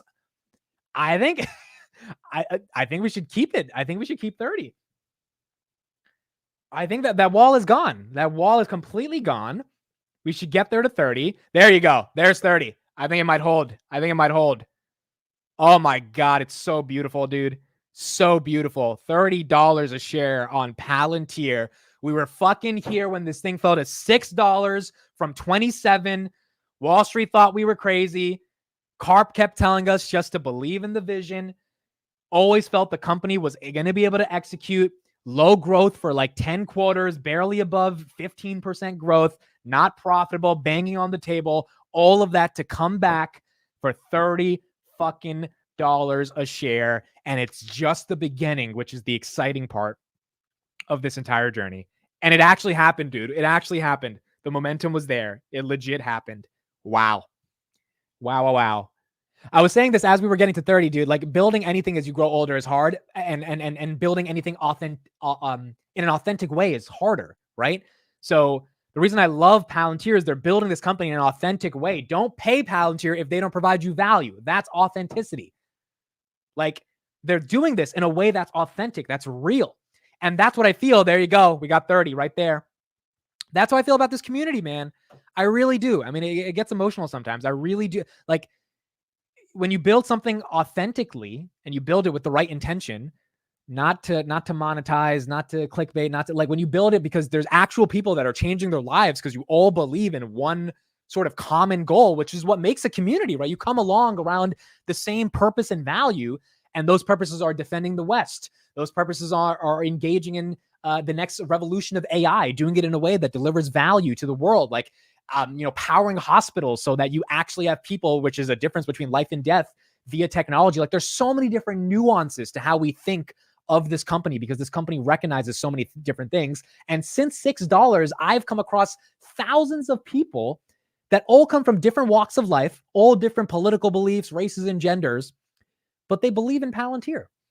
And that's just been the coolest part of this community, dude. It's been the coolest fucking part of this community. It's just been amazing. And whoever bought those shares at 30, look at that, $30. There you go. Whoever bought it broke that wall. And now we're here. And can you imagine if we normalize 30? If we normalize it, meaning 30 is just like, 30 is just 30. Like, I mean, it took a couple months to normalize 20, then 25 got pretty normal. Like, could you imagine by the end of December, if like, 32, yeah, well, is that 30? It's like, it's just the process of being a shareholder in this company and things changing over time. Substitute, thank you for the $50 super chat. Amit, I truly admire all the work and appreciate everything you do talking about us for 2 hours. I want to be the first customer at your liquor store eventually, even though I'll just be getting a Gatorade. Let's go Palantir. I appreciate you, man. I appreciate you so much. And like, you guys have learned a lot about me now, on these live streams as I tell stories about my life. And I said yesterday I wanted to open up my own liquor store because my dad used to have a liquor store. Like those types of stories and like inside memes and, different like different just like community bonding things we all have. It's just one of the most special things on the planet. You don't get that many times in life. Tesla has had that, and they've built a very big community, and they've had their run from 2013 to now, and it has changed lives, made friendships. I mean, people literally like met their significant others at Tesla investor days. If you guys hear about these stories, and now they're like public couples on Twitter because they both fell in love with Tesla, and then they fell in love with each other. I mean, it's one of those things where like a community, when it forms and it's a real community and it's authentic, it just becomes one of the most exciting things on the planet. And there you go. I think Chris just bought one share. Is Chris back in Palantir? Is that what finally got us? I think Chris just bought a share of Palantir. Is that what happened? What do we have? Do we have it? Let me see. Chris, did you tweet it? Let me see. We got 30, folks. We got 30. Oh, he did it. He did it. He did one share. There it is. $29.99. Chris didn't want to buy that share. $29.99 he would rather spend on anything other than Palantir, but he did it. It's in his portfolio. Ron says, I was so tempted to sell on Monday in the 24-hour market. Palantir was being sold for $20, giving up all my gains. I held because of you, Amit. Now we're at 30. Thank you, Amit. Yeah, man. I mean, and again, everyone who held, they held because at the end of the day, you've done the research. Even if the research is just watching some of my videos, you're doing the research that's necessary to hopefully build conviction, and hopefully I can keep providing good value and information when it comes to the research. But anyone who's held, it's because you have your own diamond hands and you believe in something greater. And I think we're just fucking getting started. And so it's not like it's wrong to take profits here and there. It's not like it's wrong to sell covered calls or anything like that. But if you are holding for the long term, I think you're going to be holding something that's going to be transformational. Look at that. It's holding. Like I'm staring at 30 for like 10 seconds. It wasn't oscillating from $29.99 to 30. I was like legit staring at it. So like, it's like actually like normalizing at 30, at least for now. We'll see what happens, but wow. Chris is going to sleep. Yeah. Now, Chris, you deserve some sleep. Thank you for the one share, Chris. Thank you for the one share. Well, there, I just broke. Oh my God, $30.10. There you go. Folks, we're breaking out. This reminds me of when I was in 9th grade and I had some pimples because we're breaking out, folks. $30.06. Now Chris can't go to sleep. You can't go to sleep anymore, Chris, because you got to see if we break out above 30 at a much higher level. Let's fucking go, dude. 30, dude, I'm like staring. I can't even believe I'm staring at $30, but it's $30. Goodness gracious, dude. Oh my God, it's just beautiful. Like it's legit beautiful. $30.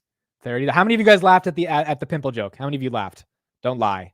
Don't say you didn't laugh, dude. Don't fucking say you didn't laugh. Okay, I got to tweet this, dude. I got to tweet this right now. Let me tweet this. I haven't even tweeted the $30 picture.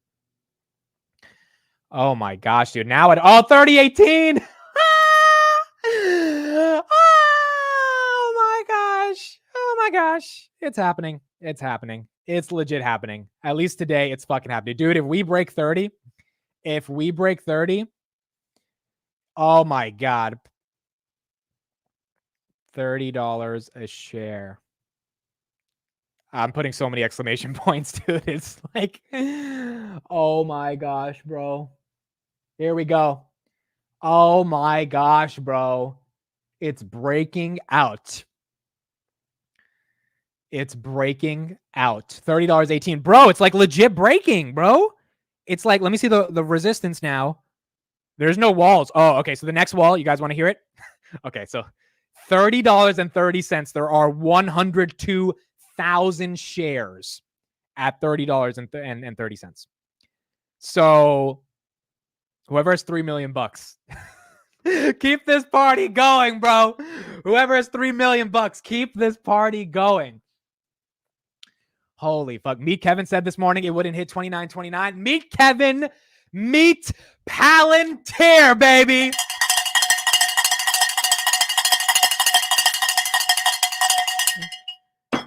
Meet Kevin needs to meet motherfucking Palantir. He sold out of all of his Palantir 2 days ago. Guess what? No one cares because the rest of the world is more excited than Meet Kevin on Palantir. That's not a jab at Meet Kevin, but like still, dude, like you're going to sell out of it right after those earnings? Really? Like just because you think there's some upcoming blooming recession or whatever? Like, dude, $30 on Palantir. That earnings, by the way, this earnings more than justified $30. More than justified. More like if Palantir held 28 and didn't go to 24 before earnings, we would have seen this 2 days ago. So it's not like this is like something we didn't expect. Those earnings was obvious, dude. It was up 20% after earnings. If the stock was at $27, $28, it would have been at 30. So there you go. There you go. We got it. We got it. $30.17. Yeah. So $30.30, you're going to need 100,000 shares. But outside of that, let's see if we can keep holding it up. Dude, now we can't end the stream. Now we got to see if we can break 30-30. Like, now we got to break 30-30, bro. Now we got to break 30-30. We got to break 30-30. 30. Dude, I'm like staring at it on my phone and I'm just like looking at it. I'm like, dude, it's been forever. $30.20. 30-20. Like I haven't seen this I've never seen this. Last time I saw this, dude, was October 2021. It was a while ago. It was a long, long time, dude. Imagine how the employees must be feeling right now, the team. Like, I mean, they must be looking at that and just being like, holy crap, dude. Like, it's actually doing its thing. Like, dude, this is so cool. This is just so fucking cool. Word of the day is historic. Yes. While I did buy a little at $30 and I'm totally excited, I'm primed and ready to buy on the next dip. But yeah, well, dude, the dip now becomes 27, 28, right? The dip doesn't become 24, 23 anymore. The dip goes higher as things change. All right, Chris, get some sleep, dude. Get some sleep. Chris, you got to get some sleep. Thank you for your one share, Chris. We appreciate your sacrifice. You got to get some sleep now. Also, we're not even in the S&P. We're not even in it yet. All those funds across the world, from Sweden, from Norway, from Japan, from South Korea, like all these big ass funds that have all this money that need exposure to the S&P 500 companies that don't have any Palantir, they haven't even started buying it. And we know that because the institutional volumes are still hovering at 42%. Snowflake's at like 60%, right? Robinhood's at like 80%. Like Palantir really doesn't have institutional volume at scale yet. Oh, I'm getting a phone call. I'm getting a phone call from someone. Let's pick up the phone. Hello, Chris Patel. How are you? All right. I just have something really quick to say, and then I'm going to get some sleep. Okay, go ahead. All right? Yes. And this is the only time I'll ever say this, so I'll just make it brief.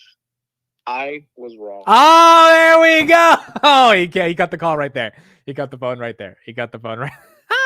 There we go. We got it, folks. Clip it. Put it on Twitter. Clip it. He was wrong. We got him. Where's that meme? We got him, folks. We got him. There you go. I mean, dude, if Chris is gonna finally admit he's wrong, then I think we're ready to go. We're ready to fucking go. Dude, it's holding 30. It's not even coming down. It's not even like 29.99, 30. It's like, nah, dude, like we're in the 30s, bro. Like dirty 30. We're here. We are in the $30 range for Palantir. We are at $30. We moved on from the 20s. It was a fun time. Hopefully. We probably dip back, but we'll see what happens. And at least for today, dude, Palantir Weekly tonight is going to be fun. Palantir Weekly is going to be fun.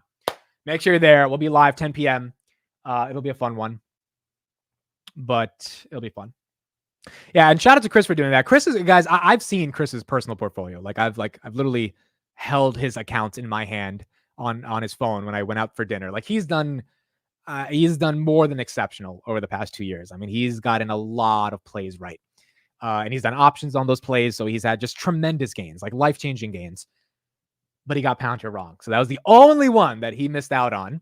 And, you know, it takes a man to be able to say, yeah, I was wrong.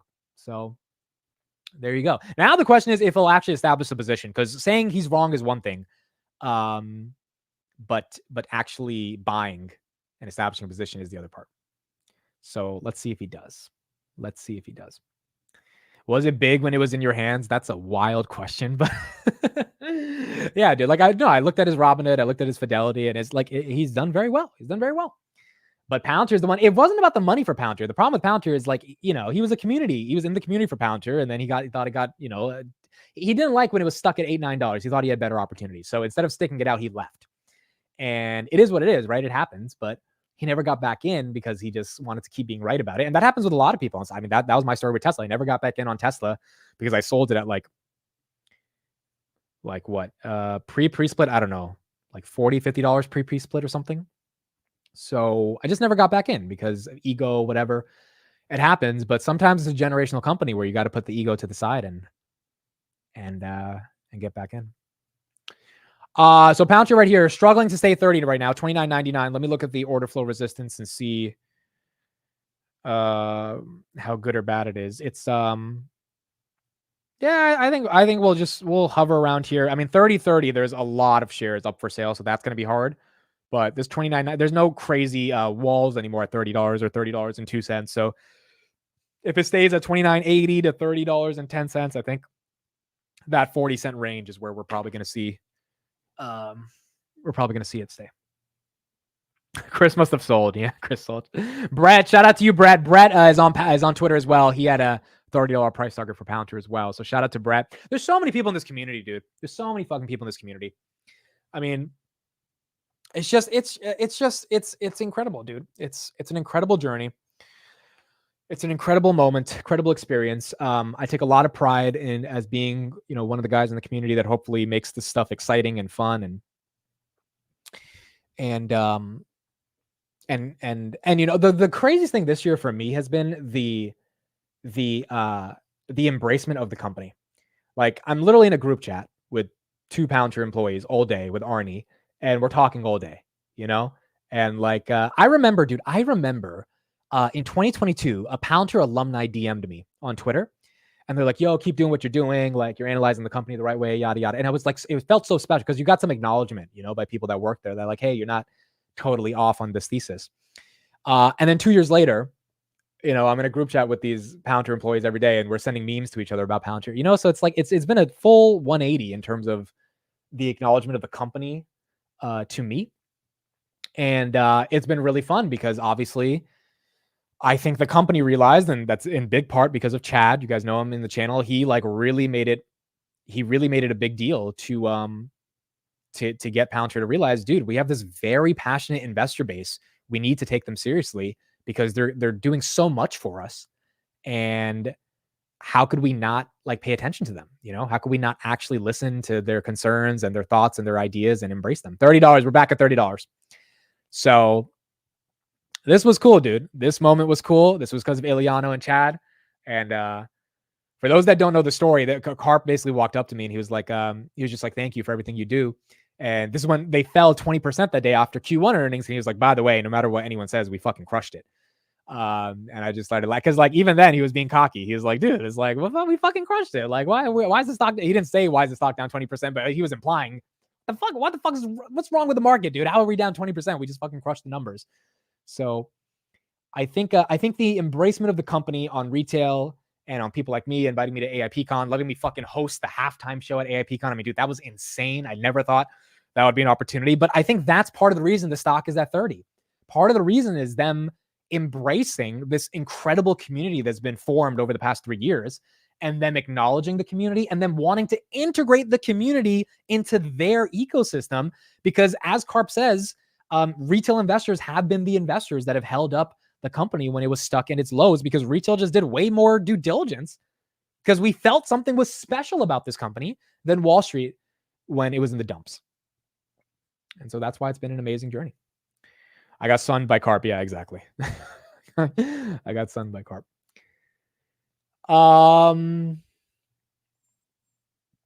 It's cool, man. It's super, super cool. Super, super cool. So $30. We're still holding 30, dude. I think the range will be 29.80 to 30 now for the rest of the day, unless we have a really, really big collapse at the end of the at like power hour at 2 p.m.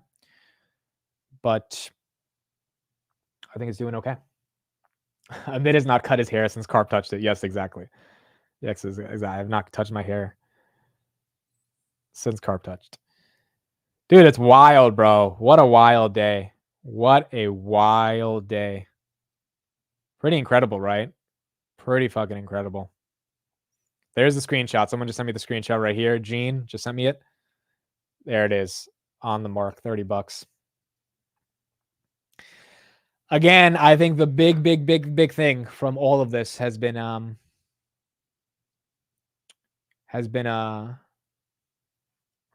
community.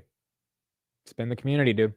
I keep saying that because like you've got a lot of people that love to clickbait and monetize and grift and all this stuff. And to me, I can never imagine doing that stuff, because if Palantir is as authentic as a company as it is, then if I'm going to be one of the lead content creators around the company, I've got to be as authentic as a human being that Palantir is.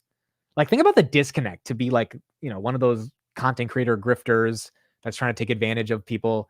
And then you're covering a company that's like one of the most authentic companies on the planet. Like, you could think Carp, you might not like how he speaks, but he's not full of shit. Carp is not full of shit when he speaks. You might not like the philosophy stuff, but he is not full of shit. He tells you how it is.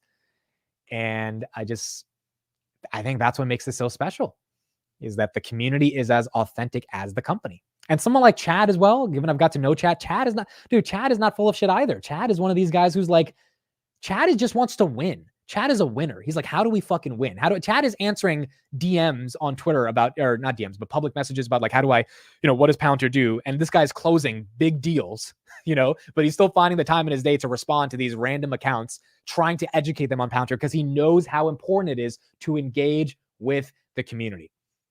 And when you have that from top down, it just makes you feel like this is a real thing that we're building. And then he blocks me if I ask him about movies, because I might get his movies wrong. So fun, man. Super fun. Super fun. And I don't take the responsibility lightly either, being in this position. And not just on creating content on Palantir, but in general, like as you grow and the numbers get bigger, the one thing, I think I've seen people as they grow and they find a way to amalgamate more attention. You like that word, right? It's a big fucking word right there. Amalgamate. It's a big day. I'm going to use big words. As you amalgamate more attention, it gets to your head and you find cheap ways to monetize, or you find ways to take advantage of people because you have the privilege of having their attention.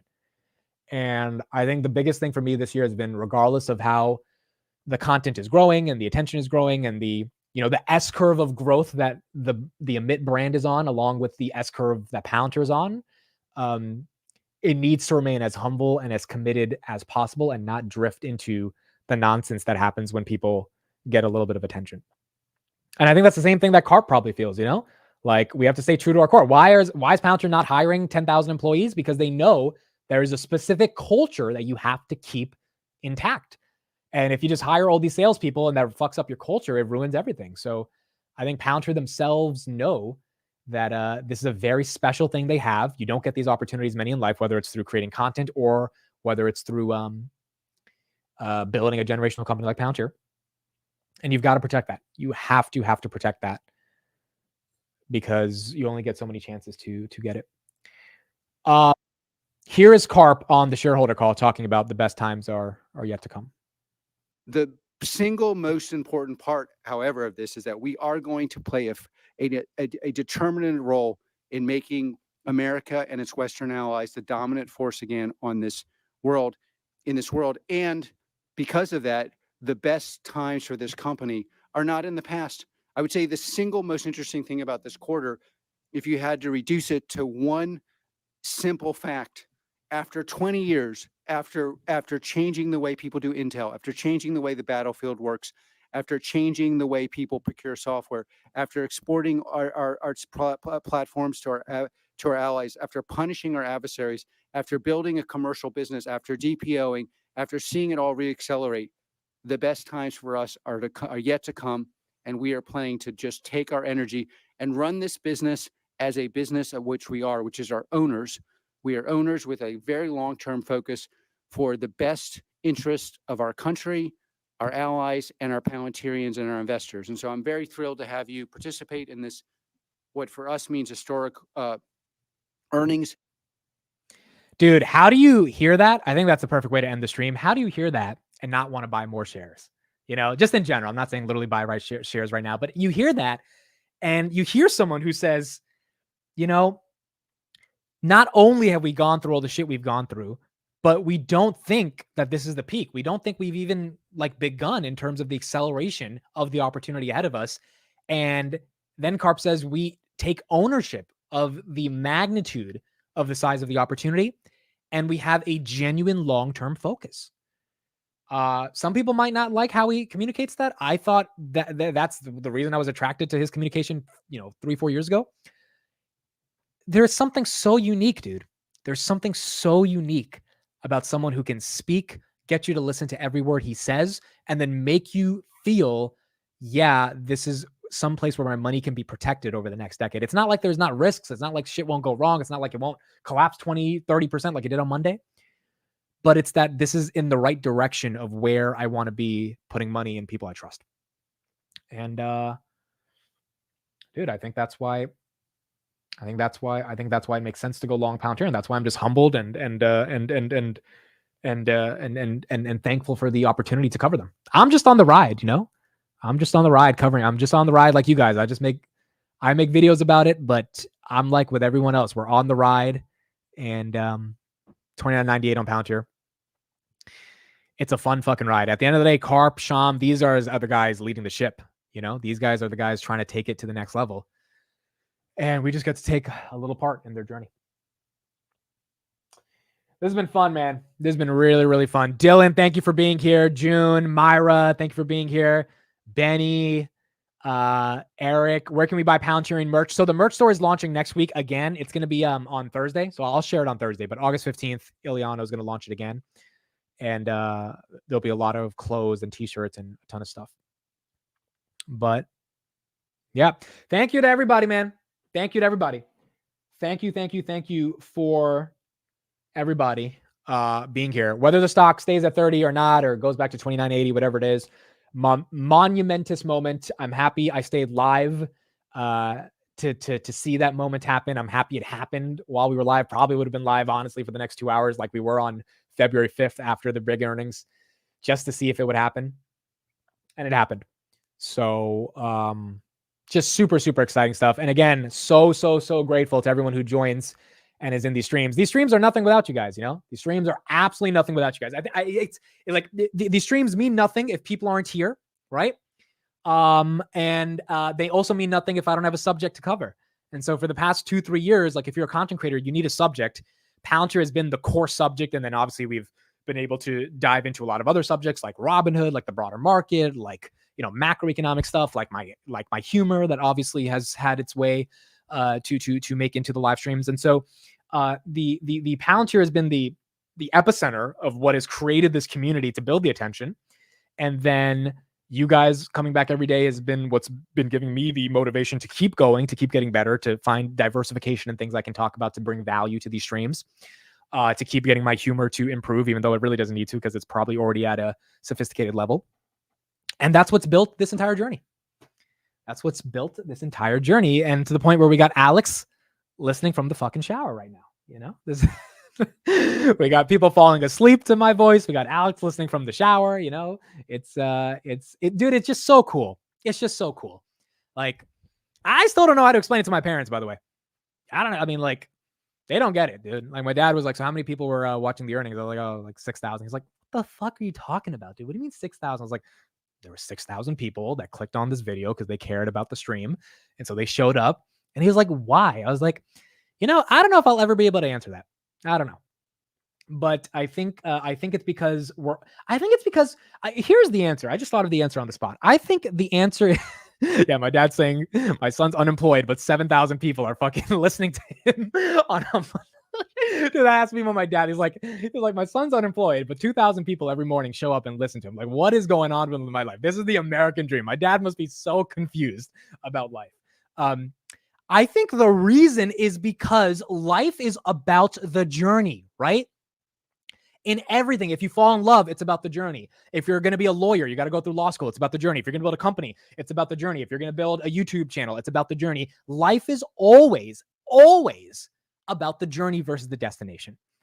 And the journey of covering Palantir 29.97 right now, has been one of the best journeys, I think, on social media in the context of finance since Tesla. Like, what other stock has amalgamated all these people coming together and having this shared common interest and having enough content to dissect, because there's so many elements to Palantir. There's AI, there's ontology, there's Western values. There's like so much shit to break down that keeps you engaged and allows you to keep analyzing, especially because the company gets a deal every other month with Wendy's or Microsoft or Oracle, et cetera, and keeps things going. It's like there's not a lot of companies that do that. And so like DFIN right here, DFIN, I know DFIN from 2021, dude. He was watching these videos. I know people by name. Myra has been here since 2021. Like, people have been here since the beginning.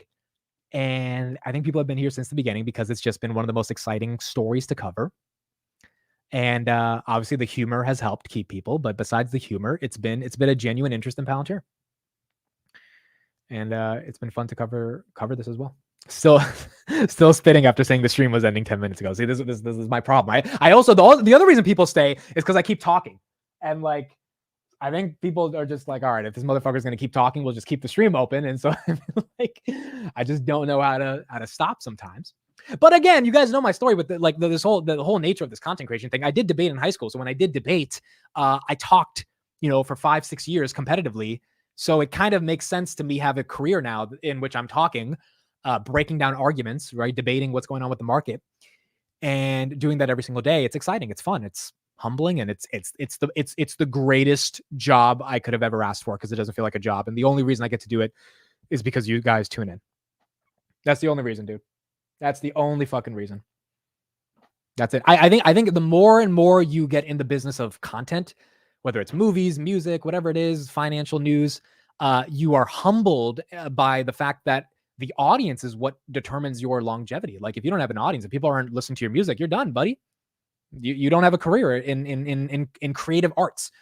And it's so hard to get a career in creative arts. Dude, I have a bunch of friends who are trying to become creators, and they're like texting me and they're like, showing me what they're doing. And in my head, I'm just like, you're never going to win, dude. You're never. And I don't say that to be mean. I'm saying that because it is so hard to genuinely get a community of people to give a fuck, not only about you, but a subject where they all want to come together and actually engage. And then, to somewhat start to grow that. It is very difficult, bro. Like, the failure rate on that has to be higher than the failure rate on being a doctor or a lawyer, because that's like a defined path. That's very hard, but the risk there is limited because there is a defined path on how to do it. With this, there's no blueprint. You just got, like, what do you put in the thumbnail that's going to get people to click? I don't know.